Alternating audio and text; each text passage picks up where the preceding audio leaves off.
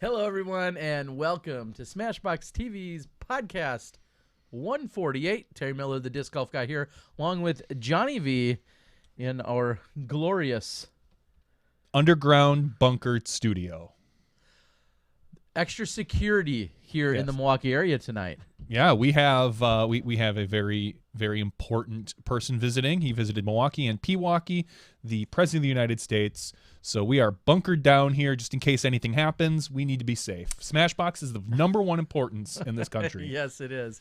I actually live in Pewaukee, and I'll be the first to admit I didn't know that what do they call him? 45, Mr. Trump. I didn't know that he was going to be here today. I don't knew know he was going to be in how Milwaukee. secretive this was. I didn't know he was going to be in Pewaukee. Yeah. Which is Pewaukee is about a half hour outside of Milwaukee. You just kind of got to drive into no man's land and go out there. So I'd heard he was going to be What in is he town. doing here? I don't know. Talking about health care. Okay. I don't know. Anyway, we're not going to get into the politics, but it Nope. is kind of interesting again. Yeah, I think he was literally just minutes from where I live. Yeah, at traffic some was point really today. bad today in a lot of spots because of that. You can expect them closing down overpasses and stuff like that. So it took me, it was miserable this morning. It took me about 40 minutes to drive about a mile and a half on Highway 100, which it was just not a good time to be driving, and I kind of got stuck out there for work. So, Well, tonight we are going to be talking with none other than our still reigning world champion. he's got at least another week and a half to go. Yeah, just about. Longer if you ask him, shorter if you ask every other player. Exactly. We're going to have Ricky Wysocki. It's kind of we were thinking about a few weeks ago. Obviously, it would have made perfect sense as well last week with him being Utah Open champion.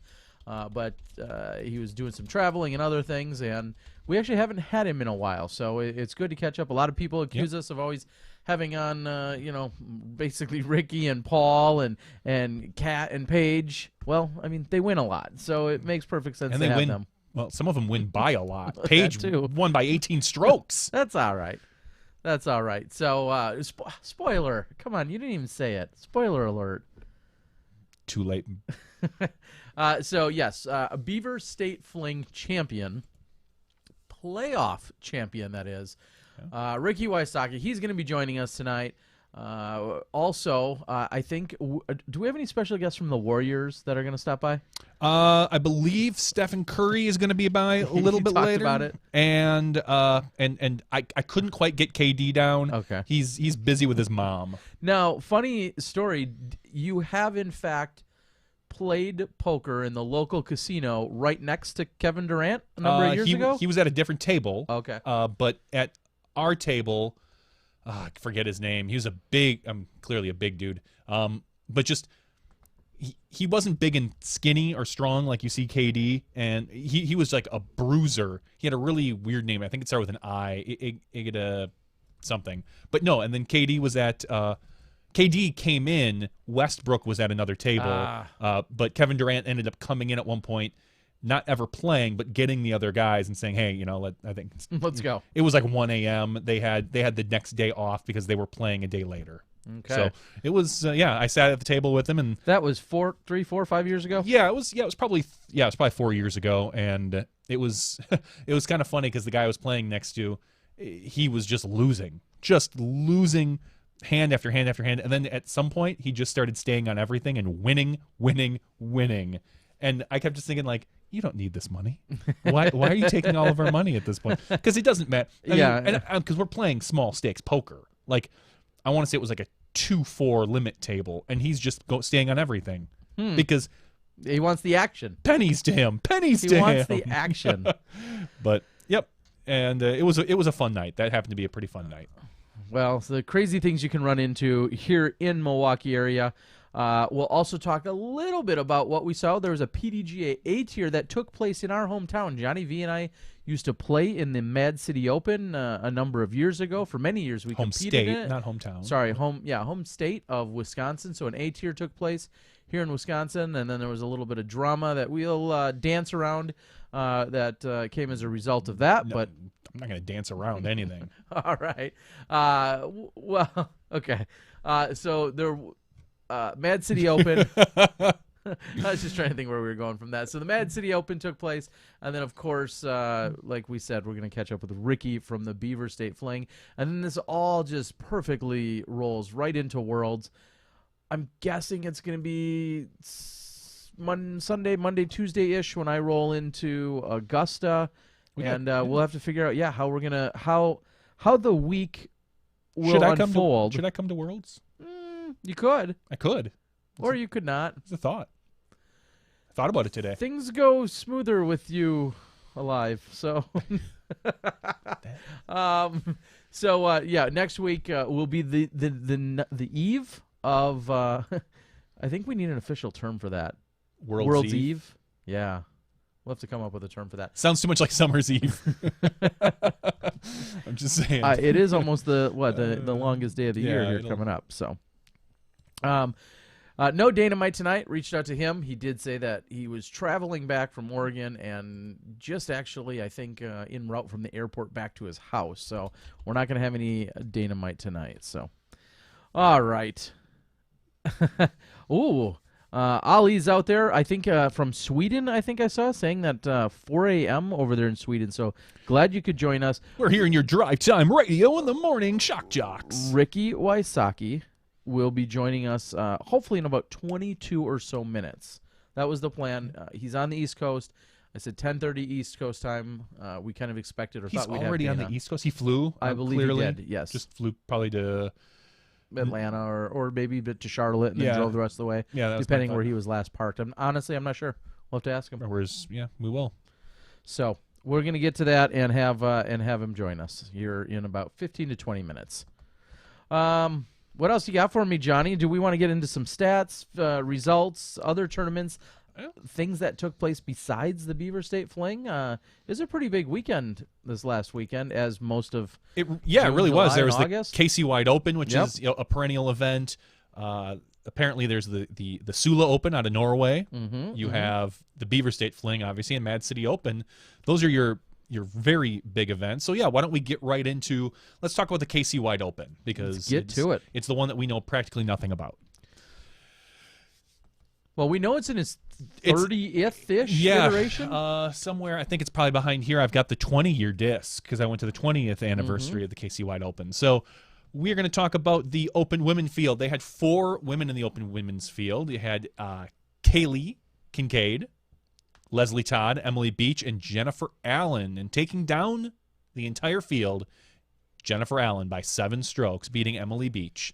So she comes away with a A-tier victory. She shot a 924, 946, and a 957. Just some pretty solid play. Her rating is 933, so she averaged about 10 to 15 points above her rating. Yes, she did. So congratulations. Emily Beach taking second, followed up by Leslie Todd and then Kaylee Kincaid. We're going to get into the open field where the favorite was Jeremiah Coling, and he lost. Against the baskets, I heard. Really? Is that what you heard? Oh, yeah. As always, I think it's been very well known that Jeremy Coling specifically, along with a few others, of course, but Jeremy Coling has had a personal vendetta or grudge or frustration, all of those, with particular baskets. The Mach 3s? The Mach 3s, yeah. yes. I saw a couple of things online, but people and yes, talking about I was quickly trying to catch up on a thread where he was very much, again... they're old... I'll say they're older style baskets. They are different than what what a lot of these guys are used to playing on. And while he has a valid argument, I think, about the basket, I do also kind of feel that you as a pro need to be able to adjust your game based on the basket. As long as the baskets are consistent for the entire event and all the courses you're playing, I think that part of being a pro is knowing, hey, this basket, I have to hit low on this basket in order for it to stick. Because if I hit high or right, it's going to spit on me. Just like you know that with the Mach X's, you can hit them hard and they are not going to probably spit you out. But if you hit them soft, they may push you out because of the amount of chains.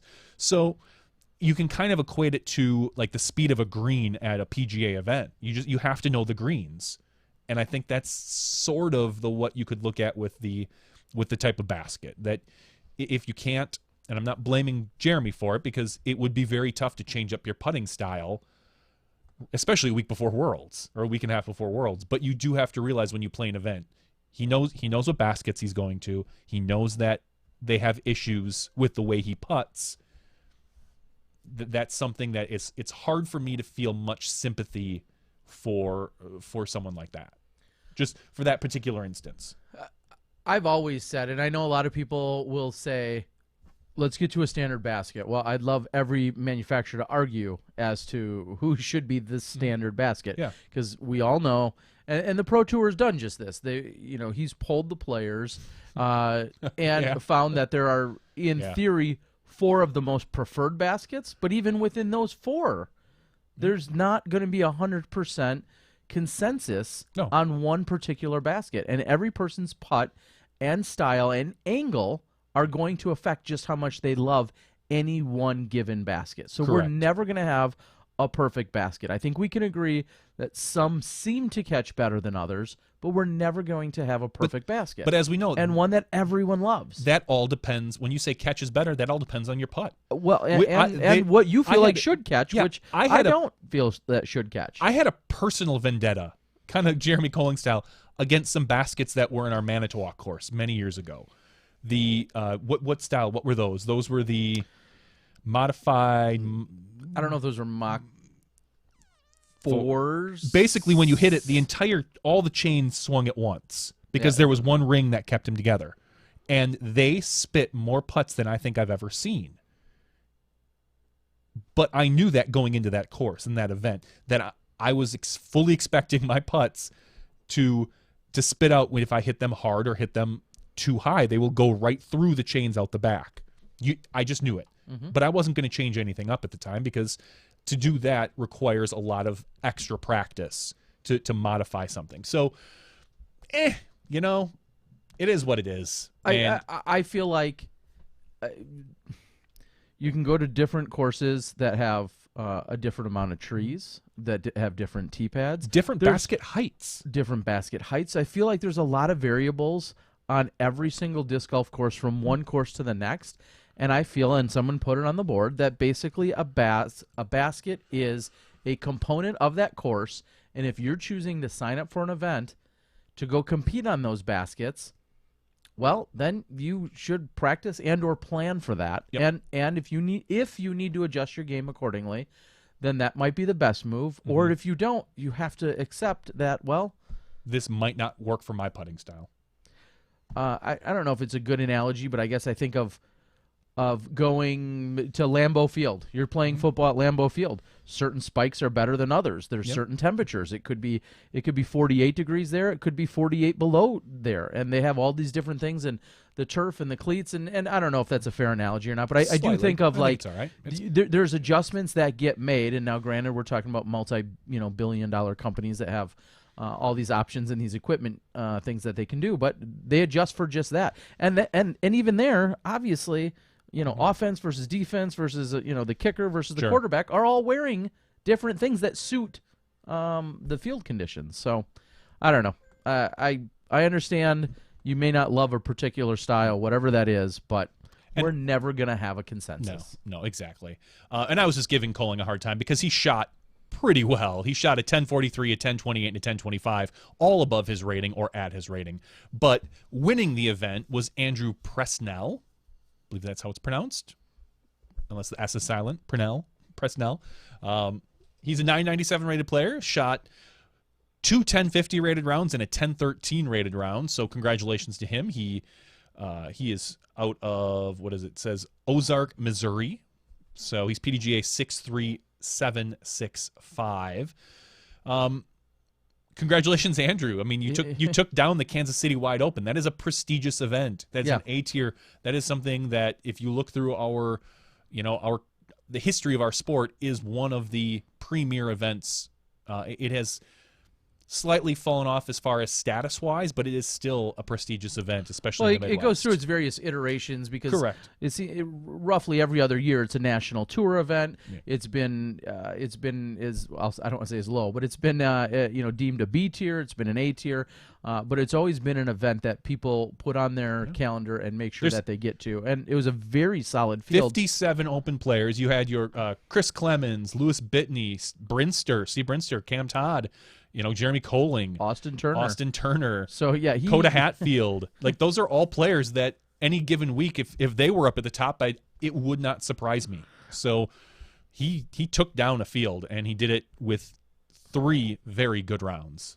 And it was 3 strokes above better than Coling, Yep. and then he really distanced himself from the rest of the field after that. So congrats, solid performance on the 3 rounds out there at the KC Wide Open. Yeah, so congratulations everyone out there. What should we talk about next? Let's look at We could go local. we could go local. Okay, actually let's talk real quick. Let me take a look at this event.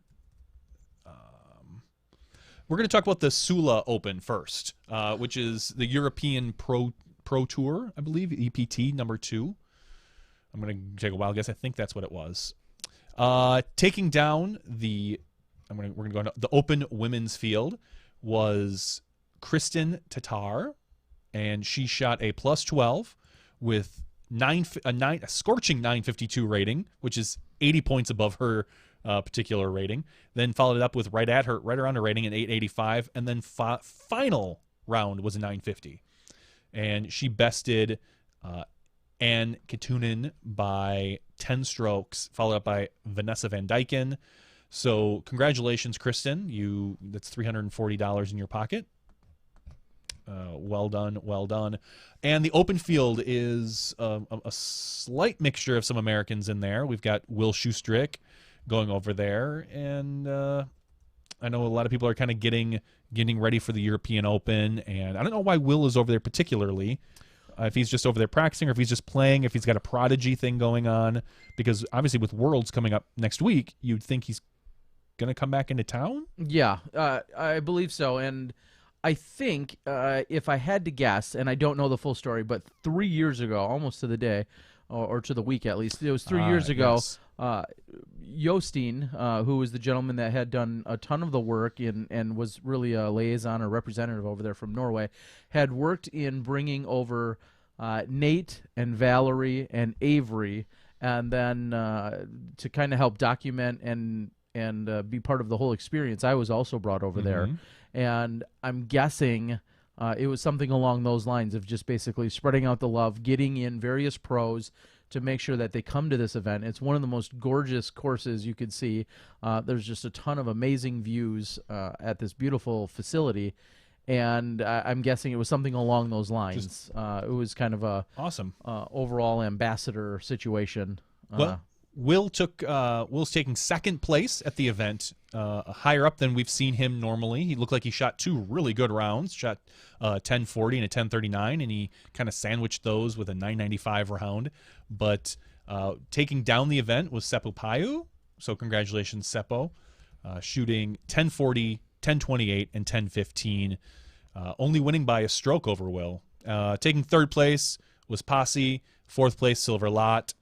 Then we can go down to some names I can't pronounce, and I'd rather not offend them. So congratulations, everybody over at the Sula Open. I really hope that we see some of these guys come over for Worlds. I haven't looked at the Worlds registration to see what the foreign contingent looks like right now.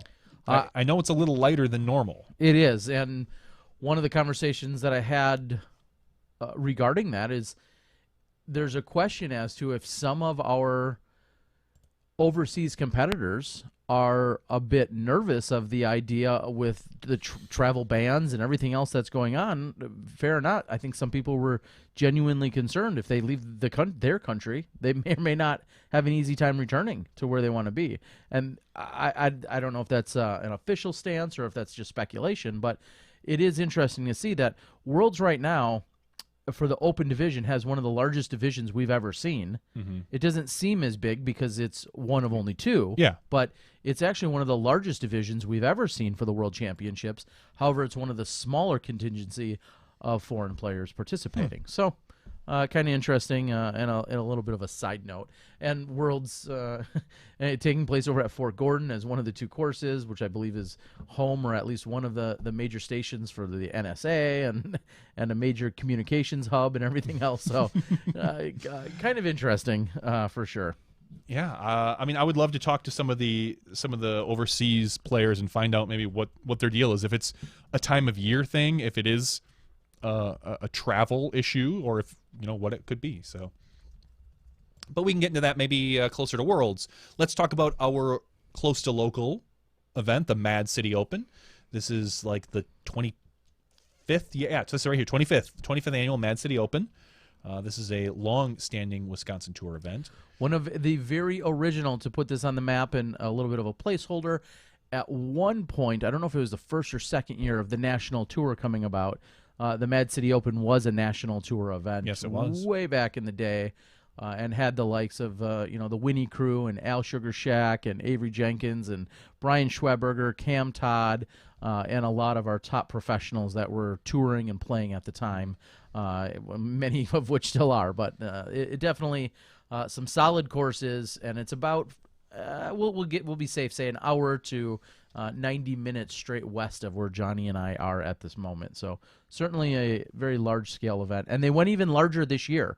If you scroll up, I believe the total participation listed on there is 307. 307 players. Where it's I know it's been capped the last few years. I think they've had 288 and have used primarily, I think, just 4 courses. I think this year they even expanded beyond that. So 307 people. It's a big event, definitely. And how many pro women, Johnny? Well, taking down the field, the entire field, all and of them. Nothing but the field. Holly Finley crushing them by infinity strokes infinity strokes. Oh, that's nice. I like that. Thank you. She was the only player. She's a 910 rated. She shot 852, 894, and 886. So she took home $150. Congratulations, Holly. We're gonna move to the open field. Actually, you know what? I want to talk real quick about the Masters field. I'd like to congratulate the Masters winner, Chad Inman. Yes. Who is, if you don't know, our cameraman. Damn. For SmashBoxx. So when you see, he's our catch cam guy, so when you see a disc land near a basket, it's him that's getting it. When you don't, it's because he missed the shot, which he did not do much here this weekend. Hey-o. Hey, shooting a 961, a 1017, and a 963, taking home $900. Congratulations, Chad. Yes. Not a division we typically cover, but this is a special. We got to give it a special shout out to Chad. He's a good friend of the Smashy and an employee. So winning. Taking 4th place at the Mad City Open is Wisconsin local Adam Hamies. Hammies or Hamies? I think it's just Hammies. Yeah, you're not sure. Hammies. I'm going to go Hammies. Adam Hammies. Because I like make some hammy sandwiches. Yeah, you do. So congratulations. He's 1,001 rated. He shot a 1040, a 1007, and a 1002. Shot a 949 in the finals, but he was down by a few strokes, and I think he was just really trying to make up some ground. So he couldn't go any lower than 4th. Tying for 2nd place was Justin Lammers, the young phenom, and Kale Leviska. Kale is a local pro out of Minnesota, if you don't know him very well. He throws mainly discraft. I'm used to throw. He's mainly Prodigy now. I'm sorry. It's kind of funny. It's still in my head because we played so much with Kale. Him throwing, he used to throw Predators for everything because it was just, and he could get, it made me sick to watch him throw such an overstable disc so straight. So locked up in my brain, I still equate him with the Predator, which makes me think that. But I know he's now on Prodigy. He throws his M4 ridiculously straight on almost anything inside of 350 feet. He is one of the most pure throwers that you will ever see and watch. You just go back to the Vibram from last year and watch him destroy those courses. It's something to be witnessed. And then to unfortunately end up getting sick on the last day. He had an unfortunate bout with Lyme's disease, I believe. So I'm glad he's doing better now and shooting very well. So congratulations, Kale, taking home $975. Winning Alex Geisinger, another Minnesota guy, coming into Wisconsin, taking our money. Alex is a long thrower, shooting a 1030, a 998, and a 1040, and in the finals, a 1068. Where they play the finals is at Token Creek usually, and my understanding from talking to our friend Steve is that he put it like this. He's like, I've never seen a disc come out of someone's hand so fast and so far. He said it was unfair to the other players because Token Creek is a long open course. And he was saying, I was watching him outdrive holes by 30, 40 feet on these 4 and 450-foot throws and then hit these 30-foot comebacks. He's like, he's hitting comebacks because he's going past the basket. So Alex ended up shooting 4 strokes better than Kale in the finals and 2 strokes better than Justin to win by 4 strokes. So congratulations to Alex. Well-deserved win. Mad City Open is always a fun event to get to. I really wanted to get there this year, but it just did not work out with my schedule. So fun stuff. What else? Should we get into Beaver State results right away? We can probably touch on those in a few moments. We're going to welcome Ricky Wysocki, so I think we can get more specifics out of him regarding the men's division. If you want to touch quickly on the other 1 or 2 of the other divisions at Beaver State, that'd be a good idea. All right, let's get into some Beaver State action. So let's start with the FPO division. We'll start with, we'll give Masters a little credit here. Shasta taking down the Masters. He's been going on a small It's the Smashbox bump. We just had him on the show for really winning, is. and he wins again. It really is. He wants to join the show again. It's like that worked. So congratulations, Shasta, taking down the Masters field, shooting an 18 under par, which is a 993, a 1038, a 1028, and a 1037. So shooting well above his rating, taking down $1,500, besting the field by 4 strokes. Well done, Shasta. We'll talk about the FPO division. We got a lot of FPO action this weekend with Central Coast and Jomez and all those guys covering everything. It was fun and interesting to see Jomez get the FPO card and then listen to Paige and Madison do commentary. Way different feeling than listening to some of the other guys.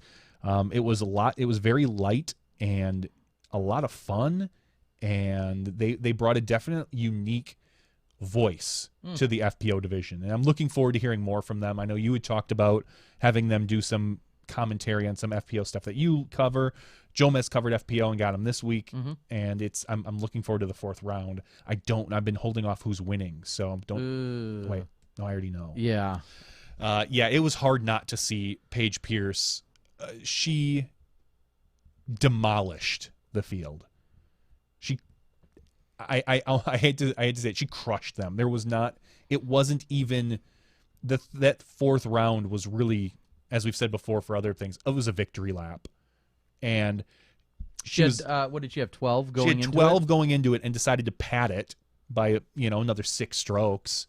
So just amazing golf by Paige. She's 969 rated. She shot 1,009, 1,007, 1,020, and then sloughed off a little for a 996. So if somebody did some quick math there, what is that, about 1,000? 1,005 probably. No, maybe more than that. Oh, yeah. Close to 10-10 golf almost? almost? 10-10 golf right there. 1,008. I don't know. I'm going to make up a number, but it's right around definitely there. over 1,000, averaging over 1,000. And then seeing Val Jenkins, although again maybe it was a distant off the mark, but Val Jenkins coming in 2nd place. But Val's a 950 rated player. She shot a 944 and then followed it up with a 984, a 980, and a 980. Which a lot of times, if you look at 4 rounds that are rated that, you've got a good chance to win in the FPO field. Not this week. Not with Paige just. Her putting was, she got a couple nice breaks, but not 18 strokes worth of breaks, and she putted out of her mind. I've watched all the rounds that have been released so far, and it was something to watch. Yeah, with me not, because they were playing the exact same time as the card that I was covering on the other course, I didn't get to see one moment of play, so that was going to be my next question. It was she clearly was clean off the tee and then made every putt, or what? Yeah, even when she wasn't there, it was kind of funny listening to her and Madison talk, because there were a few There were a few times you saw Paige maybe shank a drive or throw it in the woods and maybe kind of get a kick out to the edge and this and that. But it was just a lot of her throwing far. Mm-hmm. I mean, she outdrives the field usually by a good 50 to 70 feet. And then putting herself with good approaches for like dropping birdies on those par fours. And the par threes, she was hitting 30 and 40 footers for birdie. Okay. It was just, I can't say it was flawless golf, but it was very close. Clearly pretty damn good. And it was. I mean, it's kind of funny because you watch the rounds and you think, oh yeah, Paige is doing pretty well. Paige is doing pretty well. And then you realize that it's better than pretty well.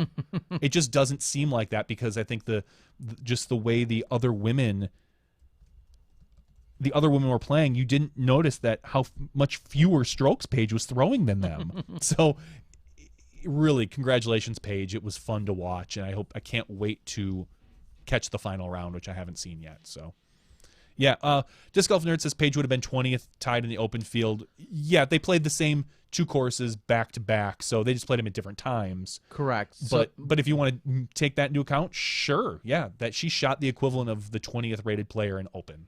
Okay, and that's what I was going to say, because I know after the 3rd round, there was a lot of conversation about where she would be relative to the open field. They played different courses. And at that time, it wasn't totally fair to say that because the courses were different. Mm-hmm. So only after really rounds 2 and after rounds 4 could you make the full comparison head-to-head. But that's crazy, as you had just said, Disc Golf Nerd, for that. Ultimately, she would have finished in 20th, so that's awesome. And that's a perfect segue as we're going to move away from Beaver State Fling and into talking to Ricky here in just a few moments. We're going to dial him up on Skype. I want to thank Disc Golf Nerd. I appreciate it. He picked me up from the airport super late on Thursday night when I got into town, then brought me ultimately out to my hotel that I got to share with my good pal Steve Rico and Dog. So I want to thank Steve Rico and Dog over at Legacy for putting up with me and carting me around and in welcoming me into the hotel for the weekend, and I really appreciate it. It was great watching Steve play throughout the weekend, and great to be able to cover him and the chase card throughout the weekend. So big Frisbee family and so many people, so helpful. Marcus and a few others reached out. We're trying to help out, and anyone that reached out, a couple people bought me a beverage or two, and it was a really awesome atmosphere. We all know that you love Milo, you love the Beaver State Fling, and then there was just some really good supportive people out there, fans of disc golf, fans of what you do, Johnny. Apparently everybody just kept talking about you, how great you were. I'm like, no, I'm pretty good. And so I appreciate it. Johnny appreciates it. Thank you guys so much. All the love and the support. You guys were awesome. So thank you very much. And speaking of someone I covered, final round, Devin Owens. Happy birthday, Devin. Oh, it's Devin's birthday. I'll throw that out there. Happy birthday, Devin. Happy birthday to Devin Owens. So, and one other gentleman we're going to speak to after Ricky is Jason Wilder from Zuca. There was some exciting stuff that took place. Some of you guys have already heard about it. Well, we're going to elaborate on it in much greater detail after we get done talking with Ricky.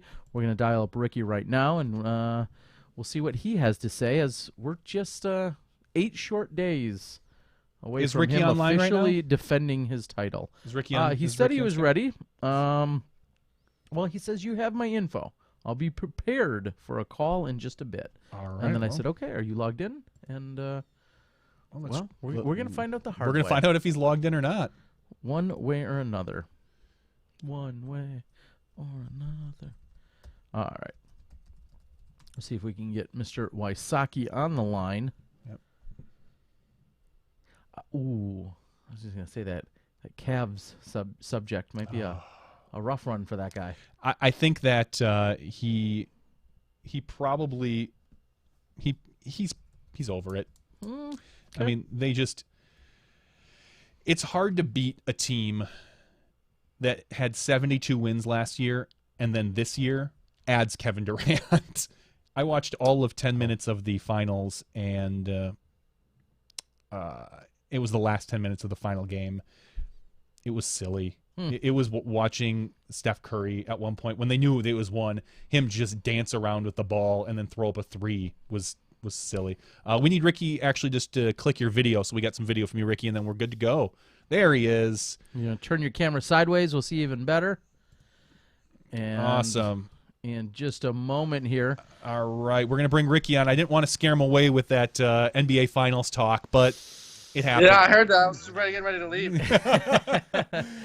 It's you can't argue. It's hard to argue when you lose to a team like that. I mean, the Golden State Warriors. Are you trying to tell me that? You know what?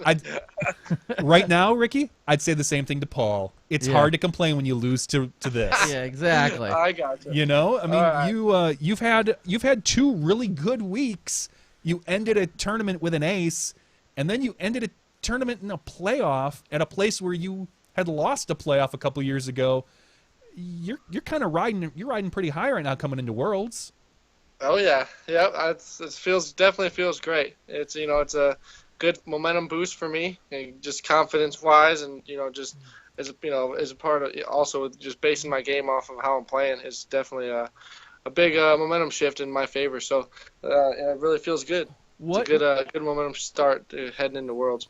What is it that you think about when you get up in the morning and you're heading out to the course to play a Beaver State, and you have a phenomenal third round, you're down just 2 to Paul, going into the final round with lots of great golf to play. What are some of the things that you think about, whether it's the car ride or the practice putting? What's going through your mind at those times? Well, at that time, it's just trying to get in the right mindset. And as a professional player, top level athlete, that's what it's all about. You train yourself mentally or physically the whole practice, the week before practicing, you train yourself physically to try and get ready for the tournament. And then the mental side is just kind of that's the time of the morning, like you were talking about, in the morning of, and the day of the tournament. That's when the mental side really kicks in, and you really have to be in the right mindset right when the tournament starts, because at the top level you don't have 4 or 5, 9 holes to warm up. You have the start of the round. Otherwise, you're going to be so far back that by the time your mental game kicks in, it's it's going to be too late. So for me, it's just all about trying to get my head right and just not trying to get everything out of my head besides the tournament and the task at hand, whether there's world championships after the tournament or, it doesn't matter what tournaments afterwards. I'm focused on what I'm doing right now, and there's nothing else in my mind.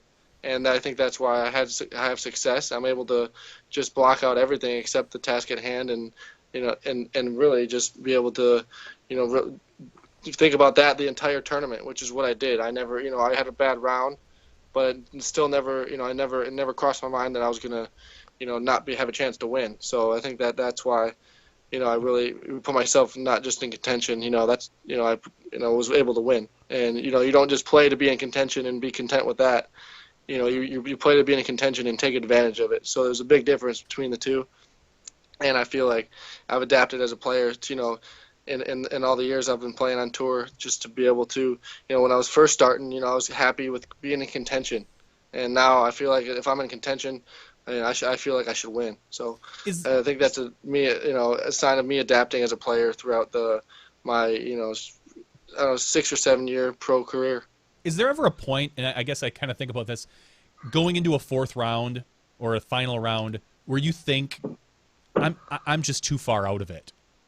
Like, is there? I know it depends on the course and stuff, but like, let's say Beaver State. I mean, if you're down by 9, are you thinking I can make that up? I can get that. Yeah, I mean, there's always that thought in the back of your head that I can throw this one in on this hole, and then and so for me it's knowing that it's almost exciting, because you as a player, for me and not even as a player, but I know I can speak for myself that there's always that possibility that you can get in that certain mental focus zone that where you can make every shot. Mm-hmm. And so I guess to answer your question, no, there's really I wouldn't say there's really any amount of strokes that you're like, oh, I'm completely out of it. Sure. I mean, sometimes if you're down by that much, 10 or 11 strokes, you're like, all right, it's going to be a long shot. Mm-hmm. So you're not really expecting to win, but you know that if you make some incredible shots and string together, not just a great round, a pretty much perfect round. There's at least an opportunity that that everyone's getting wrapped up in the lead group. If you're not in the lead group, that the vibes are high and the high with the lead group, which it usually is because everyone's trying to win, that sometimes you can make up 7-8 strokes. But it's been a while since I've really been in that spot to where Yeah. you're really really completely out of it. But yeah, so it's fun as a player to really have the opportunity and really feel like you can make start throwing in shots and envision that, and really to kind of get your to put it install it in your mind that you're not completely out of a tournament ever. So I want to get specific and follow up to my previous question. For instance, when you pull into Milo and there's a pay station or a ranger station, there is a good solid mile or two. I don't even know how long that is. It's just a long winding road. That's one of the most gorgeous rides you'll take all year long. This gorgeous long winding road that brings you from the top of the park all the way down to where the two courses are for this event. What are you thinking as you're driving through that park? Are you looking at the trees? Are you singing along to something? Are you listening to sports radio? Like, what is going through your mind at that? Are you playing the holes in your head? What's going through your mind at that exact time? So for me, I'm usually listening to music. Okay. And I do that just to because I feel like if I'm listening to music, I know that I'm listening to music for a reason, and it's kind of not only getting me excited to play, but just kind of weaning out all the thoughts that leading up to the tournament if there's something going on with whatever it may be. And what are you listening to? Everyone's going to want to ask, what are you listening to? T Swift. T Swift. I've been listening to Rap Caviar on Spotify. Okay. Just in case anyone wants to know. They want to know. They'll want to know. Trust me. Because Smashbox exclusive. Check it out. Yeah, that's right. It's a lot of different. Yeah. I've been listening to a little bit of rap lately, so that's been my station of choice. Okay. I like Spotify because you can kind of pick a station and it'll play music from there, just based on that genre. So yeah, I've been listening to some more, some rap, and I feel like it just pumps me up, and I feel like. I don't know. I can just feel like that's the type of music right now that I like to listen to right before I play, and it gets me in the zone. And just to go back to your question, especially driving through Milo, you have time, so you can play a few songs when you're driving through there, and those are the last few songs that are going to be in your head for the tournament. So I think that even if I feel like when I have a song in my head, I'm so focused on what I was thinking, like you said in the car ride there. That usually it's positive thoughts. If I'm thinking positive thoughts while I'm thinking of listening to that song, if I'm singing that song or in my head during the round, then the positive thoughts come into my head.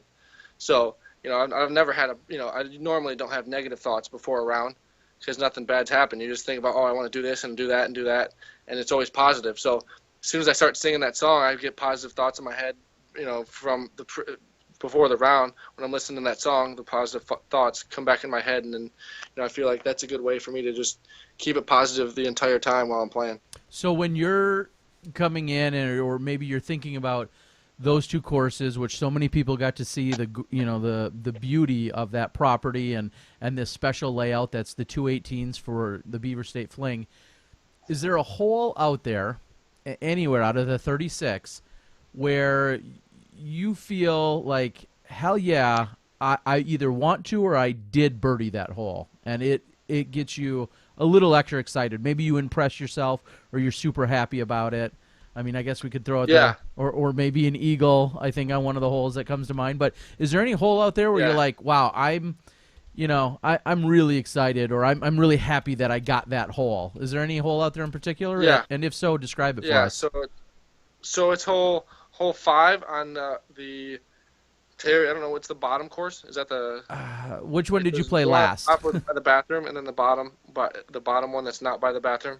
So the one that goes down and is that everybody throws forehand roller. That hole 5. Like a par 4 or par 5. Okay, so then it's the other course. Okay, so it plays from the upper ledge down before the Philo hole, as most people refer to it, right? Is that the hole you're talking about? Yeah, that one exactly. That's okay. How'd you know? Yeah. So the one the hole is still in the wooded area. You play two shorter holes in the woods, and then you tee from the upper level. Down, yeah. Okay, so walk us through that hole. Describe it for everyone, and walk us through what that means for you. Okay. Yeah. So hole 5, it's basically it's a par 3, probably one of the toughest par 3s I think on the course. One of them, if not the toughest. And see why it's so hard is because there's those few holes is one of the there's 3 in a row where you can birdie. They're pretty tight and wooded, so there's no gimmies. It's not saying you're guaranteed to birdie them, but they're definitely holes that you need to make birdies on, because twos out there sometimes are tough, and they really make it a lot easier to score, especially when you're getting some fours out there. One of the courses, it's inevitable you're gonna get a four. This is par fives out there, and so anyways, stepping up to hole 5, it's a tough hole, and you're about to walk into some the next part of the course, 6, 7, 8 are really tough par 4. So that you really want to make make a statement and try and see if you can get a birdie. So it's I think it's like 400 feet or so. You're, like Terry was saying, you're up on top of a hill, and you're shooting downhill. So you're not only shooting downhill, you're shooting downhill. Then you got to go back uphill a little bit towards the basket. But there's a very low ceiling, so you're trying to throw it downhill and under these branches, but still back up to the basket. So it's like it's like a shot that's very it's hard to just do that at 400 feet.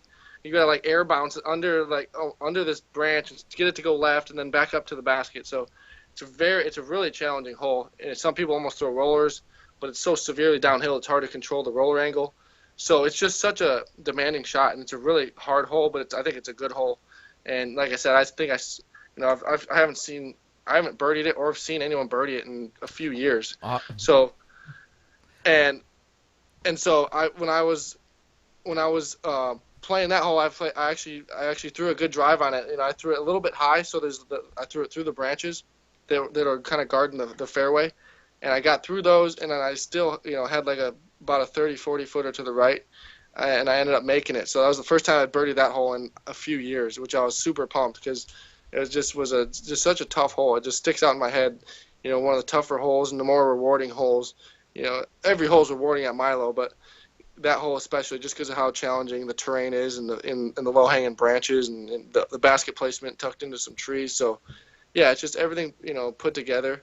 It just makes for such a tough hole, and for a top player to be able to birdie it, it's the type of hole that makes you feel good. It's tough to find those as a top player, because we expect to birdie every hole. Well, and I'll say, you're right. Very few birdies on that hole, as we can check pdgalive.com. Very few birdies. Is that east or west? It would be definitely that course, because you see all the twos on hole 4. Okay. So it's a very tough hole to birdie, an easy hole to bogey, in that if you hit anything early, you're going to have a tough approach. You could get right next to the basket and have almost no putt, because it's a very guarded green. And so I fully understand what you're saying, that is a very rewarding birdie, and I would not be doing my job if I didn't then mention. We were on hole number 8 or 9. J. Ray was on that hole. He was on 5, and he looks at me and he's like, "Did you?" I don't know what he's talking about. I'm like, "What?" Right. He's like, I'm underneath the basket. I'm like, "Wow." What? Yeah, wow. So shout out to J. Ray. You just crazy. said yourself, Ricky, one of the toughest birdies to get, and J. Ray said he was underneath the basket. But Johnny, you could look. That's impressive. I still don't know if it's east or west. Yeah, there was the course you were just on a moment ago. Okay, so it is. Whatever you were at a moment ago. It's east, because you said before the Philo hole, which is a par 5, right? That's not this course. That's the west course then. Yeah. Okay. Yeah. Then you were totally mistaken when I was telling me. Yeah. It's fine. It's fine.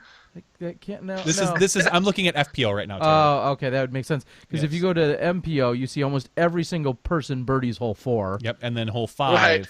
And then hole 5, there's very few birdies, including I think James Proctor had got one during one of the rounds. Rico. Crabtree, Rico. But yeah, very far and few between to get the birdie there. And like you said, I'm surprised you could make a putt from that far away, because if you're not really close to the basket, you still have a low-hanging ceiling to attack that green. I had a low ceiling putt with those branches in the way, and I just was able to get one in there. But yeah, it's because you throw a good drive. I've thrown good drives on it and just could be completely blocked out. So you just got to throw a good drive and land in the right spot to have a putt. Okay, well, so that's awesome to hear that there's a hole, and I know there's plenty of holes out there that challenge you, but I can completely understand why you picked the one you did. So you're battling it out as you're going through, and I'm on the chase card following the action with a bunch of great guys that are shooting pretty well, but inevitably there's just roaring nonstop coming from your card. The huge gallery is falling along. What were some of the highlights that you feel like came off of that card? Yours or otherwise? I think that to start it off, we knew it was going to be a battle. I think there was 3 of us within 3 strokes, so we kind of knew it was going to be even I guess Anthony was pretty close too. So there was I'd say the whole league group had a feasible chance to win. We didn't know what the weather was going to do. As a player, you think it could rain. So, with all that stuff in the back of your head, you really, there was no lead that was really safe for anyone, no matter who was winning because of the weather and stuff. So I think, that had something to do with the vibe in the group. But I think that it was a good vibe. We all as always the lead group seems to always push each other, elevates everyone's game that's on the card. So I think that's another reason why people like playing in a lead group, because they feel like they have to play up to a certain standard. I'm not saying that you wouldn't in the second, third, or fourth group, but it's just something about being near the lead that you really feel like you want to keep pace. And even if you don't think you're going to win, if you're in third or fourth place, you still want to keep pace and you don't want to get beat by 10. You maybe want to cut it down to 7 or 8. So it's kind of like that competitive nature of the top players. You feel like when you're in the lead group, you really want to play and strive for something, even if you're not going to be winning. So, anyways, that being said, that was the vibe, pretty much the whole time in the group. But there was everyone throwing good drives. We, as always, everyone knows we all have our own specialties. Eagle's the long driver. I'm known for my putting. Anthony is, he throws great shots. He's a very explosive player. So, and same with Paul. So we all have, our own specialties and what we're really good at. Obviously, I wouldn't say any of us have, too many really big weaknesses, but, sure. We all have, what sticks out to everyone in the crowd and people watching. And so, that's what makes it so exciting for, like you said, the big galleries is that there's someone they associate with. And I think that's, just going to grow the sport, and the different personalities are really going to just appeal to more people, and more people are going to be coming out and just rooting their players on, which is really cool. Like you said, with the gallery and the screaming of the crowd when one of us makes a putt or a long throw that is really cool. So that makes it really cool to be a part of. Was there ever we'll say a punch counter punch, where was there ever a hole or a situation where you threw an amazing shot or made one of those putt things, and then Paul made one maybe almost equally as good? Was there ever any time where it was like a direct shot and then rebuttal or a direct response, or did you both kind of have highlights at different times? There's a lot of back and forth. Yeah, I mean, where there was so maybe Paul gained 2 strokes or 1 stroke, then the next hole I gained a stroke or 2. And so I think that, on the same hole, there wasn't too many, like, I made a long putt, then Paul did also, okay. Or vice versa. He made one and I made one. Most of the time it was, vice versa. Most of the time it was on different holes as opposed to being on the same, me making a great shot and he following me. And so I think that the one time it did happen was on 16, is when we were tied going into 16, and we both kind of hit early and threw pretty good up shots, except he was kind of in a bush short right, and I had a wide open like 25-footer, and he was about 35 feet short and right into the bushes, which didn't seem like he was going to be able to really make the putt. But yeah, he was. So that was one point that really, it seemed like, I was maybe going to get a stroke, and I had a lot of momentum. And I was now stuck with this, 25-footer where it definitely wasn't a guarantee. He was up the hill, and he just made the putt. Crowd was cheering, and I think that was one of the holes that Terry was talking about. That he made the putt, and then I kind of followed it up. Okay. As opposed to being different holes in the previous rounds, or the previous part of the round, it was been on the different holes. But this hole, it was on this hole. It was really us doing it together, which was really cool. Well, good. Now 18. Paul has you by a stroke, and I just get done filming the chase card. I turn around, I'm already at the basket. You guys are pretty much at the tee already. naturally I'm going to stand there and watch and see what happens. But where I'm standing at the basket, I can't see anything going on back at the tee. And I turn to the Central Coast catch guy, and I'm like, I can't see anything. Are these guys going to throw it near the basket or what? Like, what's going on? And I'm just going to say there weren't any overly impressive tee shots on 18. Walk us through how that then final hole was playing out. Well, yeah, he actually took a 1-stroke lead going into 18, like you said. Yeah. And 18's a pretty tricky hole, no matter which way you throw it. There's about 3 different routes. Mm-hmm. And most of the guys in the league group that, other than me, were taking this inside flex. You got to go around the tree right off the tee. It's about 100 feet off the tee. You got to flex around it, so you got to put a good move on it to get around the tree. But then there's another set of trees, about another 100 feet short of the basket, to where you gotta go to just in front of them and then flex back if you want to get near the pin. Well, everyone seemed to hit those and drop behind him, since he gained the stroke, I watched him throw that shot, hit the trees, and drop behind the trees and have pretty much no shot. So I told, I didn't really think about that too much, but it definitely gave me a lot of confidence knowing that, I could possibly push with the par and push it to a playoff. And just because I knew the spot he was in, I've been there before. It's not, and he's not even. He's not only is he not going to get a birdie, he's going to have a tough time getting a par. Okay. So I knew that a par had a potential long shot to get to push to a playoff, and I threw a shot left, so I was left of the bushes that he was behind. So I was left enough to where I was kind of in him, but I was able to straddle out and get a look. So I knew that off the tee where I was. So he ended up having to throw first, and like I said, he was blocked out, so he had to throw a forehand roller around the bushes, and there was pretty much no chance that he was going to get it within the circle. He was, no matter if he threw the perfect shot from there, it was probably going to be 30, 40 feet away, and still had a high pressure putt, no guarantees, and so he ended up throwing it to like 50 to 55 feet short, and.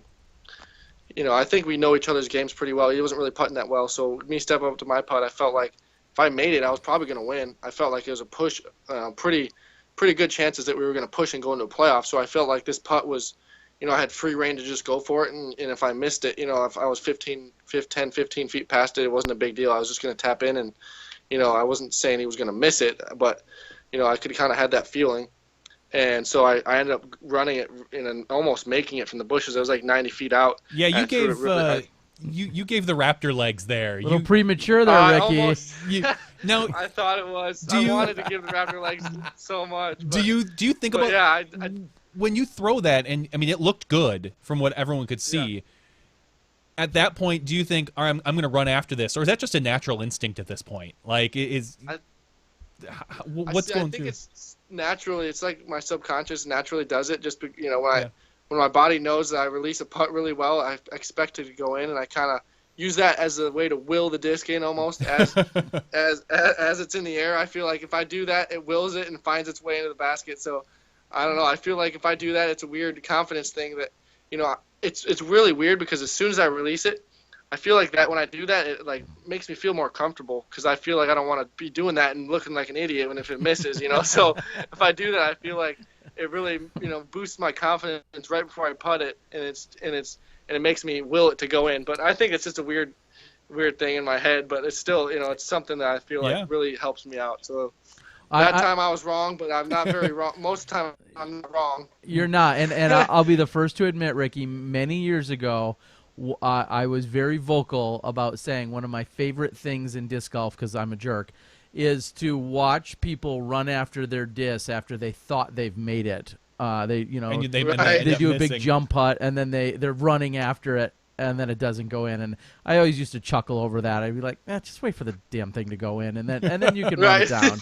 But not Ricky. Ricky doesn't make too many mistakes. Yeah, now, as you said, you think you're going to will it in, and I can understand. And you do make more than you miss, I feel like. So I guess you're in a different position than most. But watching people run down their putts, I don't know. For a while, I was not on that train at all. So, that's funny. Well, I'll admit, I didn't call it one way or another, so I guess it's not that big of a deal. But we were walking down the fairway of one for the playoff. There was a bunch of people around. We were kind of all talking about it. I was going to go get the shot from from in the middle of the fairway because I just had the one camera. And I said to some people, I said, this thing's going to end on hole 2. I don't know who, but it's going to end on hole 2. And, so you called and then that, you guys, can I say shank? Did you guys shank on hole 1? Because I'm okay. I won't say shank. Yes, those were less shank. than impressive. How about that? For what you Yes. both threw on hole 1. What happened? So hole 1 was playing really hard, at least for me. I think for everyone, really. But I don't know, the wind. I wish I could blame the wind, no but wind. I don't think the wind was. There's no really, wind.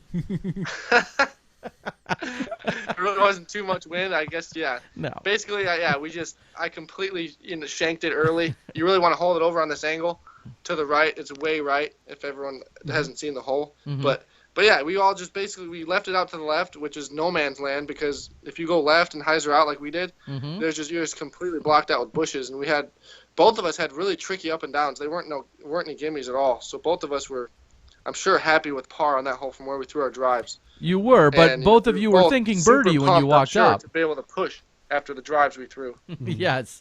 You guys had both equally as bad drives, and you both had solid approaches. Paul, at least had to straddle out. There was a hesitation for 2 seconds while he straddled out on his 15-footer, and obviously you guys both convert. And then you move to hole 2, and what are you thinking at that point? At that point, I was going first, so I knew I wanted to throw a really good. I wanted to at least give myself an opportunity in knowing that he's next, and if he throws a really good shot or closer than I did, I just want to give myself an opportunity. And that way, step up to my putt. There's some confidence there. If I can get within Ricky range, then I can. There's always a chance. Circle Ricky. Yep. So yep. So I had that into my thought process. I hadn't really got a drive on hole 2. The 2 times I played it, I hadn't really got a shot up there. So I'd been changing my shot a little bit. Sometimes I was throwing like an anti-flex to kind of hit the hill and just kind of sit. And one time I got a cut roll, and one time I hit the trees. So, I just did a bunch of, not very good drives and just got pars on the hole. So I kind of changed my shot up a little bit to be more aggressive. And so I kind of threw like an ante, but I threw like an ante with a super flippy disc that kind of turned into a roller on purpose. I just told myself I want to throw it through the gap and kind of turn into a roller. There's like a hill right in front of the basket. So I was trying to throw a roller that hit right before the hill and kind of rolled up towards the basket. And, that hole was really tough to not hit any limbs or trees because there's so many trees kind of up high where we're trying to go. And so I just wanted to throw a really aggressive shot and, take my chances of hitting the tree that's coming into the basket, knowing that if I get through that, I'm really going to be having a really good look at the basket. And I executed it pretty much perfectly, and I didn't hit anything. And I heard the roar of the crowd, and I was like, wow. I feel like I'm inside the circle, and which is amazing on that hole because you don't see, I've been playing there for 4 or 5 years, and I've probably seen maybe one person getting inside the circle. So it's, it's really tough to get inside the circle on that hole, and just for me to do it. And Paul threw a second shot, and he got a lot of roars from the crowd, but it's kind of a fun thing as a player when playing in a playoff. You can tell who shot's better just based on the crowd. Yeah. And I kind of tell that he didn't quite get as many claps or applause, because of, how many people were there cheering. So, I knew that I was going to have the advantage and be able to putt second. And Paul ended up throwing it long, about 45, 50 feet, and had a downhill death putt. And he ended up missing, and he actually had to putt again after he missed that putt to pretty much he was thinking he's got to make that to just to push because I was right there 20 feet from the basket. Now I was pretty much there's no gimmies, but I was going to make the putt. Would you basically have what it came down to? And would you have let's just play pretend a little bit. Well, I'll start with this first question. It's a quicker one. Did you think Paul would miss his putt for 2? We'll start there. I kind of thought he was going to make it. Okay. It was downhill. The downhill really didn't affect anything because he knew he had to make it, so he wasn't really thinking about, that kind of putt like that in that situation. You're not thinking about missing it because if you miss it anyway, you've lost anyway. So the whole downhill slope and death putt is not really, going through his head because, if he misses, it's over anyway. So there's no point in whether he takes a bogey. That doesn't matter. I'm going to birdie. So that was the whole downhill death putt was kind of that element was completely taken out of it. So I thought he had the right of way to be aggressive. and going first, knowing that I'm basically just going to tap in for a birdie. So I thought he was going to make it just because of that aspect. He ended up missing it, and he ended up blowing by it because, like I said, there's a downhill slope behind it, and he slid and went to about 30 feet and actually hit that putt to put some pressure on my 20-footer.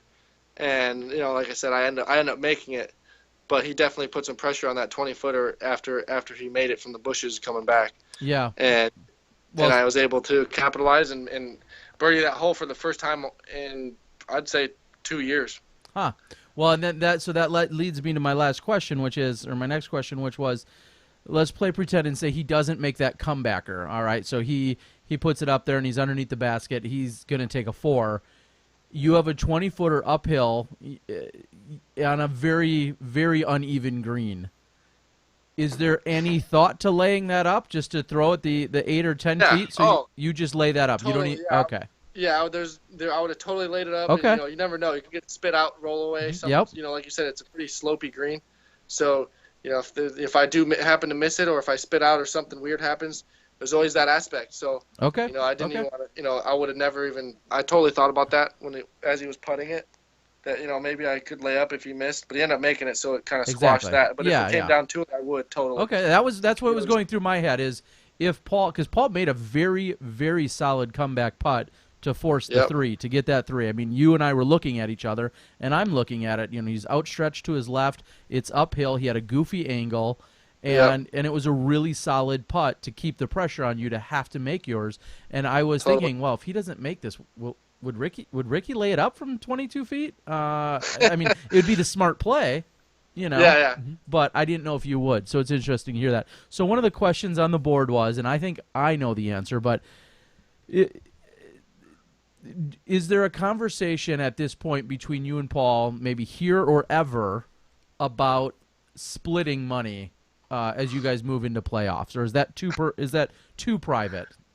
No, it's not private. I mean, as a player, and we've been in, I'd say, a handful of playoffs throughout our careers. Mm-hmm. I don't know exactly the number, but I feel like there's probably been at least 3 or 4 playoffs between us. But yeah, I've definitely, it's never crossed my mind. I doubt it's crossed his. We're so competitive that, I don't think that we're ever thinking, you want to try and split.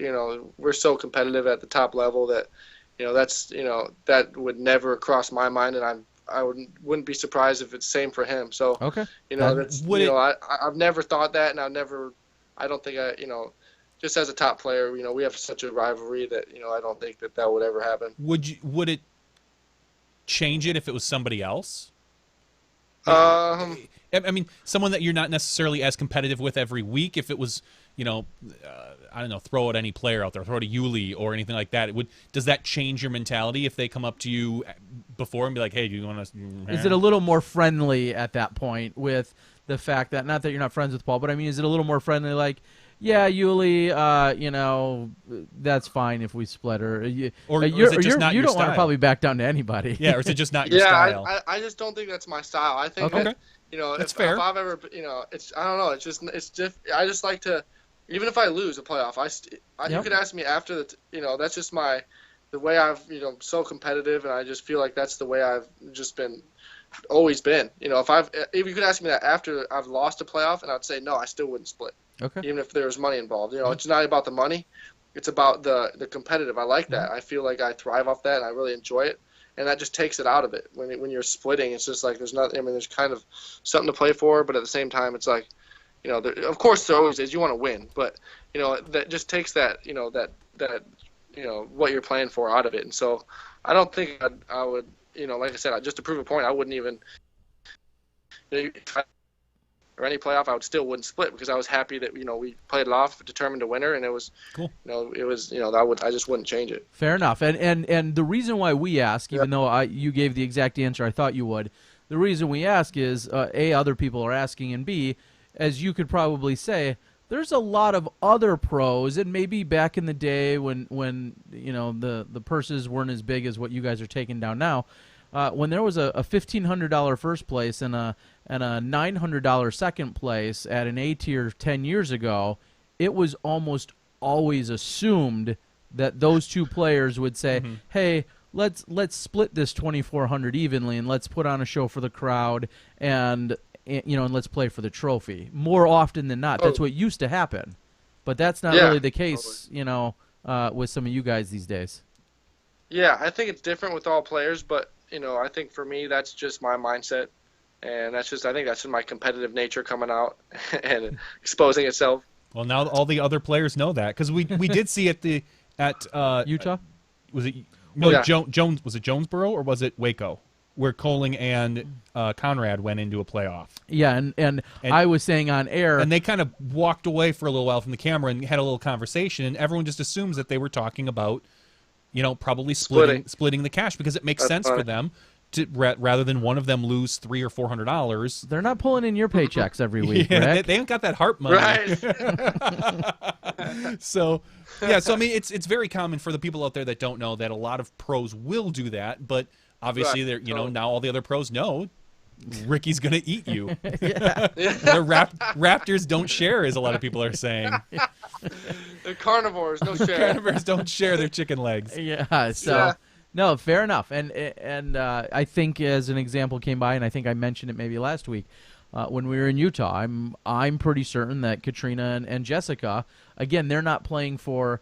They don't have huge paychecks every single weekend that they're competing for. Their paychecks are much smaller, so I think they feel it's a little bit more. I don't know, friendly is the Equitable. word, but yeah, they're like, okay, well, let's both get a share of this, and we'll be happy to play off, for the title and for the trophy. So, but and the bonuses, yeah. Yeah, exactly. So let's. I was gonna say, let's talk about Worlds coming up. Oh yeah. Where are you right now? What city are you in? I'm in Charlotte. I'm in just outside of Charlotte, Fort Mill. Okay. When are you going to get into? When are you going to go to Augusta and start practicing? I'm going tomorrow morning. Yeah, I'm going tomorrow. I just packed all my stuff up and did some, after I get home, there was always something to do and pack stuff up. And Mom's has to do the laundry. When I do get home, it's weird. I got to pack stuff up and take my car for a test drive and that kind of thing. Make sure that's right. It's got to get run every once in a while. Exactly. How are you going to approach the Worlds courses for practicing? Are you just going to do one a day? Are you going to you going to try to get them both in one day? How many times do you think you'll practice them? Because we have almost about 10 days. I'll probably end up playing 8. each course 6 or 7 times before the tournament. I'm just gonna go. I usually just go crazy and play. I might play 2 or 3 rounds in a day on one course and do the same the next day. And so I'll probably end up go to a course and just play 2 rounds probably, and each day, and then just kind of go crazy for 4 or 5 days, and then lay off the last few days so I'm not getting burnt out by the time Worlds comes. So I'm kind of just go crazy the first 4 or 5 days, like I said, and then kind of rest and recover day or two and just do some minor practice, maybe 1 round, and just kind of recover and get ready for Worlds. Okay. So I'll ask you quickly, and we'll get going. We'll let you go here pretty soon. We know you got a long day and week ahead of you, but just 2 courses and just 4 rounds, and you are going to be the first person to be defending a title, so to speak, on this abbreviated Worlds, or the new shortened format. That's a better way to put it. The new shortened format. Will your answer change in a week is one question, but how do you feel about the 4 rounds versus the typical marathon 6.5, 7.5 rounds kind of style? I like the longer tournaments. I mean, I like, obviously, top players were never trying to play bad. You have that occasional bad round, and if you have a bad round at this Worlds, the way players are playing right now, I wouldn't say you're completely out of it, but it's going to be a lot harder to win. Mm-hmm. And with 6 or 7 rounds, it's a lot easier to get back in the mix, because it may take a round or 2 or 3 to make up 4 or 5 strokes, as opposed to not having that luxury now because there's only 4 rounds. So I think that I would prefer more rounds. It allows the players that may have had a tougher early rounds that still have a chance. You're not completely out of it.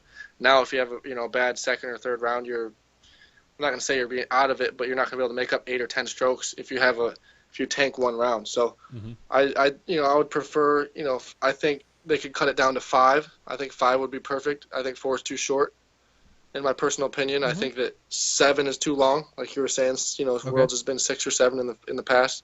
So I think that 5 would be a lot better.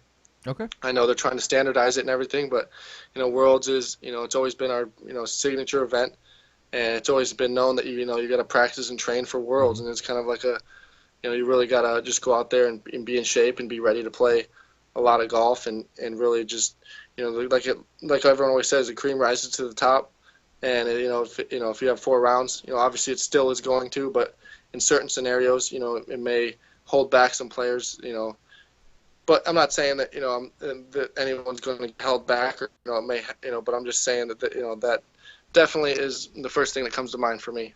Okay, and we talk about it a lot here.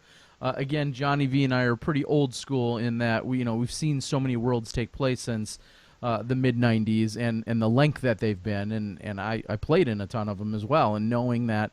It's always been this marathon format, and this year's going to be very different.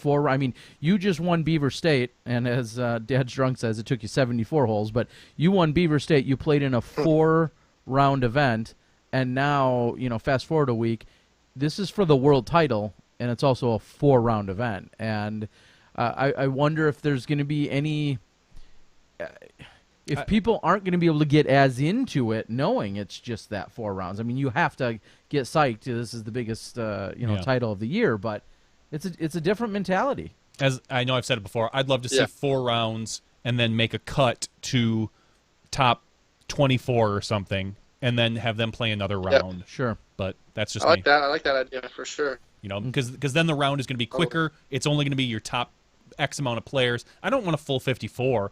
Give me 24 or 20, and just those guys that might have a chance to win, Totally. Yep, I like that. Yeah, so, all right, Ricky. Well, I know we're going to be talking a lot more next week, no matter what, no matter how great or not you're shooting, no matter what. We're going to be talking to you. We're going to be working on a show, and I'm sure I'm going to be catching up with you, and we want to get your insights and just follow along. I mean, you've got this massive task. I think about the task of winning the Worlds. Now you have the task of defending the title. Is there more pressure on that? I don't know. That's a good question. You got one in the bag. It's hard to say. I haven't really started my preparation. Obviously, I'm always preparing, but preparing on courses and everything. But I think that it's just gonna be mentally. It's gonna be a whole different mindset. I feel like, but I think for me, and the way I play, and the way I operate is I feel like I'll thrive off of that. And the high pressure situations, I feel like I have advantage. I play really well, and I've adapted, and I've learned to thrive off high pressure situations. I think that there's going to be a lot of those, and it's going to be whoever handles those, and whether it's a high pressure putt, high pressure drive, whatever it may be, it's all just about going to be handling it. And I think that winning tournaments throughout the year, and this year and last year, is really just helped me grow as a player, and I think I can use that to my advantage, coming down the stretch, hopefully if I'm in contention at the Worlds this year. And your family, and not too far away, how many of your family members are coming over here? I know your dad's always a big supporter. I think they're going to be camping at Wildwood Park, so awesome. They're going to be there, and it'll be awesome. Yeah, it's going to be a really fun week, and my dad's being dad and saying, you got to win this week, right? Oh, geez. I'm like, oh, thanks. I didn't know Pops. that, Dad. Yeah, thanks. I really appreciate that. Oh, what a solid idea, Dad. How that goes. That's awesome. But yeah, it's funny. I appreciate his support, and he shows it, but it's just funny that oh, you don't think I knew that? We got out of the tournament. Don't let the family down, Rick. Don't let the family down. Exactly. we bet this month's mortgage on you. You won your first ever pro major in the Augusta area out there at the International Disc Golf Center. Is there anything special about that area or that place? You live closer to it now than you did back then, but anything special about being out there? No, I mean, I just, it fits my game so well. I play really well in wooded courses. I feel like that's my specialty, honestly. I feel like I've got a really big advantage out at Jackson. I've played that course really well in the past. I've got a lot of confidence there. I can throw every shot that it requires. And, it just really suits my game, well to, physically and mentally. I feel confident, both sides of my game. So that's what it takes to play a course well. And that course just, I don't know what it is about it, but the way it lays out, it just suits my game really well, and I've had a lot of success there. I've won NTs, majors, my first major, like you said. I think that the first major I won there, created a lot of momentum and confidence for me, and I've just kind of carried that through. And in my mind, I feel like this is just another step in that, and the major, kind of, I'm gonna have the flashbacks to success, and I think that I'm gonna use that to spark my confidence for this year. All right, so here's my last question of the night. Oh, come on. Last one. I mean, a lot of people are talking about. I mean, you can give me the stock answer of I'm out there to beat the course. I don't care what others do. Yeah. But really, I guess people want to know is this a Ricky versus Paul Worlds? Is this does any of that enter your mind at all? I mean, we know that you obviously ended his streak. You want to start your own. Do you think of that specific? I mean, you said it in a post yourself on Facebook about these battles that are taking place, these playoffs, the excitement, the crowds, the galleries, the spectators, the sport. Is this rivalry between the two of you specifically? Is that, where does that play into this? Yeah, I mean, I think it's kind of inevitable. The way we've been playing and the way that everything's been turning out. I'm not going to say that it's guaranteed. Nothing's guaranteed. It's a major event. There's a lot of great players, and I'm not just calling out everyone else. There's a lot of, like I said, there's a lot of good players right now. Of course, yep. But just the way we've been playing, and obviously it's going to be it's going to be play it by ear and see. I'm going to play the same, like you said. Obviously, there's always the stock answer, playing the course, but that's in the back of our head. But at the same time, it's different when you're battling with someone you've been continuously battling with. You want to, whether it's making up revenge from a previous year, which he might want to do also because I, won last year, and vice versa, for the previous years that he beat me. So that kind of stuff is all built up, and, it definitely doesn't leave your mind. You may not think of certain scenarios, but you just think in general, like, yeah, you beat me, I got to, get revenge, just like the Warriors did. So it's kind of like, to bring that back up into the equation. He's from Cali, But yeah, there's, in the back of my mind, I just, I think of world championships. If I'm in contention, I feel like it's only fitting for Paul to also be. So, and that's just the first thing that comes to my head and my mind. That's just in the past. That's in the past, and obviously we know that. You never know what's in the future. But in the back of our heads, that's what I'm pretty. I can't say that that's what he's thinking, but that's what I'm thinking. And like I said, it'll definitely be weird if we're not. I feel like if I'm not up there in the hunt, come the final day or vice versa. But I think that there's obviously there's no saying. That's what's exciting about our sport. Yep. So you never know. It's golf. You never know what can happen, and especially with the courses we got. Jackson's a tough course, and if you're not on, you can get penalized. But yeah, it's gonna be really exciting, and I hope I answered your question. No, you did, and I mean there was no good way to answer my question, and that was part of the trick there. Right? But, yeah, totally. Again, there's people talk whether it's Larry and MJ. I mean these rivalries, and you guys are a consistent storyline. That's the most fair way to put that. You two are a consistent storyline, and you seem to play at a level that is clearly above the rest.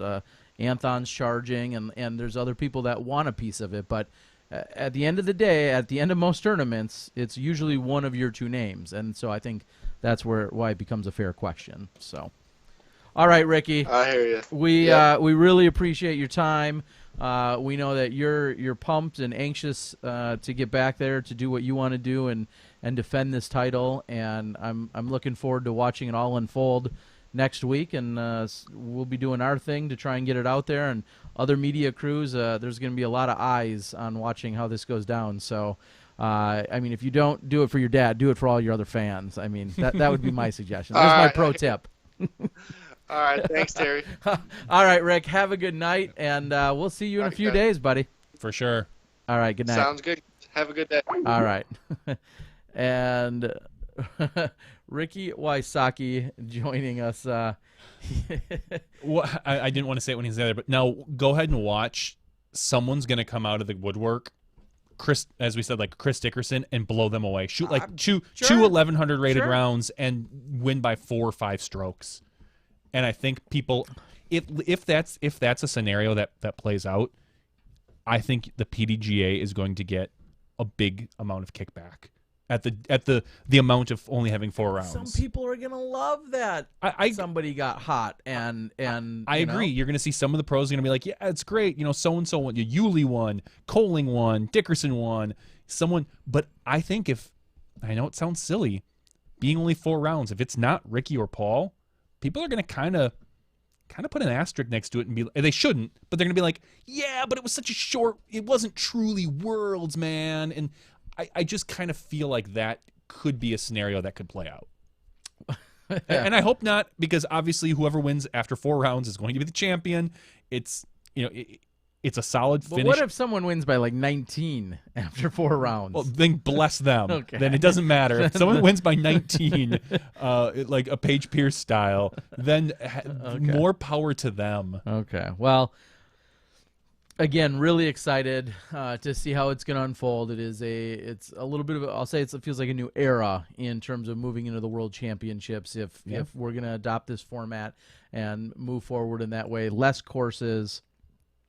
Not as crazy days for the players, because of every Worlds for the last 20 years, you've had at least 1 or 2 of the days during that Worlds where you've played 2 rounds. It was a number of years ago where there was a day. Usually it goes 2-1, 2-1, 2-1, 2-1, or 1-2, 1-2. There's always at least 1 day or 2 days where you're playing 2 rounds of golf, and now. This year, that's not going to be the case. So it's a little more in tune with what we're seeing at our big events, but definitely a different format. So, all right, we see some smashes on the board. We're going to check in with Jason here. He has some exciting stuff that took place this last weekend. Huge support. I think it's actually pretty fitting in terms of the timeliness of a long week of playing Worlds golf, of playing any golf out on long, challenging courses. But we're going to check in with Jason in just a moment. He's going to talk about what we saw unfold at the award ceremony of the Beaver State Fling. There was a little bit of excitement and newfound drama, positive drama that unfolded. So we'll which see is if we better can than get negative drama that we're going to get into later. Yes, we will find some of that to talk about. Chris Cobb's on the board. Chris, hope all is well. Checking in with you, and hopefully you can find some nice slumber and peaceful sleep for you, buddy. Rick Cushane asked if we're going to be live at Worlds, and right now the answer is not during the rounds. Correct. We are looking at putting together some sort of after show. That's a good thing while we wait for Jason to get online and I give him a call. We're looking at putting something together after that night. It's going to be a podcast somewhat like this, but we kind of like maybe some nice segments, some good content that is nice and concise, unlike what we normally do. So if you have any ideas or suggestions, go ahead and email us or send us a Facebook message. Don't put it here in the YouTube chat because we're going to probably miss it at some point, and it's best if it's written down a lot. A little bit more diligently. So if there's like a segment that you think it would be really cool, we know, hey, maybe a top 5 or top 10 shots, a great rescue out of the woods or something like that. Let us know. We'd love to kind of get some general input on maybe what you want to see in a show, like an after show. So.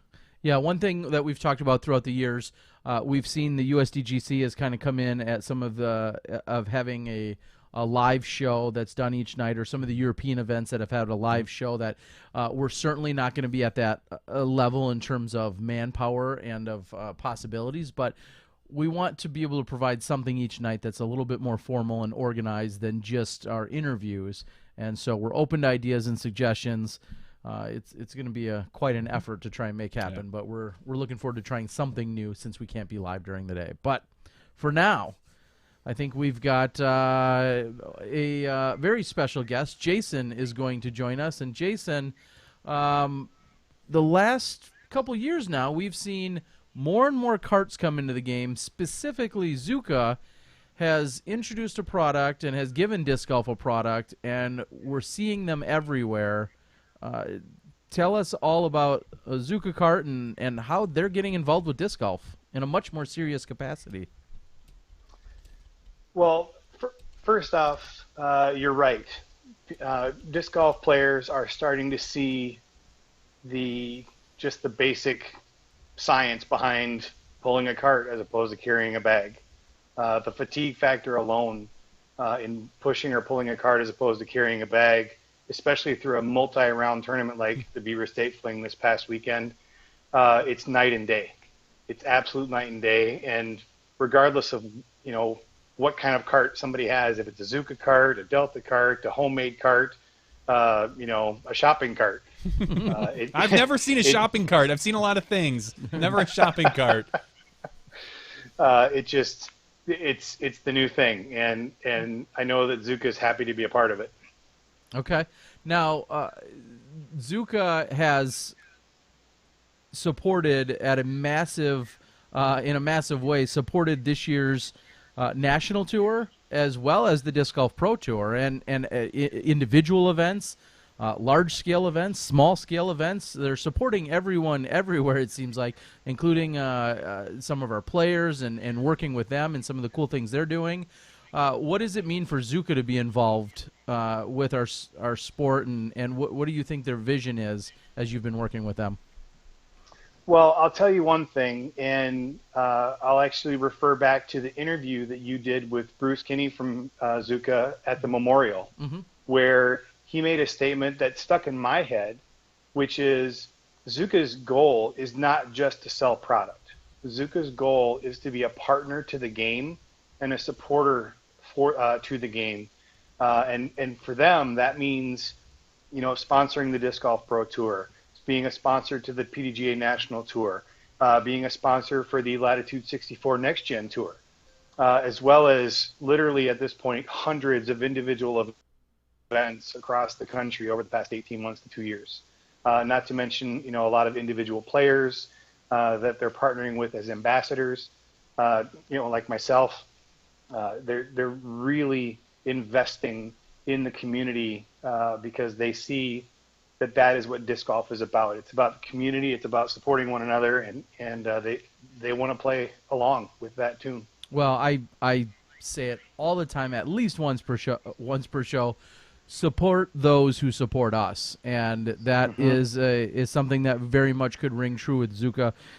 It excites me to see any company that is, like I said, on these various tours, or I know supports this event on this side of the country, and a C tier on the other side of the country, and everywhere in between. So it gives me that feel good of, okay, these guys are here to support what's going on in disc golf, the growth, and like you said, they're not just out to sell product. I mean, nobody's BSing anyone here. They want to sell product, of course. Certainly. The more they sell, the better. We all know that. But they have a bigger goal in mind, and I think they're proving that. Certainly. So one of the things that is very common with all of the manufacturers in our sport, large and small scale, is sponsored team players and having a group of people that you support in various ways, whether it's cash or merchandise or discounts or whatever. Zuca right now did something that I think was beyond that and kind of shocked everyone this last weekend. Tell everyone what went down during the final few moments of the Beaver State. So you make a good point. It is common, industry standard. I like to tell people that manufacturers like to sponsor players. That's one of the easiest ways that manufacturers garner attention for their products. The Ricky Wysockis, the Paul Macbeths. People want to know what they're throwing. I mean, Johnny, you asked Ricky, what is he listening to in the car? I mean, it's to that level. People want to know what the champs are doing. And so with that, Zuca understands that there's certainly appeal to those high-profile players, but for what they're doing and how they want to partner with the entire game, not just those high-profile players. The idea is how do we continue to, inject support into events or into the sport without everything being top heavy. Mm-hmm. And we came up with what's called the Zuca bonus. And I was able to make an announcement at the player meeting on Friday morning at the Beaver State Fling, just telling people, look, I can't tell you what it is yet, but the Zuca bonus is being introduced at the Beaver State Fling because, anybody who's had a pulse in the disc golf world over the past 10 years knows that the Beaver State Fling is one of the most high-profile and most sought-after events to go to on a yearly basis. And Zuca said, you know what, we want to be there because everybody's going to be there, or most everybody's going to be there, and that's where we want to introduce this. So they decided we want to reward those that have shown their support to us as a company by buying a Zuca cart or having a Zuca cart or rolling a Zuca cart in events. And the decision was made, we're going to reward the top finishers in all 6 pro divisions, regardless of place, that are rolling a Zuca cart with a cash award. Now, the 2 exceptions are the men's open and women's open divisions. They did 2 awards for the top 2 finishers in those divisions because they wanted to place a premium on the open divisions. So on Friday, after I sat and watched 2 full rounds come through on the East Course at hole 1, took my notes on who was rolling Zuca carts, and then by the end of the weekend, after the scores were settled, we were able to identify 8 winners, 6 divisions, 2 in the men's and women's, so 8 total winners of the Zuca bonus. And so we had Masters women, we had Masters men, we had Grandmasters men, Senior Grandmasters men. The top finisher in each of those 4 divisions, regardless of place, received $250 cash from Zuca, simply for rolling their Zuca cart during the tournament.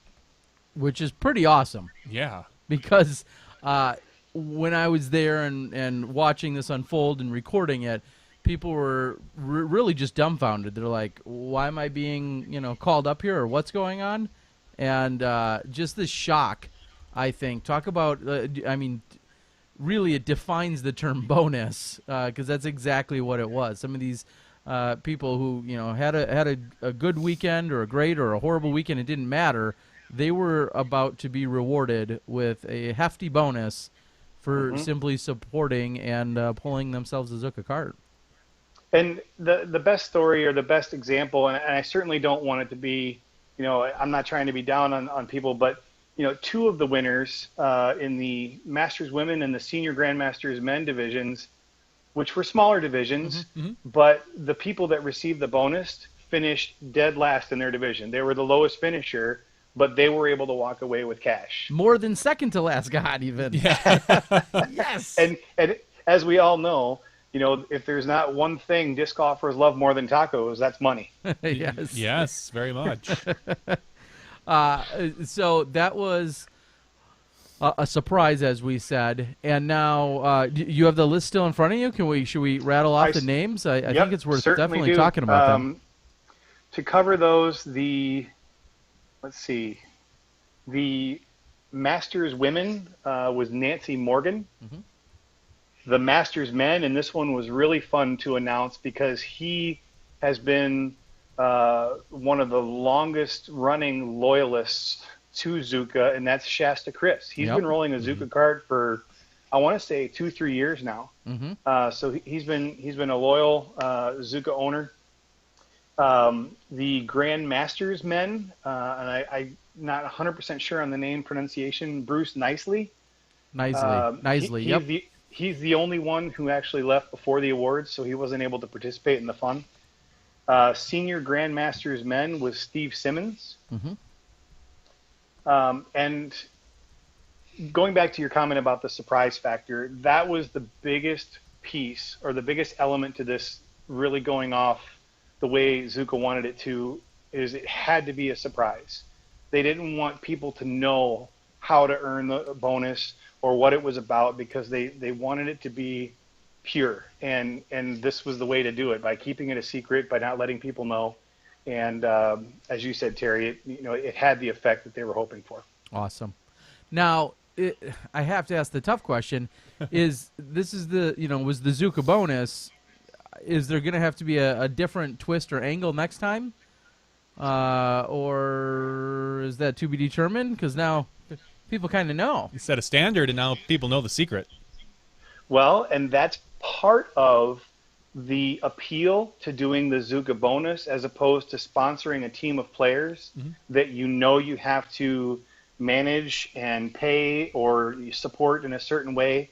Zuca can be as creative as they want to be. They can do it as frequently or infrequently as they want to. They can target specific events. They can target certain areas. They can, if things are going well at Zuca, they can be a little bit more free with how much they give. If times are a little tighter, they don't have the obligation. So it really gives them the highest level of flexibility and ability to move and as they see fit. Okay. So that's kind of the appeal for them, while still maintaining relevance and buzz, honestly. Well, and like you said, it's truly just that. It's a bonus. If they show up and want to have some kind of giveaway, whether it's cash or merchandise or whatever, obviously it's just icing on top of the cake. So it's very cool of them to continue to support the disc golf community. We know that they're working with all the representatives as well as all the retailers out there, but to see them go above and beyond like this, and some people may say, why are we talking so much about a company? Again, we're here and talking about it and having you on as this rep and liaison to tell the world, like, hey, this company is serious about supporting disc golf. They're supporting the Pro Tour, the National Tour, which also in turn supports SmashBoxx, and they supported me this weekend in helping bring you some of the coverage out there for the Beaver State. So that's why this is all I think comes all together and makes perfect sense to talk about. So. Well, and I happened to run into Stu Mullenberg with the Flight Record out there, and he and I had a side conversation, and he made a really good point when it comes to some of these things.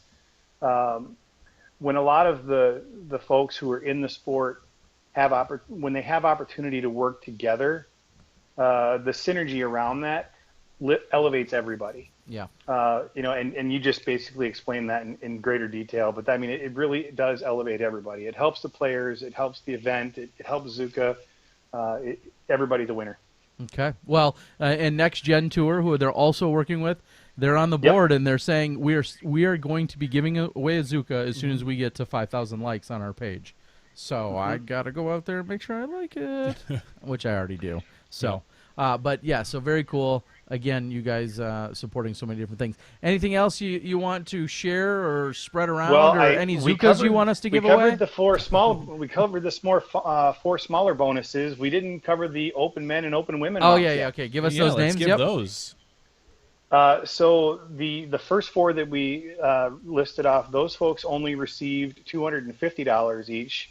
The Open Women, Christine King got $500. Damn. And Sarah Hokum also got $500 simply for rolling their Zuca cart during the event. And then in the Open Men, Mo Lockwood was able to receive $500.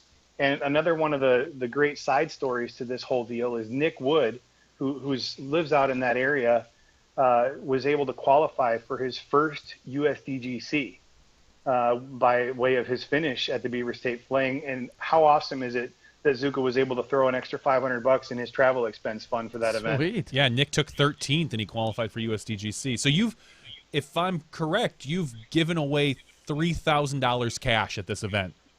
$3,000 cash that was completely not tied to performance, or 98% not tied to performance and separate from the event.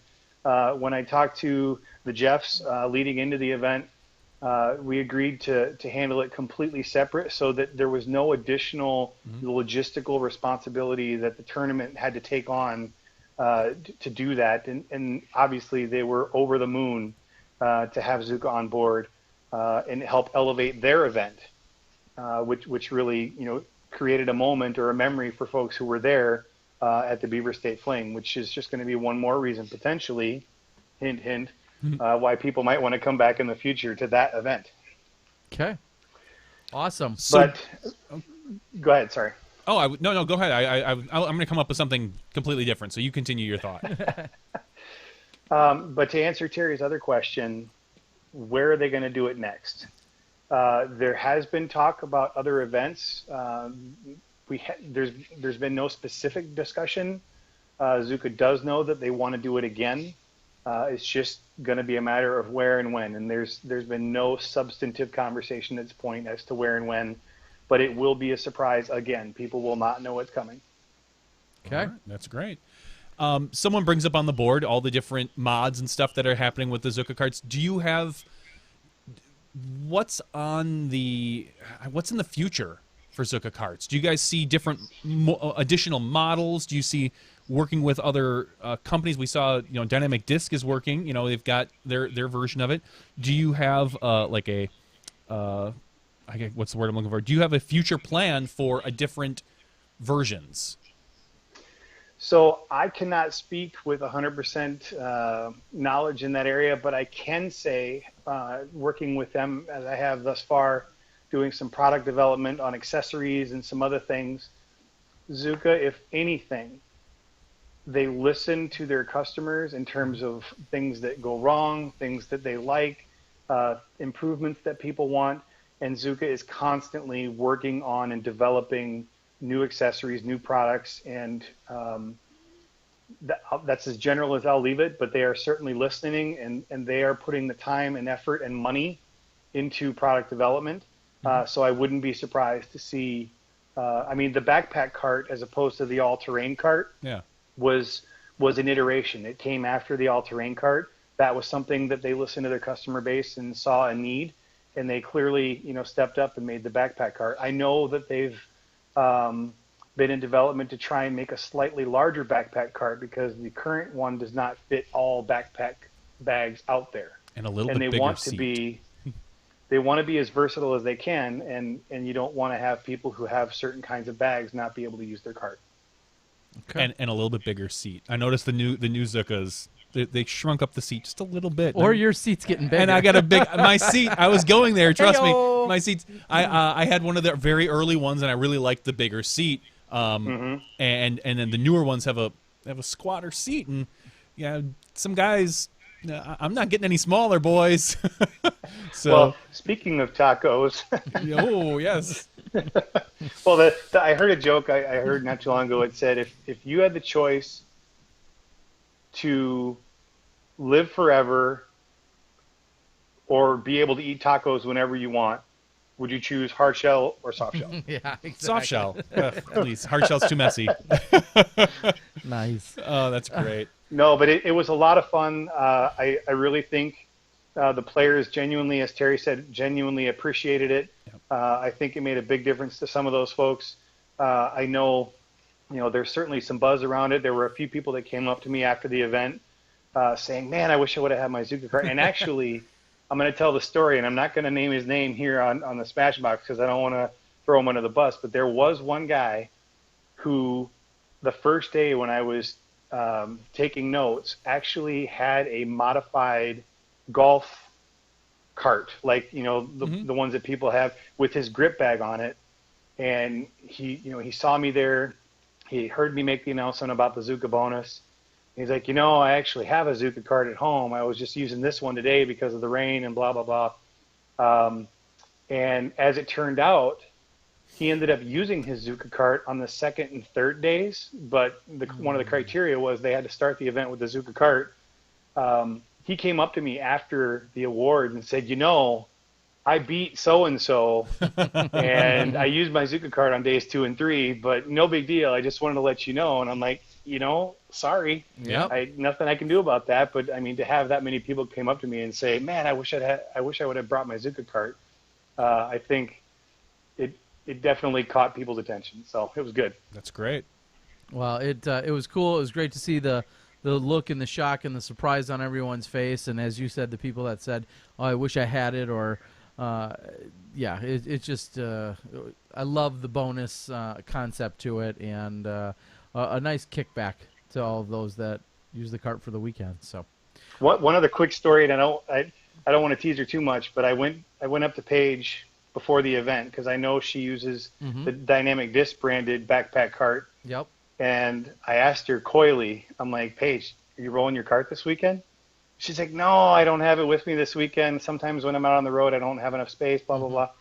And I looked at her and I'm like, Paige, look in my eyes and remember this moment. Dang it. Oh, wow. So I had to give Paige a little bit of a hard time and for not having her cart with her. But I mean, she's doing very well and I'm happy for her success, but it was just a fun moment. Yeah. She had it the weekend before, I believe, in Utah, or a week or two before that even.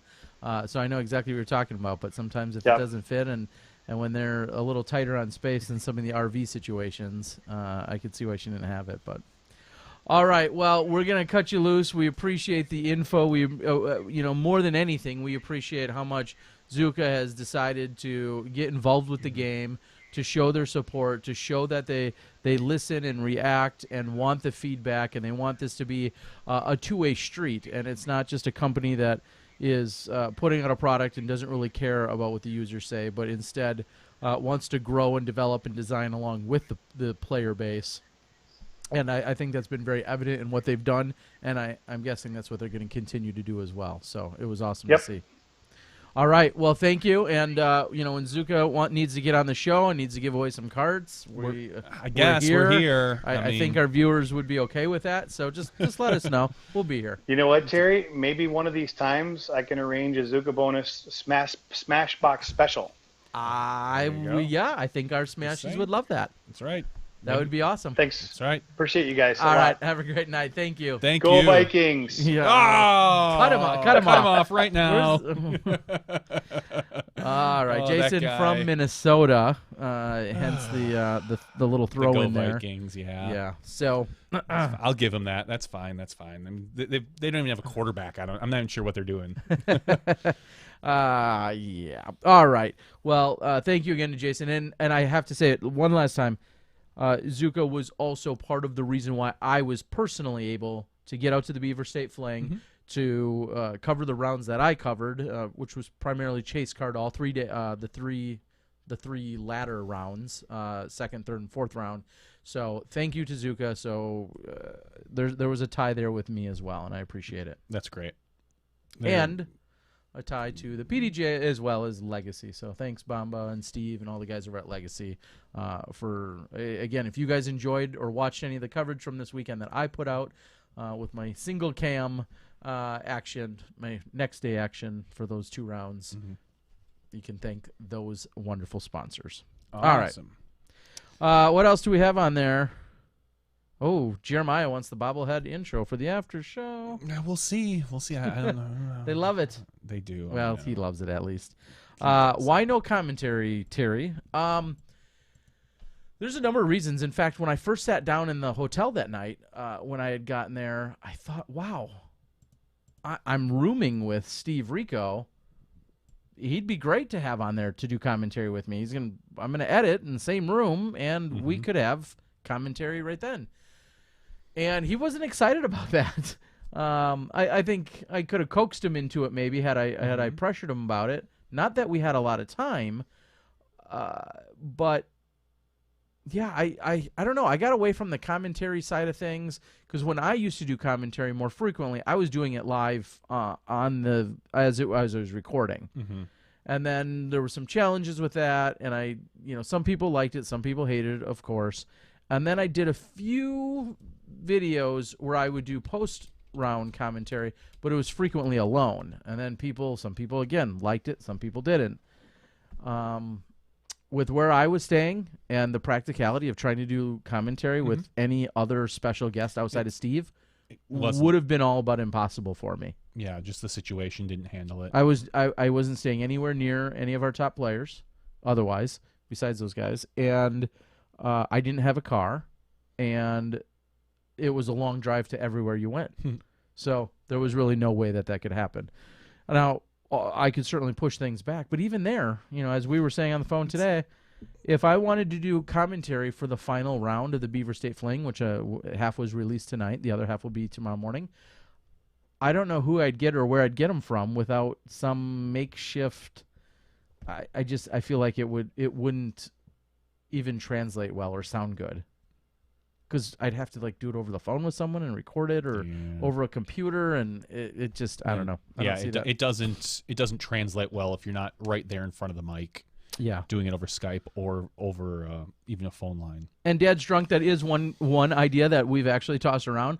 I, in theory, could show up, say, tomorrow night with the final round on my computer, and Johnny V and I could sit and do the commentary on it. That's not out of the question to happen at some point. And let me know, because I'm going to start drinking about 4 hours beforehand. There you go. Perfect.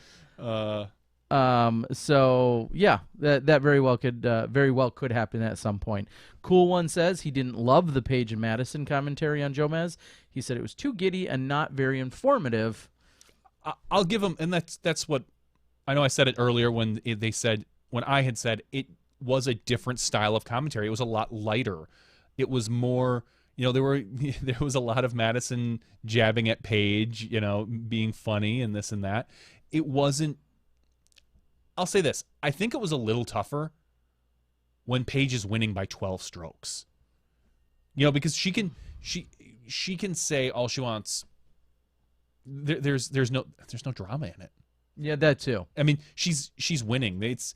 She said a lot of disc names. She's like, "Oh, this is Kat's D1. This is my Warden. This is, she labeled off discs very well." And they did, if you listened, I thought actually Madison spoke a lot about the course itself. Did she name trees, birds, and clouds? And she did not. She failed. They did ask her what a couple of the trees were, and she panicked. I think she said fir trees. So, but you did hear things like, oh, this is a lot harder for the women because we only throw X far, and if for the men they get this and they can get around. Madison said a lot of things like, oh, you don't want to be over here. A lot of people tend to flip things over. Oh, that's perfect. It wasn't bad. It wasn't as frequent as I think some people would like. And there wasn't I don't know. I enjoyed it. It was the only thing I'll say is that their voices, I don't know. It's just, it was good. I don't know. I just enjoyed it. And keep in mind, yeah, this was literally, I think, maybe it might have been Paige's first time doing it. I feel like she's done it one or two other times, but they are not doing it almost every other weekend like Nate Sexton is. Paul's gotten very accustomed to it, of course. Eagle and Simons and Avery's and of course Ian and Corey. I mean, a lot of these people are doing this now very, very regularly. And it's kind of weird, especially if you're not the editor, in my opinion, to sit down and to watch something, to take this 4-hour round and then watch it all condensed down to, we'll say, 40 total minutes or 50 total minutes, and you're watching it in front of you and you have no idea what technically is coming up next. I mean, you knew you threw, and then you knew eventually Madison threw, but you don't necessarily know how it's cut and put together. And I could see that being very tough for someone who's just sitting down to watch it. And I think that's it. I think their voices sounded a little bit alike. I would have liked to have heard maybe a little bit more distinction. There definitely was not a traditional color and stat person or play-by-play in color. There definitely wasn't that. It was them having fun, talking about the round. But I could see that, how people, if they did not know Madison and Paige as well, could be confused by who was talking at any given point. But of course, we've spoken to them hundreds of times, so I can pinpoint each of their voices. But I can understand how that would be an issue. And maybe that's what I was thinking. I just, that was the one thing that I think could be maybe improved. Would just be a little bit more. I don't know. And Madison wasn't on the card, so sure. So obviously that's a little different. And I don't know. I thought they did well. And I'm looking forward. I can't wait. I watched the second and third round. I have not seen if the fourth is out yet. And I watched a little bit of the CCDG stuff. I have not gotten too much into that. Okay. I'll look forward to watching the 4th round of the CCDG because I think that's gonna be the more exciting round. So. Okay, and Scott, I believe, on the board had said something to the effect of, "No offense to anyone." But no, I'm sorry. He says basically, no offense to anyone, but I think Ian is the best commentator. And so one of my questions, I think Ian is the best play-by-play doing disc golf right now. And so without trying to sound confrontational, my question is, and I put it on the board, what is it exactly that you love about his versus, say, Avery's versus mine or whomever? That's what I would love to hear more of is, everybody has their fans and their likes and their dislikes. I'd love to know more of why. Get specific. Go ahead and say, I like this commentator for this reason, or they do this well. And I think that those are things that I need to read and that all of us can read and then hopefully improve upon. We've said it a million times. Everybody has their preferences. For every person that hates Troy Aikman and Joe Buck, there's some big executive and or fan out there that loves them. And so there's no perfect combo. And we hear it all. And I was joking with Ian this weekend.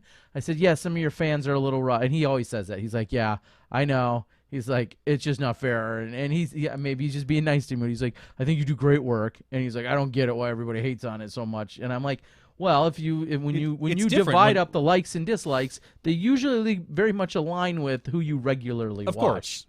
If you really like Ian's style, then you're probably not going to like Avery's style. Correct. Because Avery is completely different. Ian is so laid back, yeah? Mm-hmm. And Avery is very punchy, and he's going to throw sentences at you. And then you've got Jamie Thomas, who's getting much better, but a lot of people complain that he was a little robotic in the beginning. And then you've got Nate Sexton, who I think is he's very good. Nate's just all around good. He's very he's just relaxed, and he flows pretty smoothly. So I think that's why a lot of people really like Sexton. But again, Ian is a style. Ian and Corey, when they get together, it is so sit back on your couch, have a few drinks, and watch disc golf. And that is a style that some people love. Well, one thing that I've noticed, and somebody just kind of nailed it on the board, talking about saying Ian is one comment was that he likes the way he says things, his terms, his attitude is funny yet sympathetic to players. And I've been accused of the exact opposite, and I'm okay with that. Yeah, you're harsh on players. I can sometimes be harsh. If someone shanks a shot, just like I was giving Ricky a hard time, I will call that. I think of, more often than not when I'm I try to be fair and diplomatic, and I don't try to be a jerk, but if someone shanks a shot, you call it. I'm beyond like being starstruck. I respect and like all of our players. I appreciate their skills. I appreciate them helping and working with us in the ways that they do and giving us their time and being who they are as ambassadors and working with media. But if you gack a 15-foot putt that you just should never miss, I'm probably not going to be like, oh, man, I just don't know what happened there, and I can understand missing that. I'm not going to say that. I'm going to say he gacked a putt. And so I think for those reasons, Ian and I are, and I'm not trying to make this about Ian versus me, but I think we are very different in that way. I'll pull a punch or two. I want to bring back Dave Greenwell and Crazy. I want to get a current round and sit those two down for commentary for a round, because if those of you who remember back from the Disc Golf Planet days, those guys doing play-by-play, it was, or maybe a Jim Oates as well in there, but it was some interesting stuff, and I don't know why it popped in my head. I remember Greenwell always talking about, it was funny because anytime someone missed a putt, it was like, he just got his shoulder down on that one. Like you can't get your shoulder down. You got to keep it up, and it was just always the same thing. And I'm like, is it, or did they just miss? Yeah, it's just kind of a funny thing. It popped in my head. So, well, it's great to see.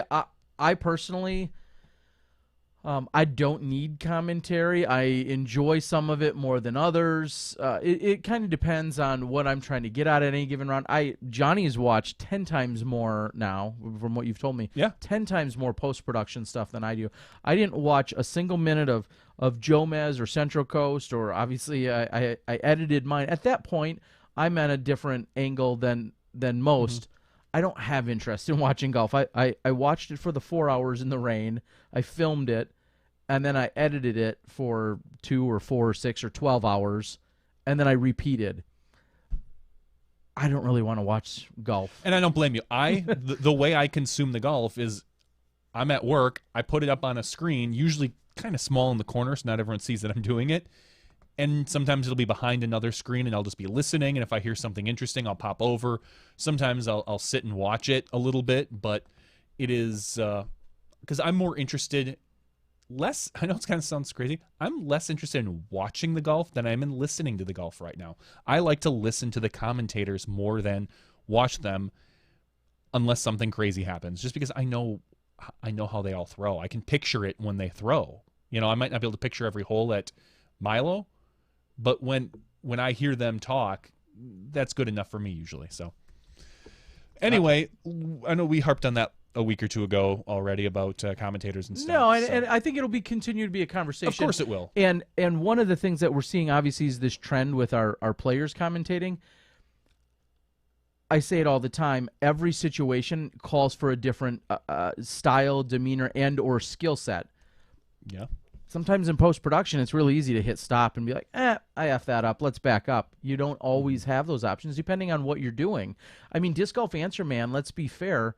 They have to, someone had told me, I don't know if it was Bobby or Robert, Smooth Jazz, Robert McCall. I think he said for them to record how long is their podcast? 60, 90 minutes. For them to record their 60 to 90 minute podcast sometimes takes upwards of 3 days because they screw up so much just to put together a 60-minute podcast. I almost got that out. You made me laugh. At first I thought you were going to say like 60 to 90, like the 60 minutes, like, oh, it takes them sometimes like an extra half hour for it. And then you went 3 days and I was like, oh God. All right. But anyway, so everybody, we love it. And really, what do our players have to lose when they're doing it? They can be as goofy. Like if some of them screw up or mess up or whatever, they're not in control of that channel, and it's like they might not get asked back. Dana does something to help us out, and he gets all but strung up from a barbed wire fence or something. I guess that's not a saying, but thrown into a barbed wire fence. I don't know. So. It's brutal out there. All right, guys. I don't know if we have anything else too formal or organized for the regular show. I do want to get into one subject. Uh-oh. I want to get into. I want to give a standing ovation to Jordan Castro. I think Jordan is a stand-up individual, and he has taken a lot of crap this week, unwarranted. And I just want to say, I know I might be slightly biased because Jordan's a smashy and I'm a fan of his. I think he seems to be a good down-to-earth kid. For those of you that don't know, Jordan played the Mad City Open this weekend, and he apparently, someone on his card was partaking in a substance they should not have been on the course. They were smoking something or other. Jordan believed this to be true, went to the tournament director. Ultimately, nothing happened. Tournament director asked, my understanding is tournament director asked at least one other person. The other person did not corroborate the story, either didn't know or denied it. Jordan swears up and down that he's fairly certain that this happened. In fact, he says that the person actually offered it to one of the spotters as well. Mm-hmm. Thanks for spotting. And nothing happened. And so Jordan, I could tell, it seemed like he was a little upset by the result. And I'm not here to call out the TD, because ultimately it comes down to whether or not you can corroborate the story or not If not, the TD is in the right, even if the player is in the wrong. But I just want to say that for what Jordan coming out on social media and saying this, more power to him. I give him all the credit in the world. I know he's done it before, and I hope he continues to do it. I saw a lot of people pile on to him, I think unwarranted, and I just want to say that I respect him that much more now than I did even a week ago. So congratulations, Jordan. You're going to get my big hug of the week. Aw. It's not as big of a hug as it would even have been a year ago. Yeah, our one of our favorite Smashies out there. And of course the board can light up from here, and a lot of different angles. I was gonna say this can derail too. Yeah, I'm not taking this is not a pro or con pot argument. That's not the case. This is a rules argument. It's exactly a rules argument, because if you take me off the course, I will say I personally, I think it should be all just legalize it. I don't do it, but I don't care. Tax the crap out of it. Make me some money for my school districts. But on the course, it's not legal. It's against the rules. Keep it off the course. Because whether you like it or not, there's still a stigma to it, and it's against the rules ultimately. So for Jordan to go out on a limb, as players do when they, unfortunately, they are the minority yet when they do this, more power to him. So yeah.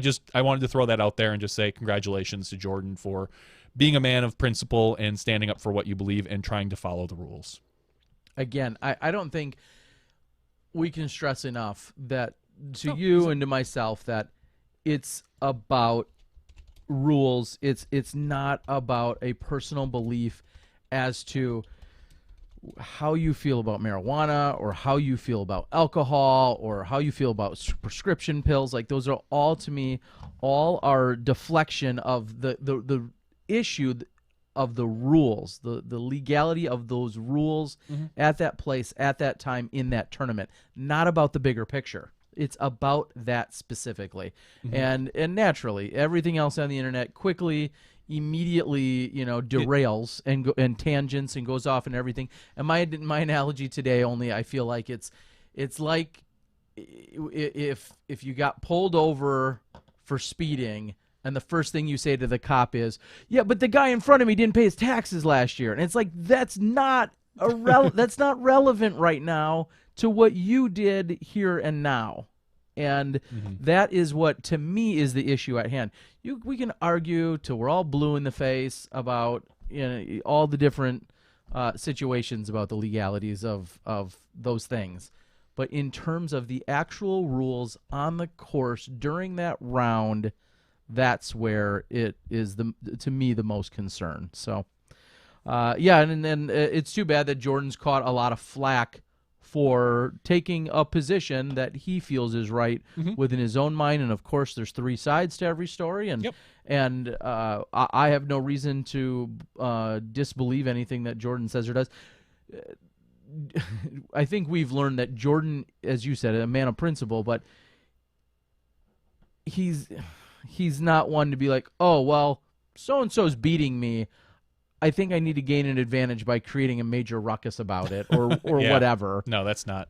That's just silly. So that is completely silly. Anyone that says that is a nut job. The PDGA rule book. Someone's talking about the smoking in general. There is a rule about cigarette smoking. I believe it NTs and above. Currently, well at majors. Is it majors? I believe it's majors. I wasn't sure if it was majors or NTs. That there is currently a cigarette rule in place, and I know there has been talks of it expanding into other tiers, just flat out eliminating it. So I don't know for sure what the exact rule is. I don't know if Terry's looking it up or what, but oh yeah, there it is, the smoking policy. Yeah, and there was the conversation as to. And I'll just read a few notes this is from 4/18/17, so almost 2 months ago. The board, meaning the PDGA board, discussed whether the PDGA smoking policy should be extended to additionally tiered events, as it is currently only in effect at PDGA majors. Okay, just majors. Brian Graham. Policy was passed in 2011 with the intention that it would be revisited. I'd like to see it at a minimum of 8 years and above. Well, and then it goes on to state that they enact additional events, that they start with the national tour events because there's a larger presence there, PDGA presence, and kind of going from there. So lots of interesting, of course, there again, just talking legal cigarettes, there's a million different ways that goes. If, your arguments as to, you're outside and are you infringing, and then someone says, I'm technically legitimately allergic to secondhand smoke, and there's a gentleman, locally we that know that, has made a very interesting point. He's like, I don't come across smoke at any point during an entire week, a week of work, a week of recreation, or whatever. The only time I experience any kind of secondhand smoke is on the weekends when I go to play disc golf in tournaments. And that's kind of that's just an interesting take. I'm just going to say that. Right, wrong, or indifferent. That's an interesting way to look at it. Be like, that's the one time you're forced to do it is when you're playing in a tournament. Yeah. So, but that's almost a totally different story from the Jordan situation regarding what we were talking about. So, anyway, Disc Golf Nerd was asking about another topic. It was whether or not Josh Anton was in dress code violation at the Beaver State Fling, which was an NT event. Mm-hmm. I don't recall usually he's wearing one of those dry fit T-shirts. Yes, and I actually felt his T-shirt. That's creepy. Not at all. I felt his T-shirt on Sunday. Was he wearing it at the time? No, I woke up with it on. So okay, so I understand. No, I felt his T-shirt. And I think I patted him on the back or something. But I noticed he was wearing a red maroon shirt. He wears that red one frequently. It had a big Nike swoosh logo on it. And it was of a dry fit material. And I'll admit, I kind of, in the back of my head, was testing just that. Like, is that a cotton T-shirt? Because it's a legitimate, well, it would have been a legitimate complaint and or discussion to have with the PDGA at the time, but it was a dry fit material shirt, although it did not look like it, but it was. So he would be within the dress code for a national tour or for a major because that shirt was of a dry fit material. So, yep, it is a dry fit material. Exclusive Smashbox information. Josh Anthon wearing dry fit shirts. Nice. So he was all good in that sense. Yes, Disc Golf Nerd. That was the same one. So, Ollie, I don't know if you're new to the I know. to watching us or not. I think you said you were in Sweden or Norway. One of the two. Yeah, we're glad you joined us. But Ali said we sure can talk. You ain't heard nothing yet. We don't give what was the exact term? We don't give silence a chance. There's no risk of alienating silence here. No, we are not. We are not going to alienate any silence. We're good to go. All right. So. Yeah, I guess there's some stuff for the for Sweden. Okay, welcome. There's some stuff for the after show. Yeah, we can get in the after show. I was just trying to think of other random, maybe a little less formal or organized topics, random topics. So as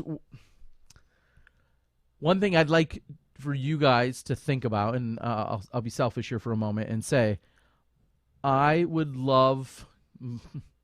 Keeping in mind some form of legitimate budget and or practicality of just brain power, I would love some legitimate feedback on this last weekend's post-production that I put together. And please don't just say, well, it'd be great if you had like a catch camera and then maybe somebody getting reactionary shots. Okay, so I'm not getting that. But in terms of a single camera production and editing, I'd like to know what you guys think. Johnny V helped me out with some of the graphics. The scorecards. The scorecards specifically, and a little bit of the color palette in general. But Johnny V helped me out with some of that. Neither of us claim to have any artistic capabilities at all. But I'm looking for concise feedback. Some people loved the music on the scorecard because it was new from a previous event. Some people hated it. And if everything I get told, there's 50% that say this and 50% that say that, well, then I'll just throw it all out and call it a wash. But if there's 90% that say, this sucked, this particular thing sucked or this particular thing was awesome, well, then that's what I'd like to focus on. So as we cut away, we're going to take a moment. We're going to recognize our Patreon supporters. We're going to have a giveaway in the after show in a few minutes. But that's something I'd like you guys to think about, and then maybe we could talk about a little more freely during the after show. I'll just use this as my platform to I want to make good videos when I'm out there doing post-production. I'd love for you guys to give me a little bit more feedback. So yeah, we'll get back to Blue after show. Let's talk about Blue Boy 2727, who I think is on the board and made a comment about. I think I saw on YouTube. So I think he said he hated one of my things. He said antiquated. Antiquated. So I'd love to get more feedback from him about that and how he feels about that. But let's wrap up the show and we'll get into some after show. We will. So I would like to. I'd of course like to thank Ricky Wysocki for joining us tonight. It's going to be exciting knowing he's heading to Georgia as early as tomorrow to get ready for the 2 courses Fun for the World. So congratulations on the very impressive win over Paul Macbeth at Beaver State Fling, as well as Paige Pierce on the women's side. So congrats to them and all the other winners. And then I'd like to thank Jason and Zuca. Congrats to all the people that got the extra Zuca bonus and were able to benefit from their generosity and their support of disc golf at the national tour level, at the pro tour level, at SmashBoxx and beyond. I'd like to thank all of them, and again, the PDGA along with Legacy Disc. So for Johnny V and myself, Terry Miller, the Disc Golf Guy, that's podcast 148. Stick around for the after show. We're going to have a giveaway for some of our Patreon, well, for all of our Patreon members.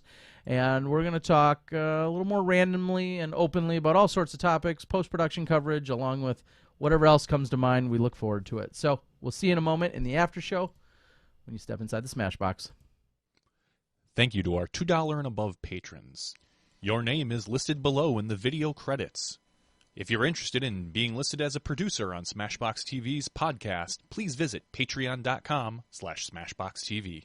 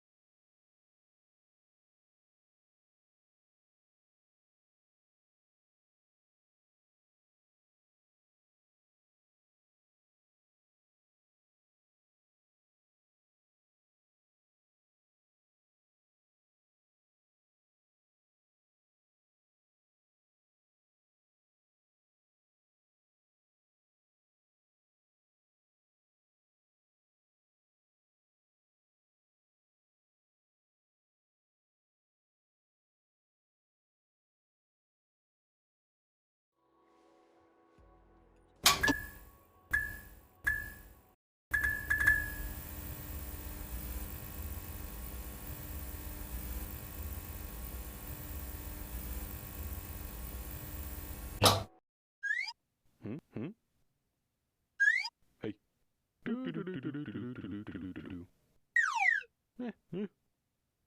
Here we go. Woohoo! Step inside the SmashBoxx with Johnny V and Terry Miller, the Disc Golf Guy. After show. Welcome, everyone. Welcome back. Podcast number 148. SmashBoxxTV after show. And Ollie Axmark from Sweden. We got all night to keep it's early. It's like 11:24. We got a good hour and a half to go. 4 more hours and stuff. So welcome everyone. This is the after show. As usual, things get a little bit looser. We talk about well, not anything, but we talk about a lot of whatever we want. Random topics. It may or may not involve disc golf. So there's the chance we could get on some random topic of conversation that doesn't involve the sport of disc golf, and you can grin and bear it and stick along, or you can just tune it out where you're not going to offend us. So we do interact mainly with the live chat that's taking place on the YouTube page on YouTube during the live podcast broadcast here. So by all means, if you want to interact, you got questions, if we do any trivia, anything like that, that takes place all in the live chat found on YouTube. And I'll just say we pretty much ignore, for lack of a better term, we ignore what's going on Facebook. There's chat going on, and people get really mad, I think, when they're answering things or asking questions. Yeah. Unfortunately, it's just another screen we can't necessarily both keep up with. So I wish we could just turn off the comments. Would that be better? No, because I guess the comments probably help with visibility anyway. I don't think you can. That. But I don't know. here we are. It's the after show. I last left everyone with the question of, and of course I'm setting myself up for this, but I had ended the regular show just asking everyone if you watched any of my Disc Golf Guy video blog, long formatted, shot-by-shot coverage of the Beaver State Fling. I'd like some honest feedback as to what you think. What could potentially be improved? Again, assuming I'm not adding 1 or 2 or 4 more cameramen. What are some of the things that you think realistically need to be improved, or maybe just are on a wish list? That's what I'd like to hear from everyone out there. It seems like commentary is pretty common. I guess one of my first questions would be, if I get done editing at 2 a.m., I'm just going to make up a number and say I get done editing at 2 a.m., I could gladly give it another half hour and then do one commentary takeover on that round and then render it out and then upload it. What's an extra half hour at that point? Nothing to me.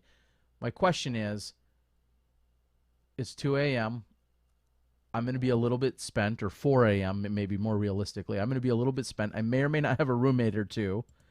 Is that commentary in that setting, is that going to add that much value to you guys? And if it does, if you feel it does, I'll do it. I would like a comparison, because it's been a while since you've done commentary solo post stuff. So maybe the next time you do it, just give it a shot for a round, whether it's the first I could round. always release 2 versions, too. And see. Ooh, some A/B testing. Yeah. Not Anthony Brella. Nope. But Nope. A/B. Hey, I don't. Oh, no, I guess he wasn't on the card. I was gonna say I don't think I called Anthony Barella Paul Macbeth at any point this weekend, but I wasn't doing live commentary, and they weren't on the same card when I was covering them, so maybe that's not a good. Maybe I didn't really accomplish such a too big of a feat there. Blue Boy 2727 had commented earlier about saying that he felt the graphics were antiquated. Yeah. So what exactly do you mean by that? Do you mean that there's not? They're not flashy. They're not. Yeah, because if we see the Jomez and the CCDG, they have. I'll get into it. They have what is called an After Effects template, which does a lot of graphics. You know, the CCDG guys have that shiny hole bug that goes vroop, vroop, and pops out. Jomez has the bar at the bottom that pops up and says birdie, and then during the whole previews, you know, it's got the par and everything. Is that what you're talking about? That the graphics are flat and they don't have like that sheen? Is that kind of what you're saying, that they're antiquated that way? Because it's a legitimate complaint. So, and Seth Fenley says, I like the graphics. I felt like they fit the background tournament. Yeah. I specifically did that. We picked 2 colors, the brown and green, that went with the logo and stuff. The official tournament logo. That's why the colors were chosen. And the nice thing about having a nice flat, doing it all through like a Photoshop program where I've got a template set up where I can now turn on and off the graphics, you know, the colors for 2s and 4s, so everyone can see your round and do what you're doing. It took me a while, but I think I've got something cool set up that's really easy to use. So. Okay. Yeah, Blue Boy says the Jomez and CCG graphics are more modern and shiny. Totally legitimate. And maybe that's and I do like, you know, I like the Jomez bar at the bottom. They invented that, I heard. Yes. That's what their graphics guys said. I don't necessarily love the CCDG bar at the side. I think it's a little too much. I'd like to see a little bit less. Okay. I mean, it's fine on the whole preview, and then it shrinks up and it goes up to the top, and it's not horrible. I'd love to see it. Maybe it just needs a little transparency. Maybe that's it. But, yeah. Yeah, there should be someone doing an official count here of people that say, I want commentary, and then the immediate follow-up, I don't want commentary. It's like it continues to be basically a 50-50 mix, it seems like. Scott Williams says, the one thing, I think you listed the score for half of the round instead of the whole round. Yes, because it was broken up into 9s. I know, Terry, and if you get... if you try to put 18 holes along the screen, if you're watching on a TV, it looks fine. But when you shrink it up to a mobile device or a phone, it looks really crowded. I'll say that. I'm not opposed to kind of messing around and working with it and seeing if I can adjust something for the full 18. But we did break it up into the front 9 versus the back 9 for the two rounds. So. I'm sorry, and I'm just trying to get caught up. There's a lot of really great comments, and I really appreciate it. I'm trying to kind of run through them to get up to speed with everyone saying. Trevor says he loves the CCDG slow-mo after every hole.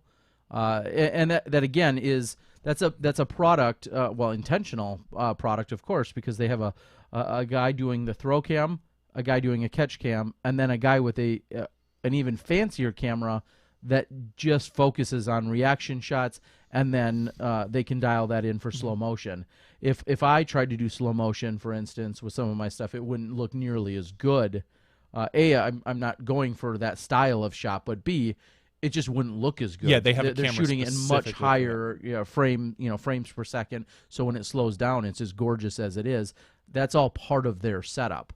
Cool One says he'd like a disc speed jugs gun held by scantily clad women on every drive. That was actually on my list next. That's I think Cool One needs to work for Uber. Yes.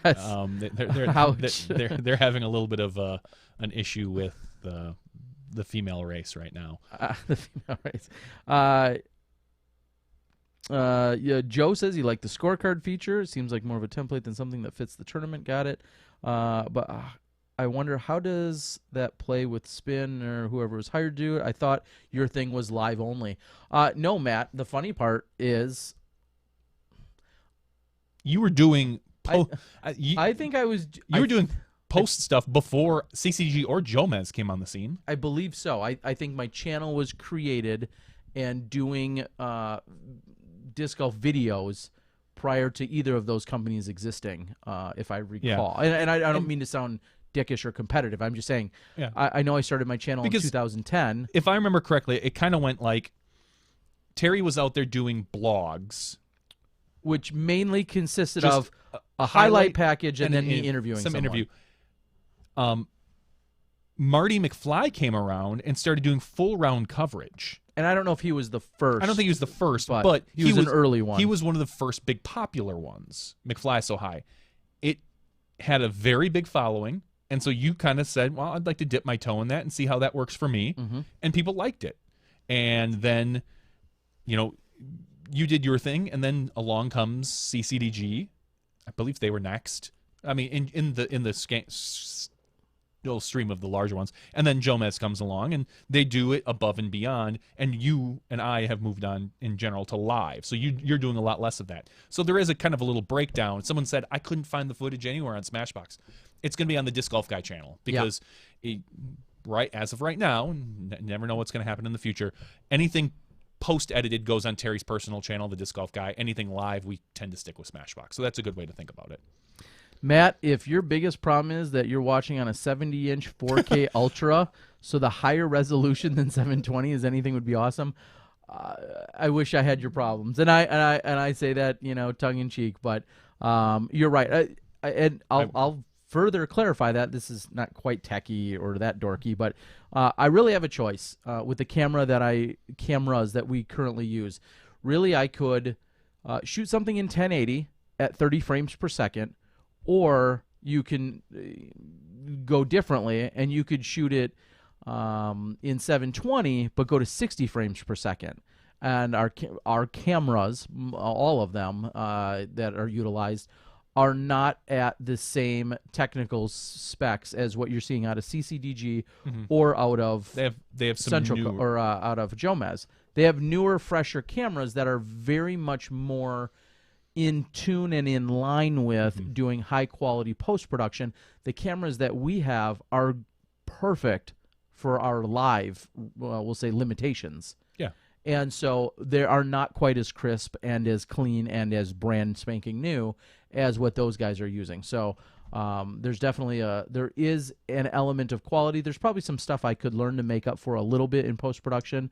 I'm just not as a technical editor as good. But you're absolutely right. The trade off for me, and I think about it all the time, is do I want 1080 at 30 frames or 720 at 60? And lately, people have been saying, your stuff looks better. Did you get a new camera? And it's, no, I just changed up some of the editing preferences. Yes. As I told you, I think over the phone when you were talking about it, I think doing 720 at 60 frames a second is better because it makes the subjects pop more. It's smoother. You're not getting the same resolution, but I kind of also am out there saying most people truly, unless you're using a huge TV like that, they can't tell the difference between the 720 and the 1080. Yeah. Like if you're looking at it on a tablet or smaller, you're not probably noticing a difference. You might notice on a computer screen. You could notice on his 70-inch. You know, I thought I was at Best Buy this weekend, and I turned to my kid, and we have a 46-inch upstairs that I realize now I've had for 8 years, 8.5 years, because I was curious as to how long I'd had it. So I went through some old emails, digging around, like, when did I buy this? And I bought it in 2010. So it was, I think I've had it for 7.5 years, I believe. I bought it just before 2010, end of 2009, something like that. And I was thinking, like, God. And I got this, like, new technology itch, even though it's just a TV. And I thought, wow, 46 is kind of small. Like, I could get a 55-inch. That would look better in my living room. It's bigger. And right now we have it up against a big wall that the TV, when we put it there, we replaced a 27-inch. And my wife and I, when we sat at the couch in their side of the room, was like, wow, that's so big. Now her and I are both kind of like, it could be bigger. But I don't think we don't need to upgrade. That's because what she said. Yeah, yes. Dun, dun, dun. Hey-o. I have no urge to upgrade. I have an urge to upgrade, but I have no true reason to upgrade. And it would just be an expense I don't need to spend.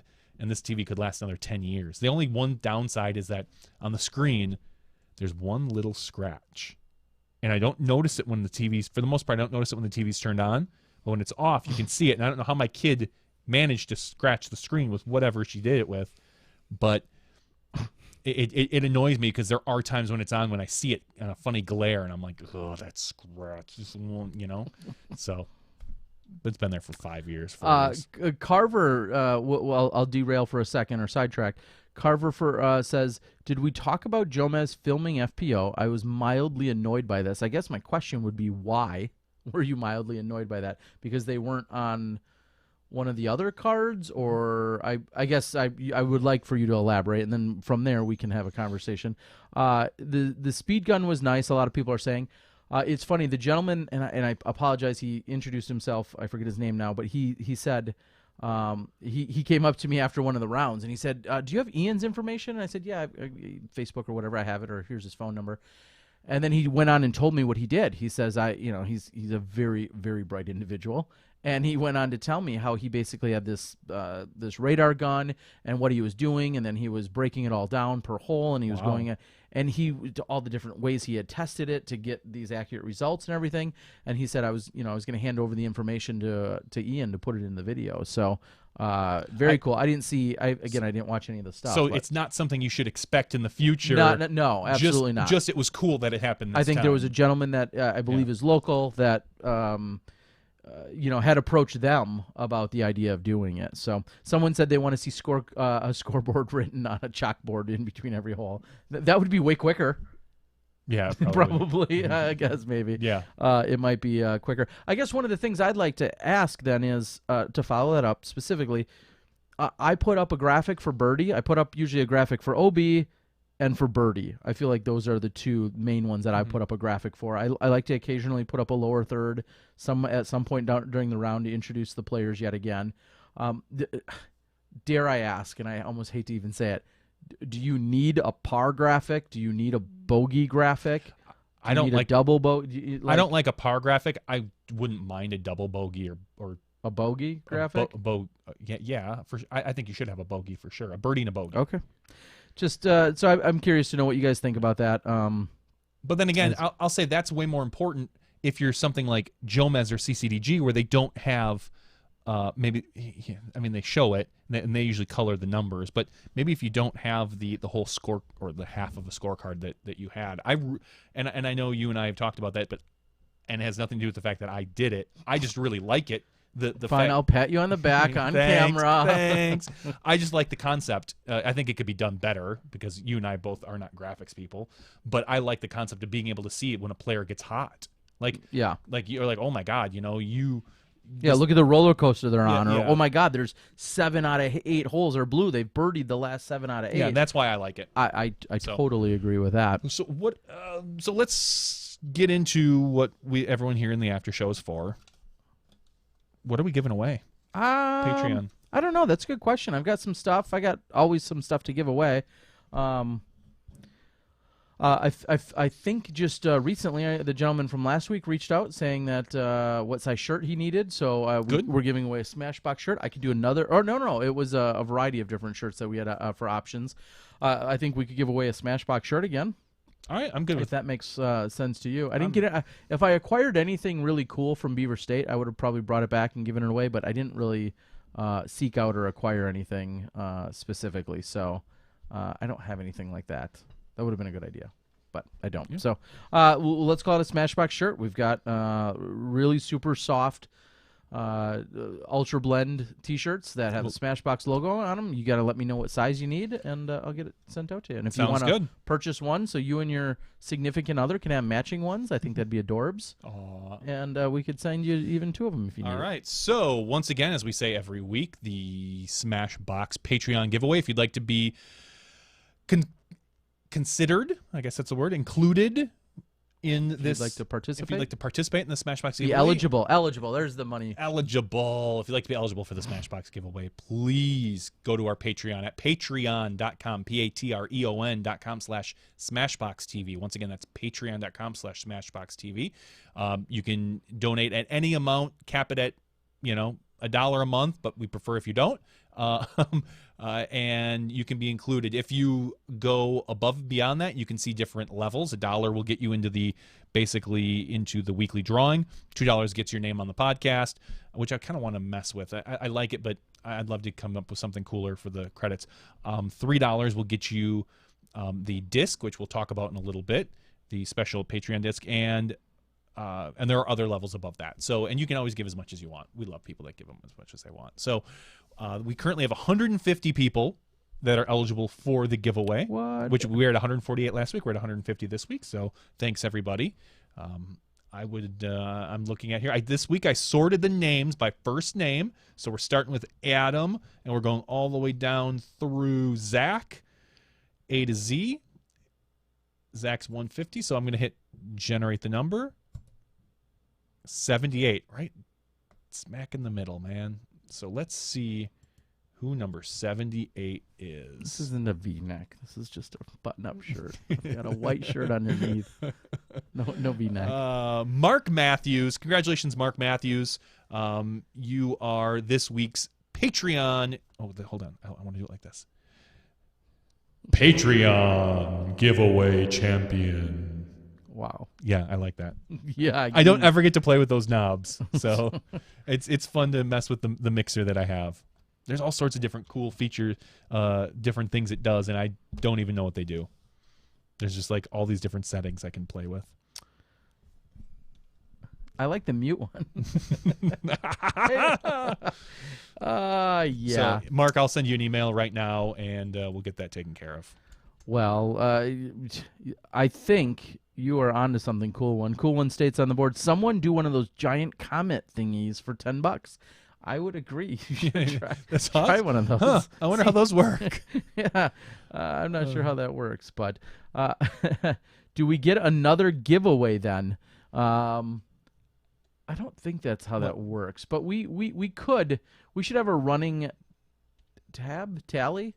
That would be kind of a weird thing to keep track of, but If for what? If there were donations or something or other that ran through, that then there'd be some kind of a giveaway or additional giveaway. That wouldn't be a bad idea though. But you could push that button. You never know what will happen. I mean, anything anything could happen. So you're going to reach out, as Johnny does pretty much every week, usually once I remind him sometimes. He's going to reach out to the all of our winners each week and let them know that they've won. It's even better when they're on and paying attention live, but not always the case. And from there, we'll confirm an address as well as a shirt size or whatever the case might be, and I will then get it shipped out. Ronald Harkey, so glad I finally got a disc out to you. Thank you. I do have a few remaining GBO limited edition discs that were die-maxed. So if anybody wants one of those, get at me. All right. The Blue Boy, go ahead. Oh, I was going to say, real quick, let's talk about the disc, the Patreon disc, the $3 and above patrons. Rick Cushane gave us 2 different options for the one. We picked the one that we liked the most. Mm-hmm. And you had said, being a master disc designer, I believe is your title, that there was 1 or 2 things that you needed to submit to the manufacturer to make sure that it would work on a disc, because apparently if there is a limit as far as how big the stamp can be in certain spots, how thick it can be, solid space basically, space it can be, before that it might start to bubble up and cause problems with the actual foil. So we just need to make sure that meets under spec, and once that happens, we will make our order, get them in, and then we will start to get them out to you. So we are getting much closer to doing that, and now that we have a logo, we are working on that. So thanks everyone that's out there supporting us. As always, we appreciate it. Yes. So Blue Boy 2727 had asked and said, talk about your World's coverage. I haven't heard anything about what you're planning. Well, it's funny you say that. We've pretty much come to the conclusion that a full-blown live shot-by-shot, regular during-the-day production is just simply not feasible. Cellular signal is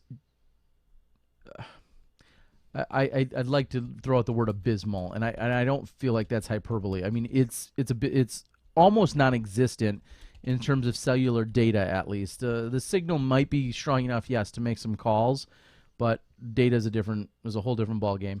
And so we were on site. I was on site actually testing the 2 different courses a few weeks ago.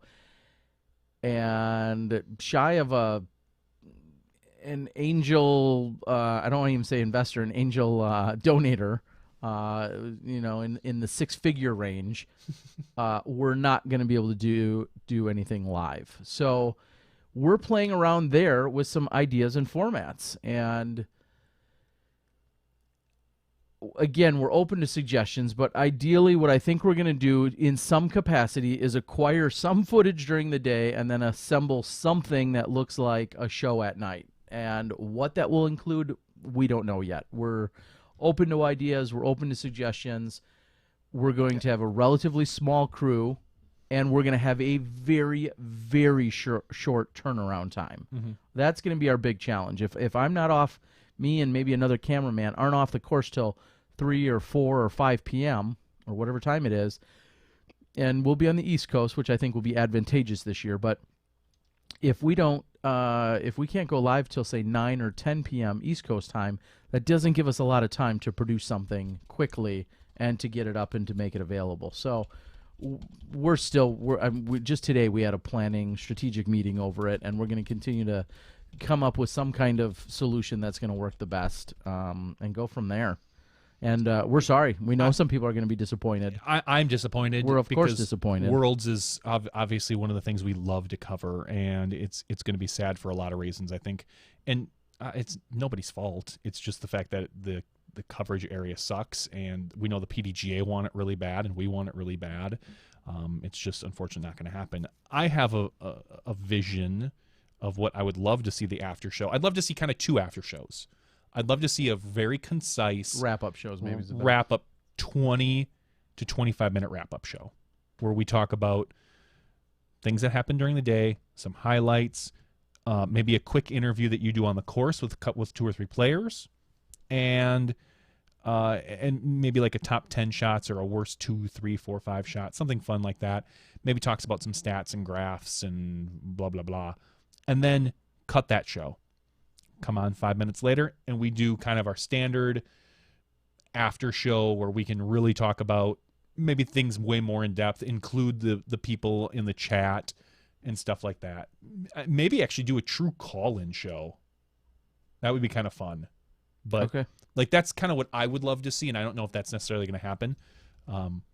But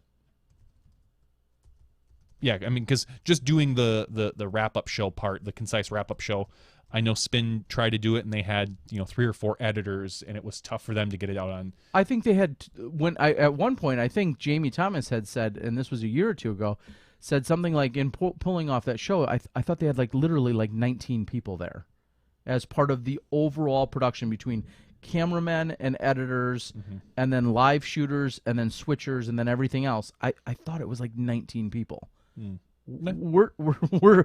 We're going to be somewhere in the 1 to 4 person category.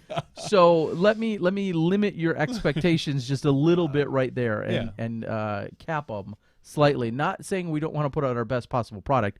I'm just saying with the reality of the budget and just learning of this time constraint, we're going to be a pretty small operation in that sense. Dad's Drunk asks if there's a World schedule out there. There is. If you go to the PDGA website, you can dig around on the World's website for a schedule. It'll show you the different pools and when they tee off. And is that all that's released already now? it's been released for months.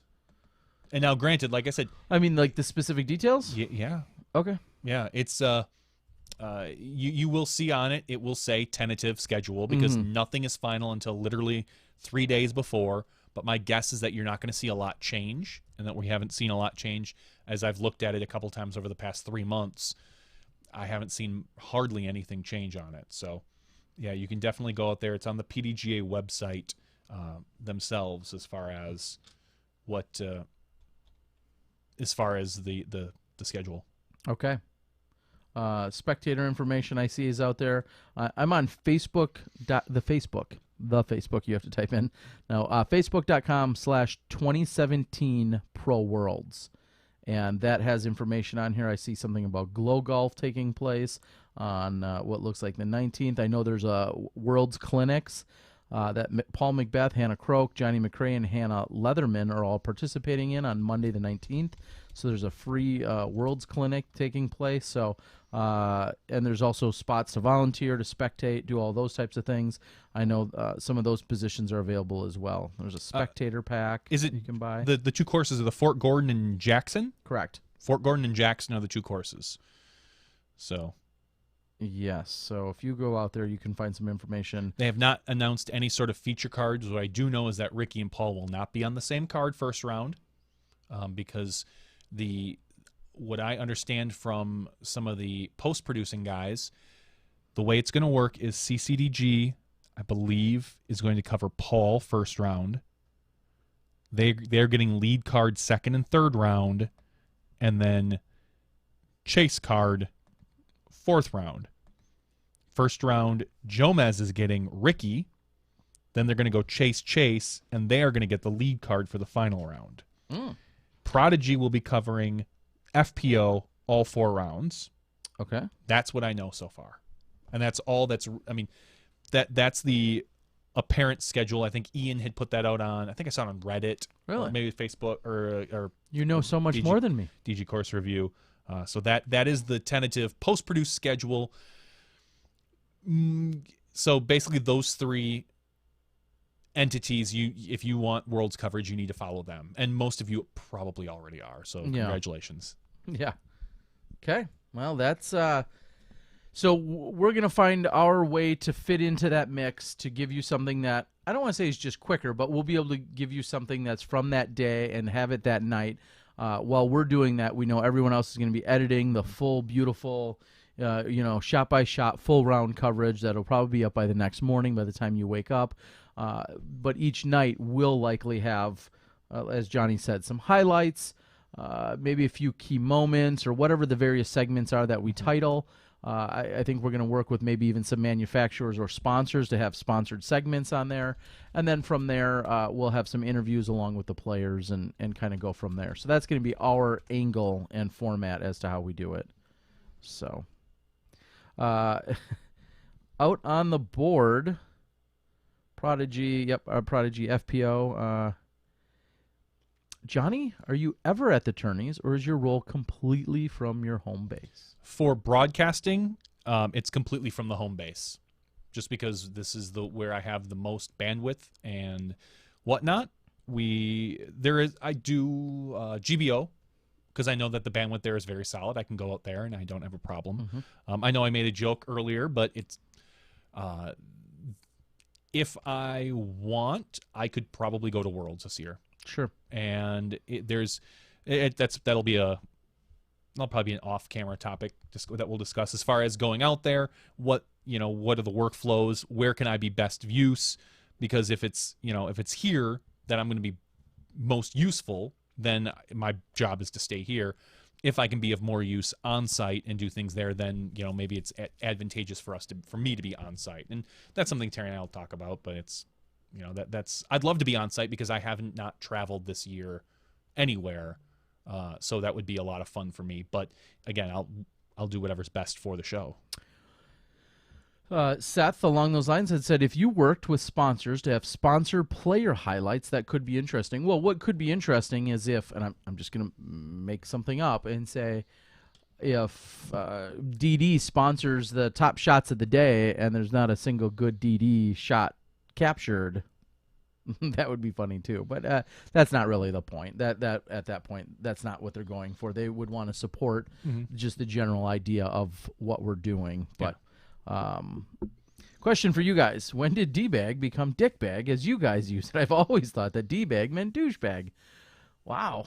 Well, no, that's funny because when I say D-bag, I'm saying douchebag. Yeah. But when I say dickbag, that's a dickbag. Yeah, it's different. They're two different. And they're worlds apart. It's not the same.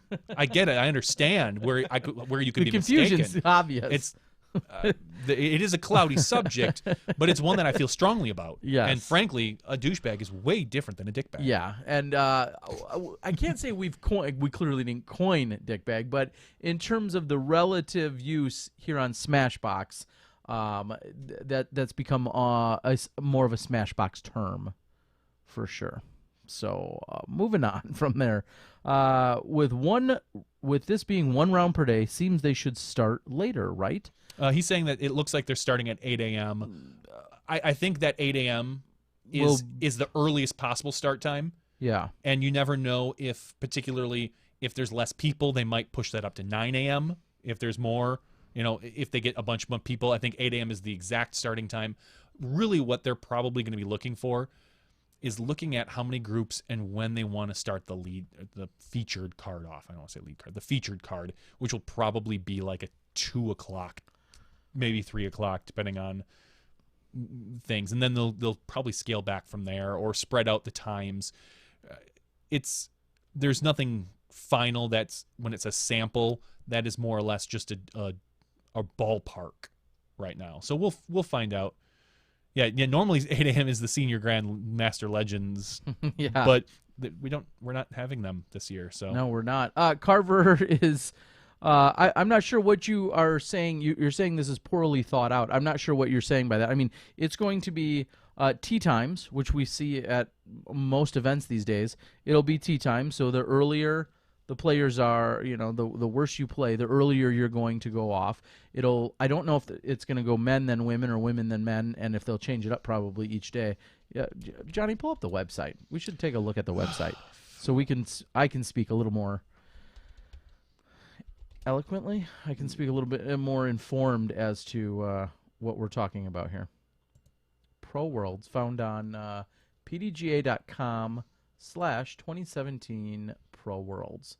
So there's a schedule. It talks about Monday, the courses are open for practice, the clinic that I just mentioned a few moments ago. And then on Tuesday, again, more practice and field games? Yeah, field events will be taking place. Yep, player check-in. And Wednesday, 8 a.m., round 1 begins at the Jackson Memorial Course and at the other course. player party at the International Disc Golf Center that night. See, okay, I was mistaken. I think when talking to you earlier today, I was thinking everybody was playing. Yeah, I was confused. All of one course in one day. No, I believe if I'm. No, I am right. I'm still right. The lead card of pro women will play the same place as the lead card of pro men. Yes. But the pro men division is split into Correct. two pools. Absolutely. But I'm not going to need to be at. Probably not. That was what I guess I was thinking. So the lead cards and the upper placers in the open division, we'll say maybe the top half or the top third or the top 2/3, will be playing the same place as the pro women on every given day. Mm-hmm. Okay, good. Got that figured out. 4 rounds, yeah, 4 rounds. Again, that we've kind of almost beat that one to death. I think we've been public that we don't love the 4 rounds either. Whereas Nico this year, he's around. He won in Missouri during like a 7-hour round. I heard the other day. It was rainy and nasty, and last week he ended up taking down an event, and it took forever to play. Never eloquent, Terry. Insightful, maybe. Knowledgeable, for sure. Okay, I'll go with that. I can get behind that. Jackson is a good course. Jackson's getting a little bit of a few of the holes have been redone. A lot of people talk about the 3-hole. What do they call it? Not Turkey Creek, or I forget what it's referred to as. But that's getting, I think, completely taken out, and there's 3 different holes in place of that. I'm looking at right now the PDF of the world's tentative course schedule, which is really the most important thing to us. And sure enough, on Wednesday the B pool plays Fort Gordon, and the A and C pool. A pool is MPO, C pool is FPO. The B pool is 144 of the MPO. So it's kind of funny, but you say it's the bottom 144. And the A pool is the top 84 plus the top the 60 FPO. So it'll go for what we are considering. It would be Jackson on Wednesday, and then you go to Fort Gordon, and then Jackson, then Fort Gordon. Yeah, which I guess had I just thought about for 2 seconds, I already knew that because I knew that the finals will be taking place at Fort Gordon. So yes, it makes sense. Ron Harkey with a great suggestion. One of our segments, the smash shots of the day, where you could show shots that someone just crushed one. I think smash shots could be a lot. I think smash shots should be all the tree hits, just people just blasting into trees out at those 2 wooded courses. Those are the smash. Is there going to be a lot of those? Yes. No, awesome. I think there will be. U.S. Championships, European Open, Worlds, and Worlds all need to be standardized. It's time for the PDGA to set some standards. They have standards on all of those. There's just, I think, a slight variation on every single one of those situations. And I say that because I ran an AM Worlds. I've attended 25 various Worlds. There's standards for all of those things. There's just also a certain degree of variance as well. And this year, and for the foreseeable future, the new standard will be that Worlds will be just 4 rounds. So here's a question for you, and I don't know if there's a right or wrong answer. Right now, Seth Finley said there's only 168 in the MPO. So by that logic, would you put – we're looking at 144 – no, I'm sorry. The player count could be up to 228, according to the pools. Do you still put 84 MPO in A pool and then put the remaining in B pool? Is that what you think they're going to probably do? Because how many is it now? Did you just say 128? 100. So it's 40 some on the other course. I think that's still fine. 160. And then, so let's say there's only 40 at the other course. Do you start them at 8 a.m. or do you try to fit it more towards the middle of the day? I mean, which do you think? I would personally think that I know it sucks for some people to have to get up at 8 a.m., but in that heat, I think 8 a.m. is going to be a nice tee-off time. Yeah, I mean, do you want 92 degrees at 8 a.m. or do you want 98 degrees at noon? I'll take 92 degrees at 8 a.m. I personally would take the later one because I'm not an early riser. I know you're not an early riser, but... So, Yeah, so we shall see. That's it is a great question. They'll have some decisions to make. I wonder what the magic number is if they could keep it all in one pool. What that exact number is. Like, I guess somebody would have to do some math. I don't think you can if you want the FPO in there. Like, I don't. I mean, okay, and because clearly we've maybe exceeded that then. Yeah. Yeah, we're looking at what someone just said. There's 45 in FPO and 120. I'm sorry, 168. I'm sorry, in MPO. So you're looking at 200 competitors. I don't think you can get 200 competitors through a course on tee times in one day. Well, do some math. No. not smoothly. Well, yeah, of course, because then you worry about what happens when there's a first rain delay and so on and so forth. If there's a backup. Any rain delay. Because I hope whatever they do, they have at least 10 minutes between tee times. Correct. I hope so too. Not 8, not 7, at least 10, preferably 11 or 12. But I know 10 is easy because it's right on the dot. I'll just say this. I'm sure they're going to do whatever they're doing. I trust them because I think they're going to. We know that they're doing a lot. So. Well, Jeff said Jeff had said there should be standards. He said World should be a week long with a first cut to 96 on Thursday, and then a cut to 48 on Friday, with a final on Saturday and no final 9. Again, Jeff, all I'm going to say to that is they've had the similar format for the last 20-ish years, and whether it was through player feedback or whatever, they have determined that they're going to trim it down to these 4 rounds, to these 72 holes. And we can disagree with it till we're blue in the face, but this year it's going to be attempted, and we'll see what kind of feedback comes from that. But that's the thought is to have. I'm still going to miss the final 9. I agree. Like it. I understand the point of not having it. I do. I just think that it's a way for us to highlight those top players for that particular event. And in general, for almost every other event, I am anti-Final 9. Mm-hmm. Like, you give me a B tier, A tier, NT, Pro Tour event, major, I don't want a Final 9. For Worlds, it gives everybody a chance to come around the players and celebrate when that person wins. Like, there's that moment when you're tapping in and you're surrounded by not only spectators, but all your peers that could not do what you're doing, that are all losers when you're the winner. There's something that's going to be missed when there's not as many. I mean, in theory, everybody else should be done. In theory, the final card that comes in, everybody else should be done, and they stand there and they wait. But the gallery likely can't be as large throughout the round, though, because a lot of the people will be out playing. Yeah, and it's I mean, and just wait till the winner comes off the third card. The second or third card, because they light up and shoot an 1100 rated, and nobody knows because they're all looking at they're all looking at the live scoring, and they're thinking like, oh my god, so and so is coming off the third card or second card, and they're gonna win. It's just gonna feel really weird that you don't know who the winner is or who the winner pool is going to be at the start of the round. Because for a final 9, you obviously know the winner's gonna be one of these 4 players. When you start that final round, it's like it's gonna be one of these, probably.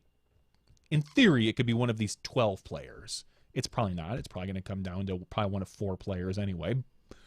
But the thought's there. And I miss the showcase a little bit. I hear you. Well, Trevor says a weather-shortened Worlds would be epic. I want a 2-round Worlds. 2 rounds, that would be just a sheer week-long just downpour of just the epic proportions. Well, we're a week out, but just for giggles, check the weather. A Noah-sized flood. Check the weather just for giggles. We're a week out, so again, I know you can't trust it by any means, but just for giggles, check the weather as to what we think we could potentially see in terms of some heat and humidity. I'm going to go with the 10-day forecast. And starting next Wednesday. Wednesday the 21st. Yes. We're looking at 20% chance of rain, 20% chance of rain, 20% chance of rain, 50% chance of rain on Saturday. Yeah, and all of that, those mean nothing. But it's pretty funny. What did I say when you wake up? Yeah, from 92 degrees. I'll say this, from Wednesday, from tomorrow, through all 10 days, there's a chance of rain. Yeah, and there is a high in the 90s every single day. And I'm guessing, is that per humidity? On the right-hand side is humidity. Yeah. So you're looking at 60 to 70% humidity any given day. Last time I checked, that's disgusting. Bring your undershirt, Terry. Bring your undershirt. Multiple undershirts by this guy. I don't want to smell. All right. Why do local businesses at the location of the tourney, like pubs, breweries, restaurants, especially those that are tourney and hole sponsors, not advertise on your coverage? That's partially on, depending on the coverage, it's partially on us, because a lot of times we don't necessarily have a chance to get out and cater to those places. It's expensive to try to get out there and contact them, because doing it over the phone isn't always the best. Just having some stranger call you up and say, hey, we're disc golfers, give us some money and we'll put your stuff on as a commercial. There's obviously relationships that need to be built. Partially of that is on, let's say it's a pro tour event. There's only so many spots we have. Steve Dodge has filled those spots with current advertisers, so we can't just go ahead and solicit our own for that particular event. So, but it would be a good idea, and someone had said we need a sales force to contact those businesses to solicit those advertisements. And I'm a firm believer, and this makes me partially not the best TD on the planet.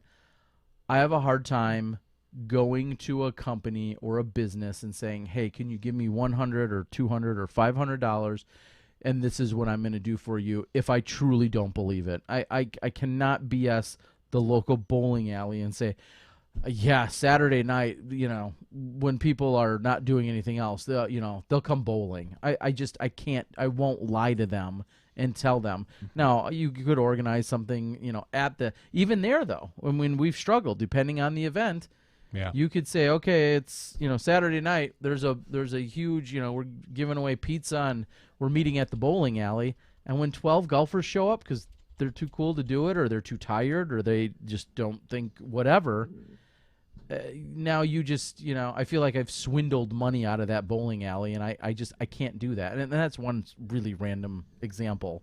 But it's the same of a bar. Let's be real. You're not going to have 7 bars that are all heavily patronized at an event. No. You're just not going to have it. If you have one, you probably try to extract as much out of them and then have something that definitely people will attend. And think about the logistics of what we do, especially for Worlds this year. I don't see there being a big night scene at Worlds. Not when you just have MPO and FPO and they're there to compete. I know Am Worlds, yes, everyone's there to compete and everyone's going to try to win, but ultimately you really have about 5 players that you look at that probably have a really good chance to win Am Worlds. Everyone else is there for a vacation. And you're going to get your hot spots, and there's players' parties and this and that. It wouldn't surprise me to go to the players' party at the IDGC and see 12 people there. It wouldn't. I'm not going to be shocked if that's the case, because they're not there to socialize. Yeah. Saturday night might be a different subject, as we've seen at some Worlds, but Wednesday to the Thursday night, I forget which night the players' party was. If it was. I think it was the first night. First night. That makes no sense to me personally. Well, I mean, I think basically it's going to be a free meal at the IDGC. Okay. Is pretty much what that is going to be. Okay. That's where the majority of the players are going to be. Yeah. And therefore, hey, hang out here after your round. There's going to be a free meal and maybe a few free beverages. Sure. I think that's going to be the extent of it. Yep. And it's not going to be raging all night. It's going to be that's lame. Then what's the point? And Jeff, you had said something to the effect of we're not golfers, we're on TV or whatever in terms of those advertisements. I think if I'm following what you're saying, we're kind of in an interesting position too, because I then think, okay, well, who's watching us? And that's if you're watching us in Minnesota, or you're watching us out of Montana or in California, if we had advertisements that were local, very local, are the locals going to recognize or gain anything from that? I don't know. And that's where I was going with that, saying that it would make more sense for us to get and the impossible and get like a Marriott or a Subway or something along those lines, where it's like, oh, it's a nationwide chain. Yes, our players will go there. People all over the country are going to see this, and they will go to your stores. Jeff, I won't continue to pretend like I know what I'm talking about. It sounds like you do. And if you can help us or are interested in helping us or whatever, I mean, I don't, please reach out. I'd love to hear or have you possibly collaborate with us. If that's something that's up your alley, that's something you'd be interested in helping us pursue. We'd love to talk more. Seth Fenley says that Augusta is such a hard place for a night scene. I think we found a nightlife in Augusta when we were there 15 years ago. 2006, I think we 10 did. 10 years ago, yeah. Yeah. I know we did. I recall. I found some. Yes, it's a great place. Meet at Olive Garden in Augusta. Free bread and salad for all disc golfers. PDGA has been compromised to Carver. Simmer down now. I see your. It's made me chuckle, but simmer down a little bit there. All right. What else do we got? I don't know if there's. Do we have? I don't know if there's too much other. Oh, our patron was live. He watched his drawing live. Awesome. Thanks. Good. Thanks, Mark. He sent you the information. Yes, I see address in there. Awesome. Thank you so much, Mark. Certainly appreciate Terry, are you that. staying at the host hotel? I haven't even asked you about your plans. Yeah. So what my plans are kind of up in the air a little bit. I'll admit, originally, before I realized the exact details of the scheduling, I had booked a very inexpensive flight to get out there in plenty of time, and now that may be altered because there's just not enough stuff to be out there as early. So, in fact, I think I need to alter probably. I did not book at a host hotel, I don't think. I think it was more of an extended stay type of place, thinking we'd have somewhat of a crew, be able to be a little more efficient with our budget and being able to cook meals and make meals and have fridges and all that stuff. So I think I found a local dumpy motel, like a local extended stay dump to kind of stay at. Nothing but the best for us. Exactly, because that's how we roll. Trevor Hook says caramel M&Ms are the bomb. I probably would like that. I like chocolate and caramel. That does sound good. Yeah, I could get on board with that if I don't even mind the peanut ones. I don't like peanut that much. The almost like the rice, the crispy ones. I don't mind those crispy ones. I like the peanut butter ones as well, but the crispy ones are okay on a limited basis. Did Ricky say momentum? He did say it at the very beginning. It was like the very second or third sentence he said when he did say momentum at least once. I might have said it a second time. No, he said it 3 times to open, and then I think the over-under was 8, and I thought we were going to blow it out of the water in the first minute or 2 minutes. And then I said that he said it 3 times without me prompting him, because I know I could get a few more out of him if I really wanted to. And then he didn't say it until nearly the very end. So I think he actually said it less than 8. And what I love about that, though, is Ricky has embraced it. He clearly, when I do interviews with him, usually in person, he says things like, well, I love that word momentum. And so he's embraced that. That's a theme of his, and maybe a little bit of a crutch word for him. Cool One asked, do you stay at host homes or just hotels? More often than not, I like a hotel, but it's only because I feel disruptive to homes too much. When we have anywhere from 1 to 2 to 3 to 5 camera crew, and depending on an upload schedule, depending on a nightlife schedule, I hate the idea of disrupting a home. Especially if there's a whole family there or something, but I hate feeling like I'm disrupting a home or a household. I'm certainly not opposed to it. We've had some very gracious and amazing hosts and helpers throughout the years, and I would welcome it, and I'm open to it. One of the challenges, and I think a lot of our players could elaborate on this. One of the challenges sometimes when you stay at homes, though, is, and this is hard to kind of even say, is when you stay there, it's easy to get, I don't want to say distracted, but off, I've said derail like 10 times tonight. It's easy to get sidetracked.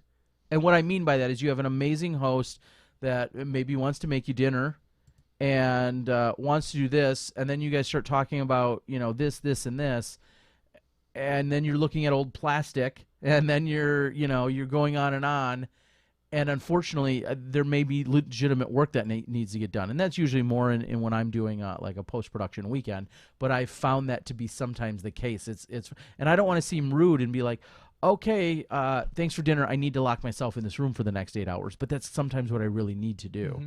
And so that's one of the challenges when you stay at a house, that sometimes that can happen. And for Smashbox, it's a little different because we're usually rolling with a crew of 2 or 3 guys. Mm-hmm. So that is almost just too much to put on a host home. As much as we'd love it, as much as we'd appreciate it, that's the case where it's just easier to get a hotel room because we don't necessarily want to put one of our cameramen like, oh no, dude, that's cool. You could sleep on the air mattress, you could sleep on the couch, and I get the bedroom. Or that too.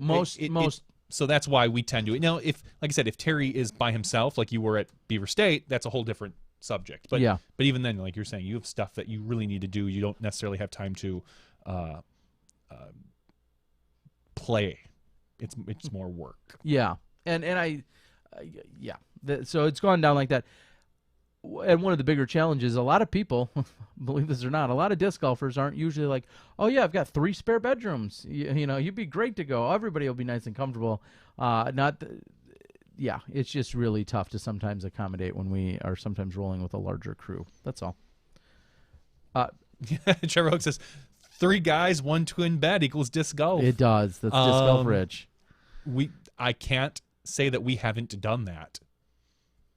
It wasn't a twin bed though. I think it was a pullout. It was like a Bonita Springs. Yeah, Florida. 99, I think. 2000.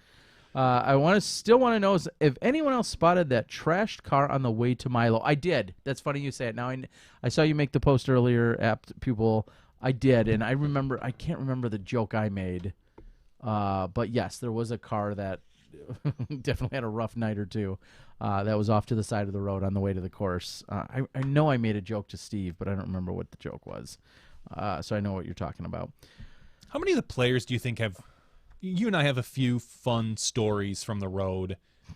How many of the players do you think have those? Do you think Ricky has a really crazy night story? Yeah. Or I mean...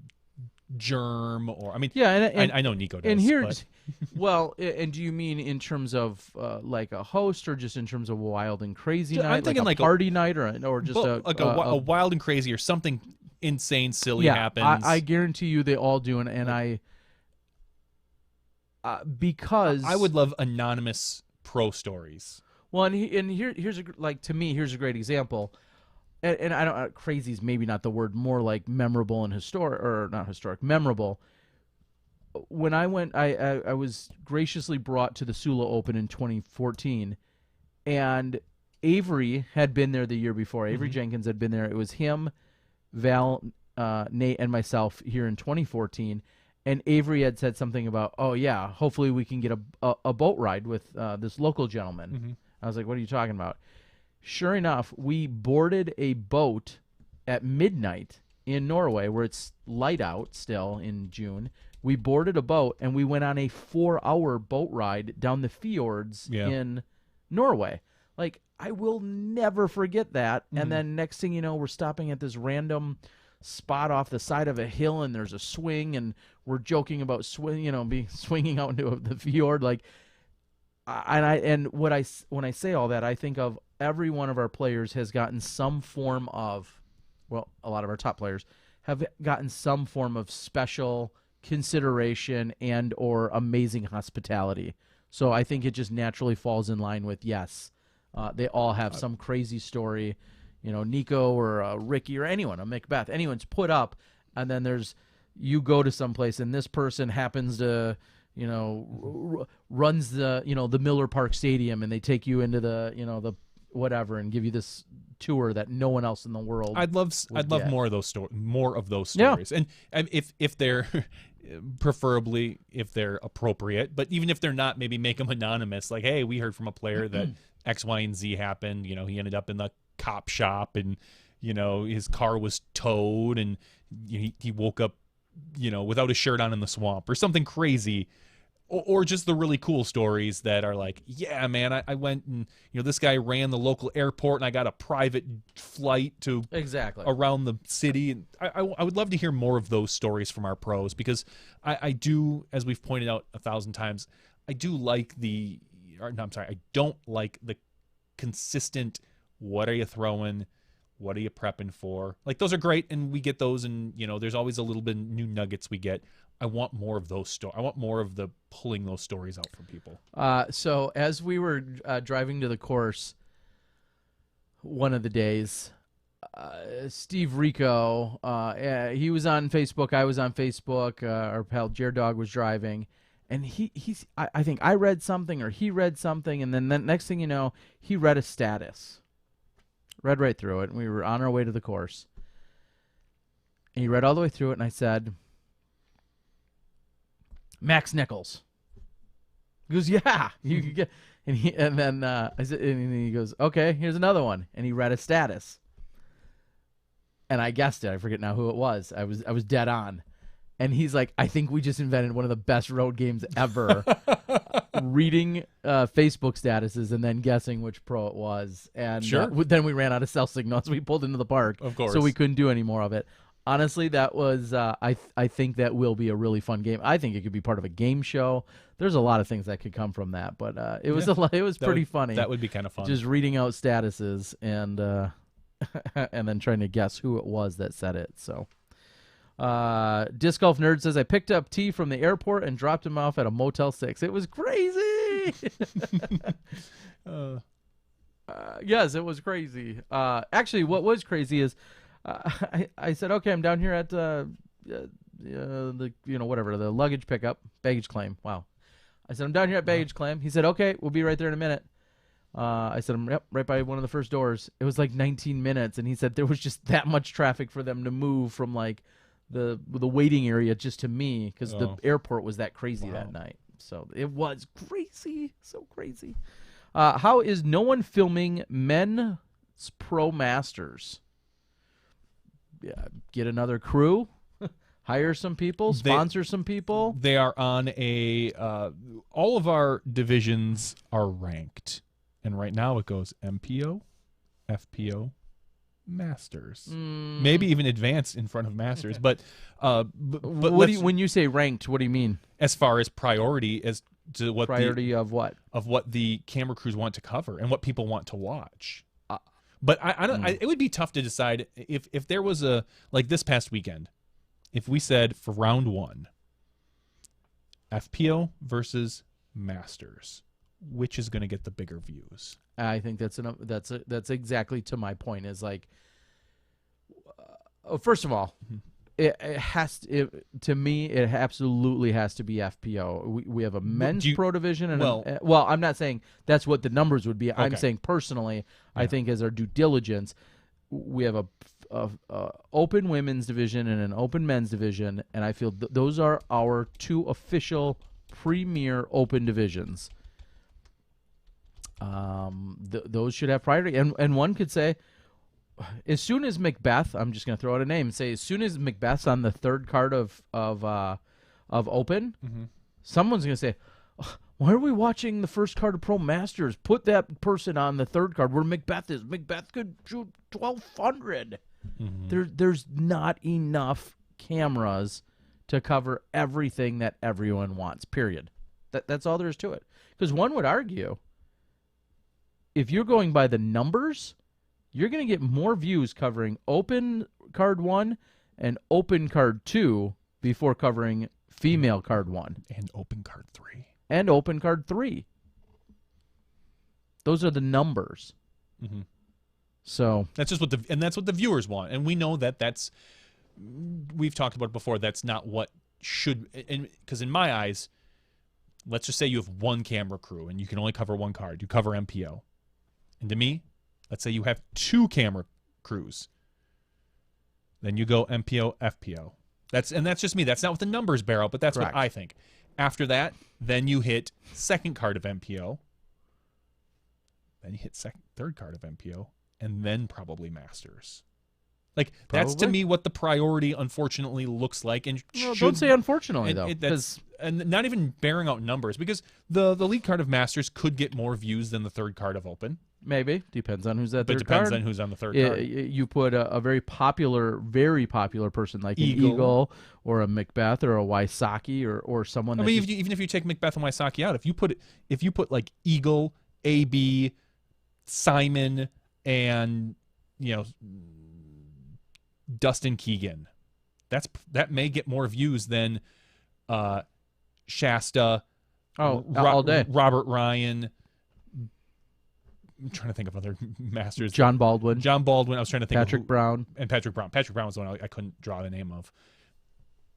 As much as they're having great battles, And they're shooting 1,000+ rated golf. yeah, it's just not. Unfortunately, they fall lower down in the priority rank, and some people agree and some people don't.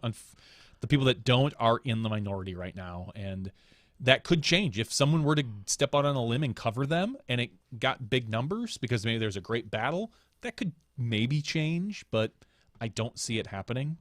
And someone asked if we're covering age-protected worlds, and at this point, we don't know. Yeah. We haven't. We were still working on this year's worlds, MPO, the regular yeah. worlds. We haven't even thought about the other worlds. Trevor Hook asks, have you guys thought about, you post up like at hole 9 and watch every group play 9 and then follow lead card in. That doesn't sound appealing unless hole 9 has a really likely chance of getting aced. That or a hole 9 is, hole 18 at Utah where every shot is good, something crazy could happen. To me, that doesn't sound like a lot of fun. I would personally get bored with that. Now, if you have a crew 12 deep and one guy, has a bum leg, I think that's a great idea. Set him on hole 12 and let him get all the shots, hopefully of ace runs. I think that's great. But I don't know if I don't know that anybody. I don't know if people would like that and why they would like that. I guess is my point. Other than someone being able to say, "Oh, my dad played. He was on the 14th card, and here's him throwing 2 shots on hole 9 or 4 shots if he's on the 14th card." I mean, certainly it's a suggestion. I just don't know that it would be a popular one. Carver says, seems like old guys would film the old guys. Yeah, maybe they can get out there. It seems like we should have women camera crews too that want to film the women, and we have none of those. Yeah. Which is, I think it'd be awesome if the old guys came out with these giant VHS cameras and covered them like they were masters. Disc golf nerd, you strike a funny nerve that I love. He says, can we talk about people who still don't understand that YouTube videos take a while for HD options to show up as the video processes? No, CCDG is not posting 360p. Calm down. Yeah, you're at that point. You are a post away from just being a dickbag, an ignorant one at that. So I hear you, disc golf nerd, because, and again, maybe you're ignorant. So I'll go ahead and clue you in. When you post a video to YouTube, and if you post it immediately after it's uploaded, like immediately, and you hit post and you want it to publish, it may come in as a lower quality picture, and it will say, Disc Golf Guy just put up a video, and you click on it and it says 144 resolution or 360p. No, me and no one else in their right effing mind is putting out a 360 video, especially an hour-long one that you took 12 hours to edit, is putting it out in that quality. It just simply takes YouTube servers to take it and process it and do what they do on their end, compressing and rendering and processing whatever it is they do, and then slowly you will see it roll out in its regular format. So if you're used to seeing someone put out good quality stuff, and then you're it shows there's 4 views on this, and it's at 144 quality, give it some time. He says 6 And people. don't make a post saying, "What the F360? I watch better stuff on my VHS." Yeah, Disc Golf Nerd says 6 people complained about it. That I'll say that's probably because the most recent video came out during the day, I think, as opposed to coming out overnight, which is when these things usually happen. And so by putting it out during the day, people are going to be able to snag it right away. So. Blue Boy states, if other MPO cards have players that were challenging the lead, great, which is a very subjective sentence because, as we know, We've seen people come off the second card to win. anybody can come from anywhere on any given day. Otherwise, FPO should take precedent. Again, in a fair world or more equal world, yes, you would see MPO and FPO both getting coverage. The reality of the numbers is, numbers tell you, people would rather watch, or maybe it's more popular, to see a third card, a solid third card of MPO before preferring FPO first card. I don't feel that way, but the overall numbers say otherwise. If Masters is Pat Brown, Felberg, Climo, and Johnny, it would be way bigger than FPO. I don't disagree. Again, you can talk about what the numbers are and what your goals and objectives are. If I'm correct, I don't think Central Coast, or I'm not Central Coast, sorry, Jomez before this weekend has ever put out a round of women ever in their entire existence. It hasn't been part of their business model, and that's their choice. I'm good with that. If that's the model that they want, they have never, I don't think, I remember looking one time, I don't think they've ever put out a single round. And this weekend was different. I think they worked and contracted with the PDGA, and so it was a different scenario. A good a good metric will be, so the Utah Open, which is considered by many to be a smaller event. That all right, well, how about this? Glassblown Open. There you go. That's a good example.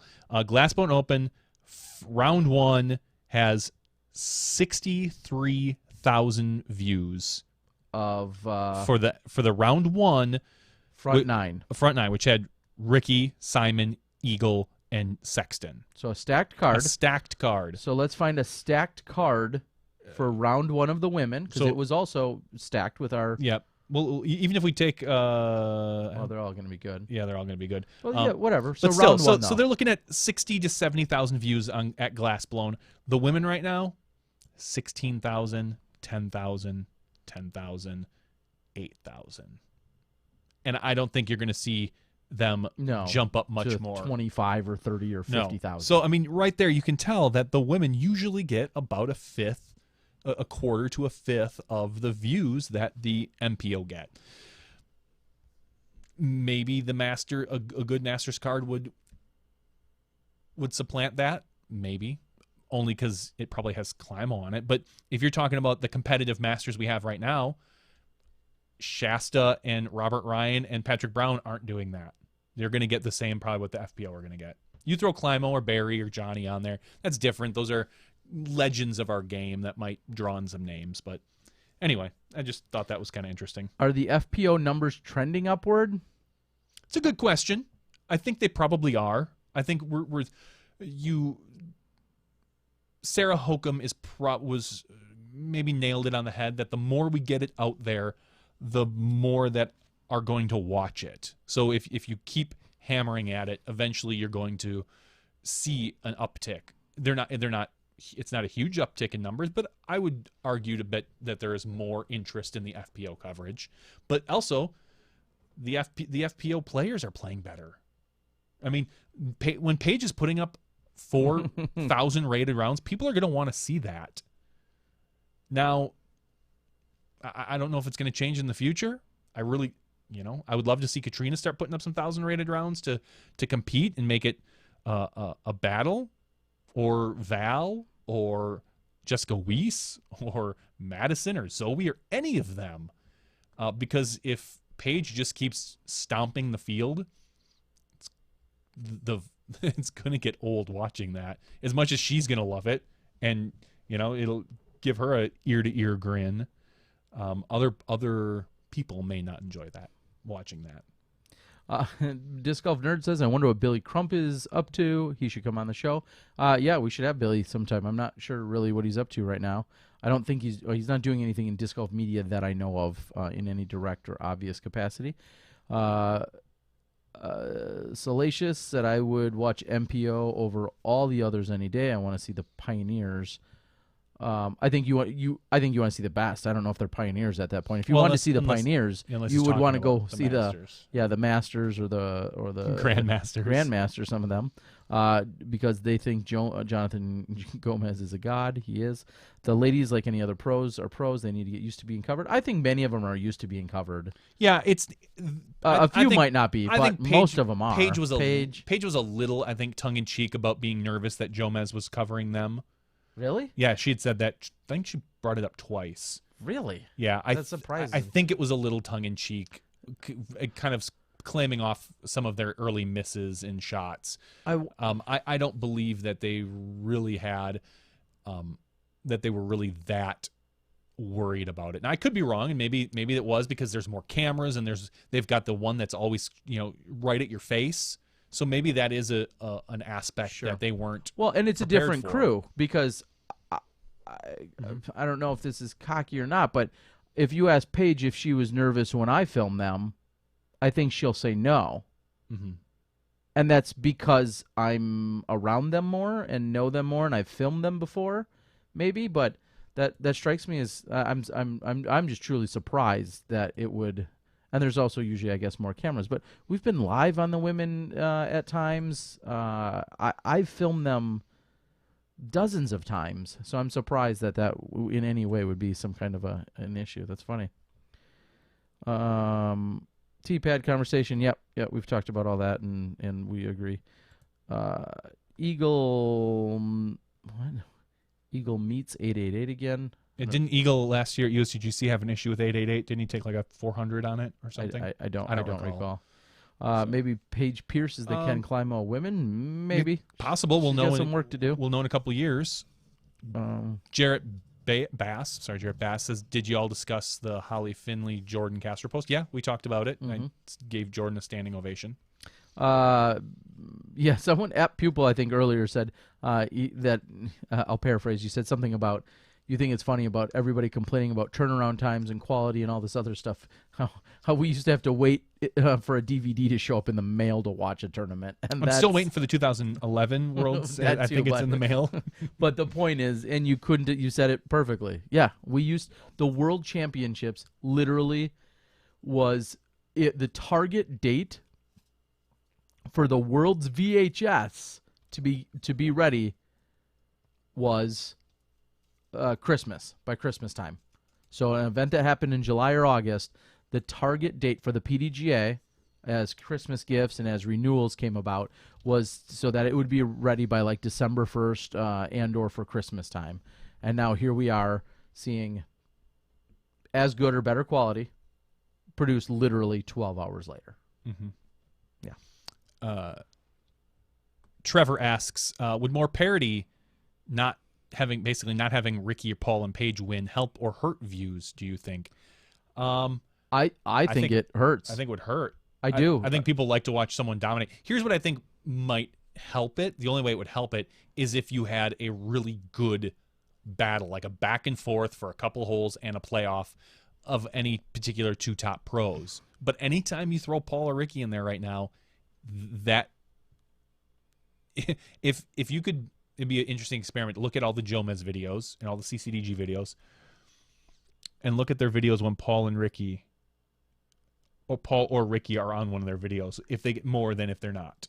And it's hard because they're almost in all of them. But well, and because some events are just naturally bigger than others. But yeah, you're exactly right. There is definitely at this point a Paul or Ricky bump when it comes to any of your video coverage. What are you guys filming? Dad's drunk. I don't know where you've been all night. We talked about this multiple times, pal. We don't know is the short answer. We're going to probably get some kind of highlights and random shots and then assemble them into some various segments. Mm-hmm. They could be funny. They could be serious. They could be, roller coaster segments. They could be all sorts of things, but we're going to basically film random things, probably off the top few cards, unless there's maybe like an interesting storyline or a special interest piece that we have that has a heartbeat that will follow that. But yeah, we're gonna get random segments and event pieces, and then have some kind of nightly show. That is our plan. Blue Boy asks, speaking of USDGC, are you going live at that one? You did last year. No, we weren't live last. We weren't live last year. We were live 2 years ago, and no, we have zero plans to go live at USDGC. Yeah. If they want, reach out to us, but we have had zero conversation with them. And the way that they've the Innova events have been driven, they're not looking at live right now. So odds are you're going to see a Jomez covered, maybe Jomez and CCDG, because it's USDGC. It could be bigger event. That's what you're probably going to be looking at. Dad's Drunk, you say then that's what I thought, just wasn't sure. Seems weird to use resources to do all that for highlights and segments. I don't know what you mean by resources, because as I said earlier, our crew could be anywhere from 1 to 2 to 3 people, and it will be of a scaled back nature. We just simply can't go live. No matter what we do, we can't be live during the actual rounds. So if it ends up being a 1 or 2, hey, thanks, Tired of Crap, for the $5 donation. Yeah, so, yeah, it's going to be a scaled-back crew, and we'll go from there. And to answer Tired of Crap, I think we should stop mid-sentence. Somebody makes a donation through our super chat. That question just gets answered? It gets answered. And Tired of Crap asks, is cell coverage the only reason there is no live coverage at Worlds? And we emphatically can say yes. That is exactly. It's not. It's, well, I guess you can't say it's not a budget concern. It's not a practical budget. It's not a 6-figure budget concern. Wiring a course is super expensive. Cellular on wheels are insanely expensive and impractical at this point. Yeah, those are $50,000 to $60,000, and you need months ahead of time to get the fiber pulled in order to hook it up. And it's, you can try doing things like putting up like a not a cell repeater, but basically a network broadcaster that then goes to different spots. Ubiquity makes them, but that takes weeks and months of planning. And this particular event is on a military base that the NSA works at. I don't think they're going to let us put that type of stuff up. And even then, those are not great. Those are perfect for site to site, having line of sight. Where we're in the woods and stuff like that. So I don't even know if that would be that helpful. I don't have a ton of experience with that. That'd be something I'd need to play with and mess around with. But so unfortunately, the other options just don't work for us. I wish they did. Dad's Drunk, to follow it up, as Ed said, I assumed you would just cancel working the event altogether. You guys are not being paid to go, correct? So you assumed we know. The PDGA has asked us to still be involved. They know that we can't be live during the day. However, they love the idea of some kind of nightly show. Somehow we've proven some value to a few people at some point or another. So they want us to be live, and they are open to suggestions and flexible with exactly the product we'll put out, since they know it will not be live shot-by-shot coverage. So will we be compensated? Yes, but again, with a scaled-back production, we will likely not be compensated the way we would normally be compensated either, and we don't expect to be. So, yeah, there will be some form of compensation, and then we will also have probably a few sponsorship opportunities for people that want to get on board and support what we're doing. Tighter Crap says they might try the Ubiquity at the Blockhouse in Spotsylvania. I'll let you know if it works. That'd be great. I'd love to know that. We use Ubiquity at our Ubiquity access points at my office, and I have some experience with those. I do not have it with the fiber backhaul and the point-to-point that a lot of golf courses do. And granted, golf courses are mostly open, so it's a lot easier to get site point to point, and having being able to mount that stuff is usually more of a permanent solution rather than a temporary solution. So I will be extremely happy if you can tell me how that stuff works. It would be great. Grant is asking about Eagle at USDGC. I mean, I just have to give a generic answer. There's absolutely a chance Eagle could win USDGC. Sure. If he's healthy and plays smart and doesn't throw it 600 feet past the baskets, he absolutely could win USDGC. Will he make an adjustment? I'm sure he will. He's learning and growing as a player, and I don't want to sound flippant, but I mean, he's one of the best on the planet, and I would absolutely not rule him out from winning it. Post. Do you guys have any Masters interviews scheduled? Who is this? Jim Oates? It says Salacious B. Crumb. So is that Billy Crump? No. Just what was it, a week ago? Last week we had Shasta. 2 weeks weeks ago. ago? 2 weeks ago we had Shasta. So we just had Shasta. Not that he's our one token master of the year or anything, but I mean, we have them as they unfold. If a Barry Schultz had a crazy weekend, or I mean, anyone technically could. But the problem with Masters are that they don't know how to use computers because they're old. Yeah, I mean, once you hit 40, it's just like, compute what? And they take a hammer, and it just doesn't work. So. He's afraid of out of bounds. He won't ever lay up at Ledgestone, referring back to Eagle. When will Katrina stage her comeback? She's missed some putts recently.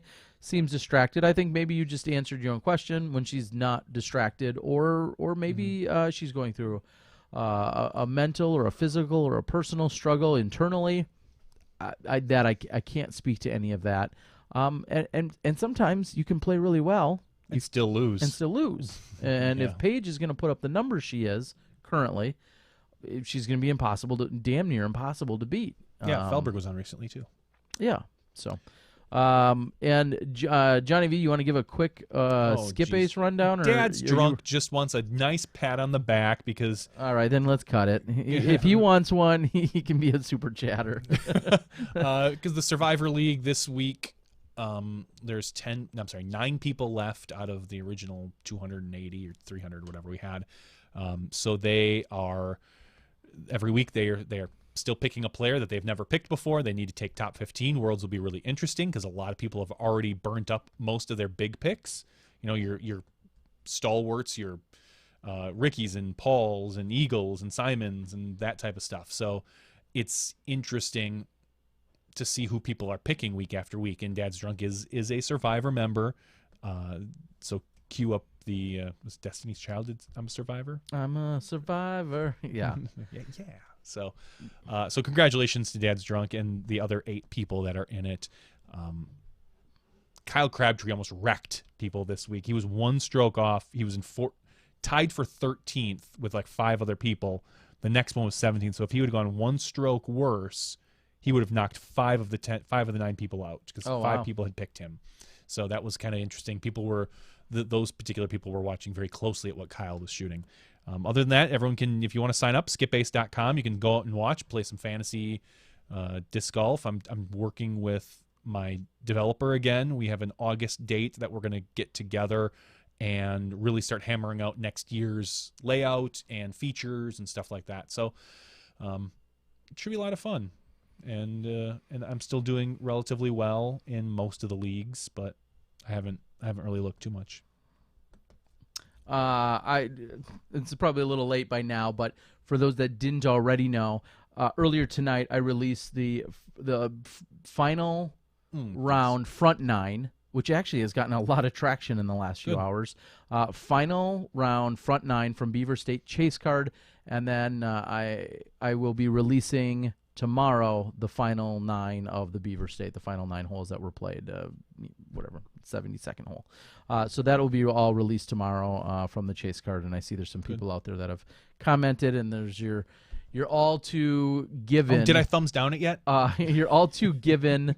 Yuli step putt, second guessing. Anytime Yuli's on a card, there immediately, has to ensue a conversation regarding his step putt, whether it's legal or not. And I hate jump putts. I love jump putts. That whole obligatory conversation that has to take place. Uh, all right, Simon. No, tired of crap. The PDGA is to blame for no live coverage. No, Carver. Well, no, not at all. Nobody, no. nobody stepped up to take Worlds this year. Yeah. So nobody put in a qualifying bid. And then the PDGA basically said, all right, we're going to bring this more or less in-house or local. Yeah, and so unfortunately the places that they picked, the Fort Gordon has cell signal issue, and everywhere on the IDGC does. So it's not just like, oh man, if they wouldn't play Jackson, if they'd play the other course, it'd be better. It's not the case. If it's anywhere at IDGC, I think we would have been okay at the Hippodrome, where it was originally talking about being, but that didn't work out. It didn't go the way they wanted, or whatever. However the story is, I have no idea. Or just the Fort Gordon's a better course. I have no idea. But Fort Gordon does not have, because of the wooded area, it does not have cell signal in more than half of it. So, as Seth says, Branson put in a bid for Worlds, but the PDGA did not feel that they were ready. And now that you say that, I feel like that rings a bell. Yes, because I remember when we were at the GBO a couple years ago, the Branson people were walking by and they were talking about putting in a bid. Correct. And we met I believe it was a woman at the time who was in charge of that. Yep. So it's tough when you've really never held a major event to just get Worlds. Yeah. So, but we'll see. Great coverage on the front nine. Can't wait for the back nine. Props on getting out the edit on a very timely manner. And I feel bad that it wasn't earlier. It wasn't flat out practical really for me. For those that don't know, on Sunday night after the tournament, we were at Tournament Central to the very end, which I feel like was like 8 or 9 o'clock, and went back to the hotel, grabbed a few things, barely got on my red-eye flight, which ultimately went out about 12:30 a.m. Clearly did not have a real restful night in going from Portland over to Chicago back into Milwaukee. And then, so yesterday was all but shot for so many reasons. I was so exhausted and didn't feel well and everything else. So yesterday, and my kids get out of school at 4 p.m. and they're wrapping up their school year and just all of that. And then that fed into today when I could finally really get to doing what I wanted to get done. And it's unfortunate that the final round is obviously what everybody's really anticipating, and I feel like I got out the other rounds as quickly as possible, and then to make the finals wait a day or two, but it just physically wasn't possible to get things done any earlier. And I think I saw CCDG kind of make a similar comment, although they have way more editors and more to edit, but they kind of more or less I think said the same thing, like sometimes the timing of leaving an event, getting home, and other life and obligations, real world things get in the way. And I don't even want to say in the way, they just take over. There's only so much you can do. So, but I'm glad people are liking it. Again, Johnny helped with some graphics and some other things. Branson Worlds put in a bid. I'm trying to get caught up. How many people attend Worlds, players, staff, and public? Well, there's going to be 200 and what do we say, 288 roughly right now, or is that just the cap? No, that's the cap. Right now it's about 200. About 200. Yeah, about 200 will be there, and then we'll see what kind of other spectators and other people will be there. I'm guessing you'll see anywhere from 50 to 200 spectators or 50 to 500 spectators, depending on what the Army base will not necessarily allow, but what it will attract. I think they're really pumping it up and encouraging people from the base and other people to come participate and to take it all in. So I'm guessing you're talking anywhere in the 300 to 800 range when it's all said and done. We're still waiting on one round of the coverage from the Central Coast from Utah. Okay. How many people will attend Worlds? We did that. DGA Doss seemed to completely change his routine. He's not painting the pole before release. He missed a lot of putts. Is Holly Finley still an FPO? Yes, she played Open Pro Women this weekend. She went uncontested in Madison, Wisconsin, which is basically her home course these days, and well, I can't even say she won. She didn't lose, she didn't win. She participated. So yes, technically she won, but she was in the uncontested division in FPO. which is crazy. That's a whole nother story. Just the fact that there's a 307-person tournament and one literally one FPL. There were 3 Masters women. I saw Barrett White played Masters. Yep. I guess when you look at, you have the choice between playing a 2-person field or a 3-person field. You choose to make it the 3-person field to earn more money. Yeah. And it makes sense. I don't blame Barrett for it. And it's not Holly's fault that she was the only FPO. I just don't understand what happened. Where are they all? Why weren't there any at Madison? I mean, it's really disheartening. Yeah. I mean, I know we have a very large amateur women's field in the area with the dolls and the disc girls gone wild and all the women that play in the area.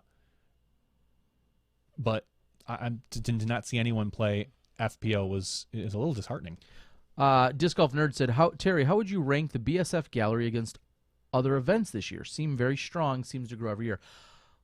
It was strong and it was great. It wasn't mind-numbing or knock your socks off, and that's no rip on them. But and honestly, I was actually a little disappointed, and I only say that because I know this is one of the premier events of the year. It's one of the most majestic places to ever go play and watch disc golf. I would love it if there were 10 times that gallery. I feel like it was a few hundred, maybe 500 people at most. And as much as I love seeing it, I wouldn't be surprised at the same time if there would have been 2,500 people there, but that wasn't the case. So I don't know how that compares to a lot of previous years, but it wasn't any bigger than any other gallery we've seen this year for sure. So we need big non-disc golf topic to close out. Past examples. This should be funny. Oh, what does he remember? Past examples: V-necks, fidget spinners, catch me outside, cereals, 80s cartoons. Jarrett Bass says, if you haven't seen American Gods yet, it's pretty good. Love the Dead Wife. It's slow, dude. Like I'm having a hard time. I love this type of thing, and I'm having a hard time. I'm saving them. I'm banking them because watching it week after week is a little bit, oof, really. I mean, I just literally at the point where she's in the tub and he's outside talking to Mr. Wednesday, and there was an issue I was having watching it. But I think I'm going to bank them and watch them a whole bunch at once because it's slow. It's grueling right now. So. I'm calling out Cameron Messerschmidt, who said an hour ago on Facebook, so bored. Any conversation would be appreciated. You should have come to SmashBox. That's what I'm calling him out on. I said, that's what SmashBoxxTV weekly podcast is for on Tuesday nights. A few hundred disc golfers all talking and interacting. Just one big conversation here.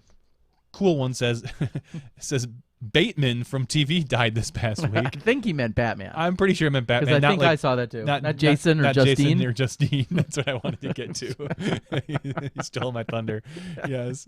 No, Adam Justine West. Bateman was so good looking. Really? I thought so. I had an older She was I mean, don't get me wrong. A crush on her. She's attractive. Don't get me wrong. But she always had today. She's like a hippie, I think. Like a total Okay. I believe. Okay, Justine. You couldn't name another Justine.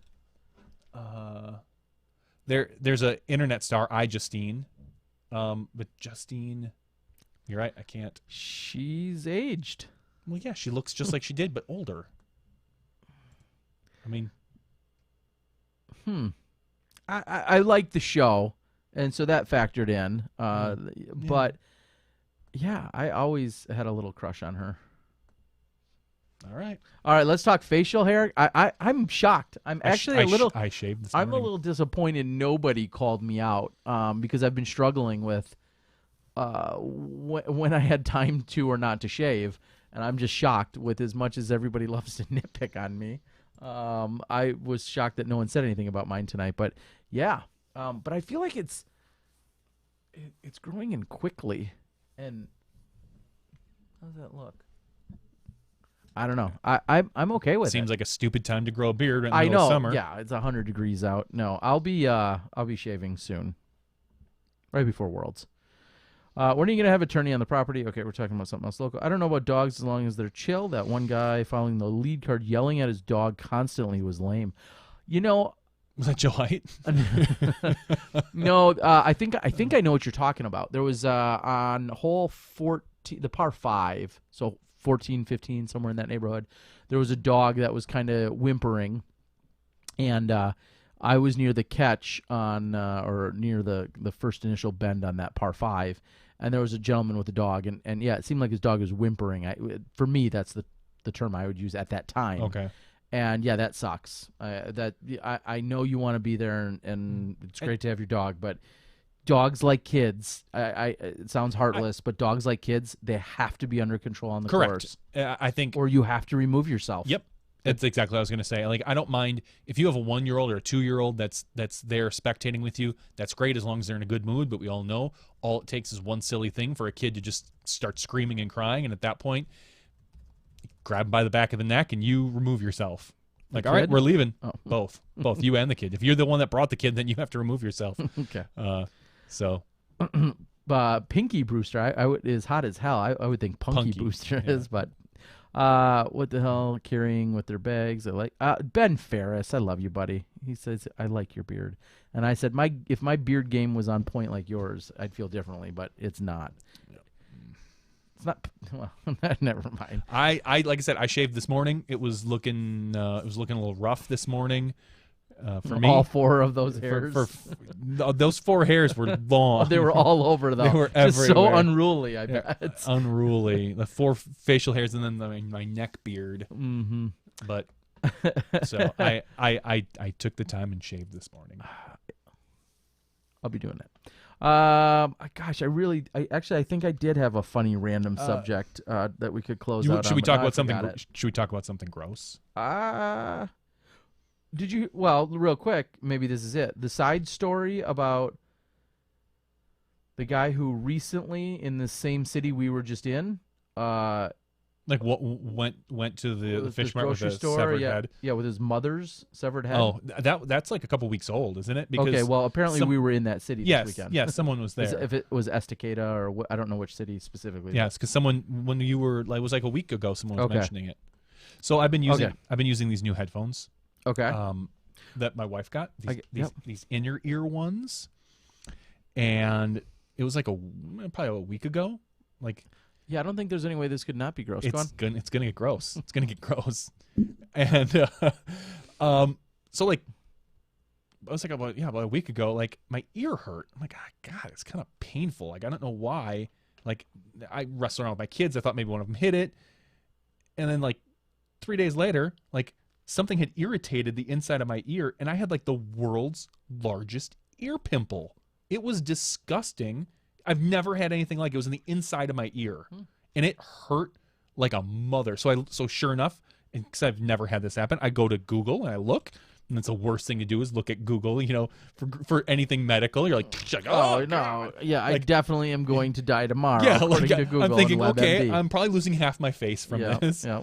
And it was so painful. And they say, sure enough, those tight ear things that you put in your ears can cause irritations that cause it. And I only had it on one side, and I haven't worn the thing since. It went away. Everything was all cleaned up. It was great. It used a little hydrogen peroxide. But talk about like most painful thing in the world. I would rather probably get punched in the gut than have that again. Like it just anywhere around my ear when I wore these headphones, it was a little tender. When I wore any inner earphones, it was excruciating. So if you want to look up some gross stuff, look up inner ear pimples, because I think that's what it was. But it went away, so I was pretty happy. There's so many other side conversations that keep coming in. I'm sure. Like ear zits are gnarly, and your ear's gonna fall off. It might. It's the precursor to impotence. And then out of nowhere, Bateman was hot. Yeah, well, getting back fully on subject. It was super painful. Let me just tell you. And so they say that if you do wear ones that go in your ears, you should clean them very frequently. Which I've always used the iPhone ones, which don't like plug my ears, but they just kind of sit inside the ears. The ones that I had been wearing, the Bluetooth ones, are like, they got the rubber tips that they plug your ears really tight, and I think that's what caused it. I haven't put them in since. Speaking of plugs, what a segue. Plugs in bed. So I went to the doctor today. It was a follow-up for my recently prescribed and acquired CPAP machine for my sleep apnea. Yep. And I've been wearing this funny mask type. It's a very, very I don't want to say non-invasive or basic. It's very simplistic mask where it basically just comes around and goes under my nose, and they call it like a nose pillow or something like that. But it goes under my nose, and then it blows the air directly into my nose. That would bother the hell out of me, but it surprisingly doesn't really bother me at all. However, because Big Brother and Big Sister's watching me, they call me and they're like, yeah, we notice you're something, there's something wrong with your sleeping, or there's something whatever, because a modem dials in, and every day a report is run on my sleeping, which is kind of funny. And I don't sleep that much to begin with. And so they had called, and I had to do a regular checkup anyways, and I already broke one of the hoses that goes into things, and whatever. The guy did tell me. He said, these new hoses are cheap and crappy. Here's an old hose, actually. I said, I love old hose. So he then... that just slipped out. So then we started talking about this mask, I guess. And again, I hate to even use the word mask, but it goes over my head, and he has what they call nose plugs, or nose plugs, where it's just they go up my nose a little bit more. Not in... No, but anyway, I'm excited to try it. That's where I'm going with this. I got it today. Okay. I said I think I toss and turn just a little too much, because I find myself wearing this thing, and if I maneuver too much, it comes off, and then it's not doing its job. And I find myself like wedging this thing up against my pillow, and he's like, nope, this thing will go on, and these two little plugs more or less go into your nostrils. And there's something a little weird about being in a doctor's office, and this guy's like, here, put this thing on your face, and then he's like touching your nostrils and seeing. But I mean, that's his job. Yeah. He's a specialist, and so that's how my day went. And I'm excited to put these nose plugs in tonight. That's good. With my new hose. Your new hose. And the other good news, he told me, so my machine is relatively large. And there's a humidifier on it, and you're not supposed to put tap water and all this stuff. Yeah, you were telling me. Yeah, and he basically said, oh, if you're not using the humidifier, he's like, watch this. And he unsnapped it. It basically, this machine comes in two parts. He's like, just travel with this then. If you're not using the humidifier part, you don't need water, and you don't need this heater. Just travel with this piece instead. That's I don't even have to take it with me anymore. Nice. Because I don't. So today, we'll get off of your sleep habits. That's fine. We were almost late for the show because I was out at a baseball game. Went to the Miracle League baseball game where my daughter is participating. And they have, basically, it's all these kids that, need special help. And so I was sitting there, and we're before the game. And I think your eyes would have got as big as saucers, because I turned around, and I did this. I looked up. And it was a giant jalapeno. It was a woman. Okay. Not just one, but three of the tallest women I might have ever seen. And I was shocked. And granted, I wasn't standing up at the time, but I was up on kind of a bleacher, and I was high enough up. But I was like, oh my God. And then I looked, and it was the Marquette University women's volleyball team. They were there volunteering, because every person gets like a help. But I don't know. I was like, it was like these three Amazons walked in, and I was in shock. A younger college me would have been in heaven, but I was kind of I could not believe how tall they were.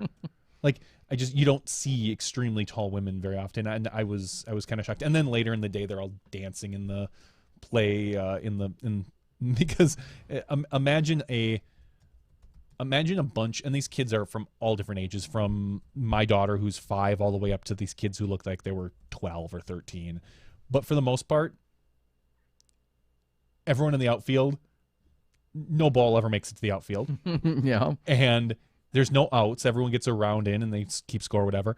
But all the kids in the outfield are just spinning and dancing. And Oh yeah, chasing dandelion or chasing dandelions. That'd be weird. That would be kind of chasing butterflies, picking dandelions. Makes yeah, no sense. I mean, it's a soft. It's Sure. like a hard ground, kind of almost like that squishy ground you get at playgrounds.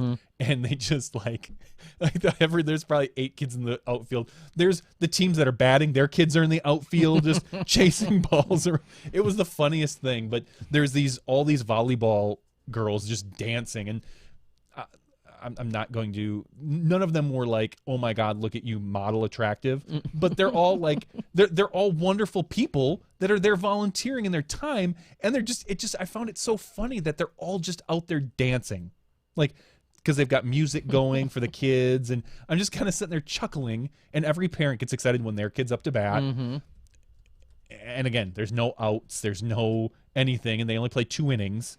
But I was just kind of laughing. I'm like, what a weird situation. Like, just you're there to volunteer, and you just get to basically sit there and dance with kids. So it works. Well, my kids are out of school. I said tonight. So my older daughter got out of school. She went right to a friend's house, so I didn't even see her. Actually, she didn't even get home till like 5:30 or 6. My other daughter came home at 11:30 or whatever, and is out. And then little friend came over. And I think by 6 p.m. tonight, I said, we're like 6 hours into this summer, and I'm already sick of these kids. It's going to be a long summer. if someone asks how much coffee are we on, 0, and I've barely had any caffeine today at all. So I think I had a Coke. Did I say plugs in bed? I sure did. You did say plugs in bed. Am I the only one that would choose Lovey Howell Yes. over Ginger or Marianne? Yes, you weird man or woman. I don't know, cool one. Nobody wants the old woman Howell from yes. I have to Google this.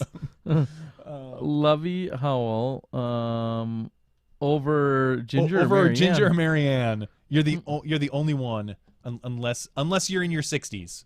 If you are, more power to you, buddy. Kind of funny. A quick side note: Sally West, who I got to see again this weekend. She's an absolute wonderful woman. Oh yeah. I saw her out at the Beaver State Fling, and she put on my feed that when she went to Norway and had a big family trip and vacation, all this other stuff, that she had she took a picture of our favorite snack when we was there with Nate and Val and everybody. It was Smash, and it's basically like chocolate covered bugles. And this was a thing in Norway, and it was just so delicious. I know it sounds so weird, but it's called Smash is the name of it. It's it looks like it's a I was gonna say it looks like as if you were to go buy a bag of combos or something. Well, this stuff is called Smash, and it's posted on my wall right now, which is pretty funny.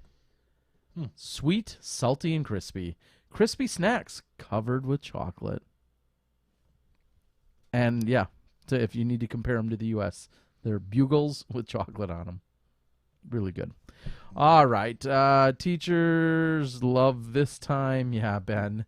Any Smashies go to summer camp when they were kids? That's where I got introduced to disc golf, actually, was summer camp. I never went to a summer camp as a kid. Yeah. Like my parents, I think, just left me at home alone. There you go. My sister. Cool one says, I'm 38. Dad's drunk. You were screwed. Glad I'm not you. I know, man. All right, guys. I think we're about to call it, though. It has been a really fun night, and thank you guys for joining us. We're excited about what we have no idea what we're producing next week, but we're going to figure it out, and we're going to be at the World Championships making things happen one way or another. So you'll be able to join us every night of the Worlds. That's the plan. So we might not have a podcast next Tuesday. Yeah, we may not do an actual Tuesday night podcast in preparation for what's going to happen Wednesday, Thursday, Friday, Saturday. Yeah, that is exactly correct. So that is we'll keep it posted. We'll post it on Facebook. If your company or organization or your club or your tournament wants to advertise with us, have some kind of special branded segment or something, we're going to have some of those opportunities. If you've got a really cool idea, we'd love to hear it and share it with us, and then you could even brand it or possibly own it, or basically have it branded for yourself for the weekend. So we're open to all of those types of suggestions, so please reach out. And I think that's about all we got for now. We'll give you some updates as we've got them. It's been a great night. again in a regular show. Thanks to Ricky, along with Jason and Zuca for everything that they're doing. For Johnny V and myself, Terry Miller, the Disc Golf Guy, that's podcast 148's after show. We'll see you next week at the 2017 PDGA World Championships when you step inside the after day round Smashbox thing.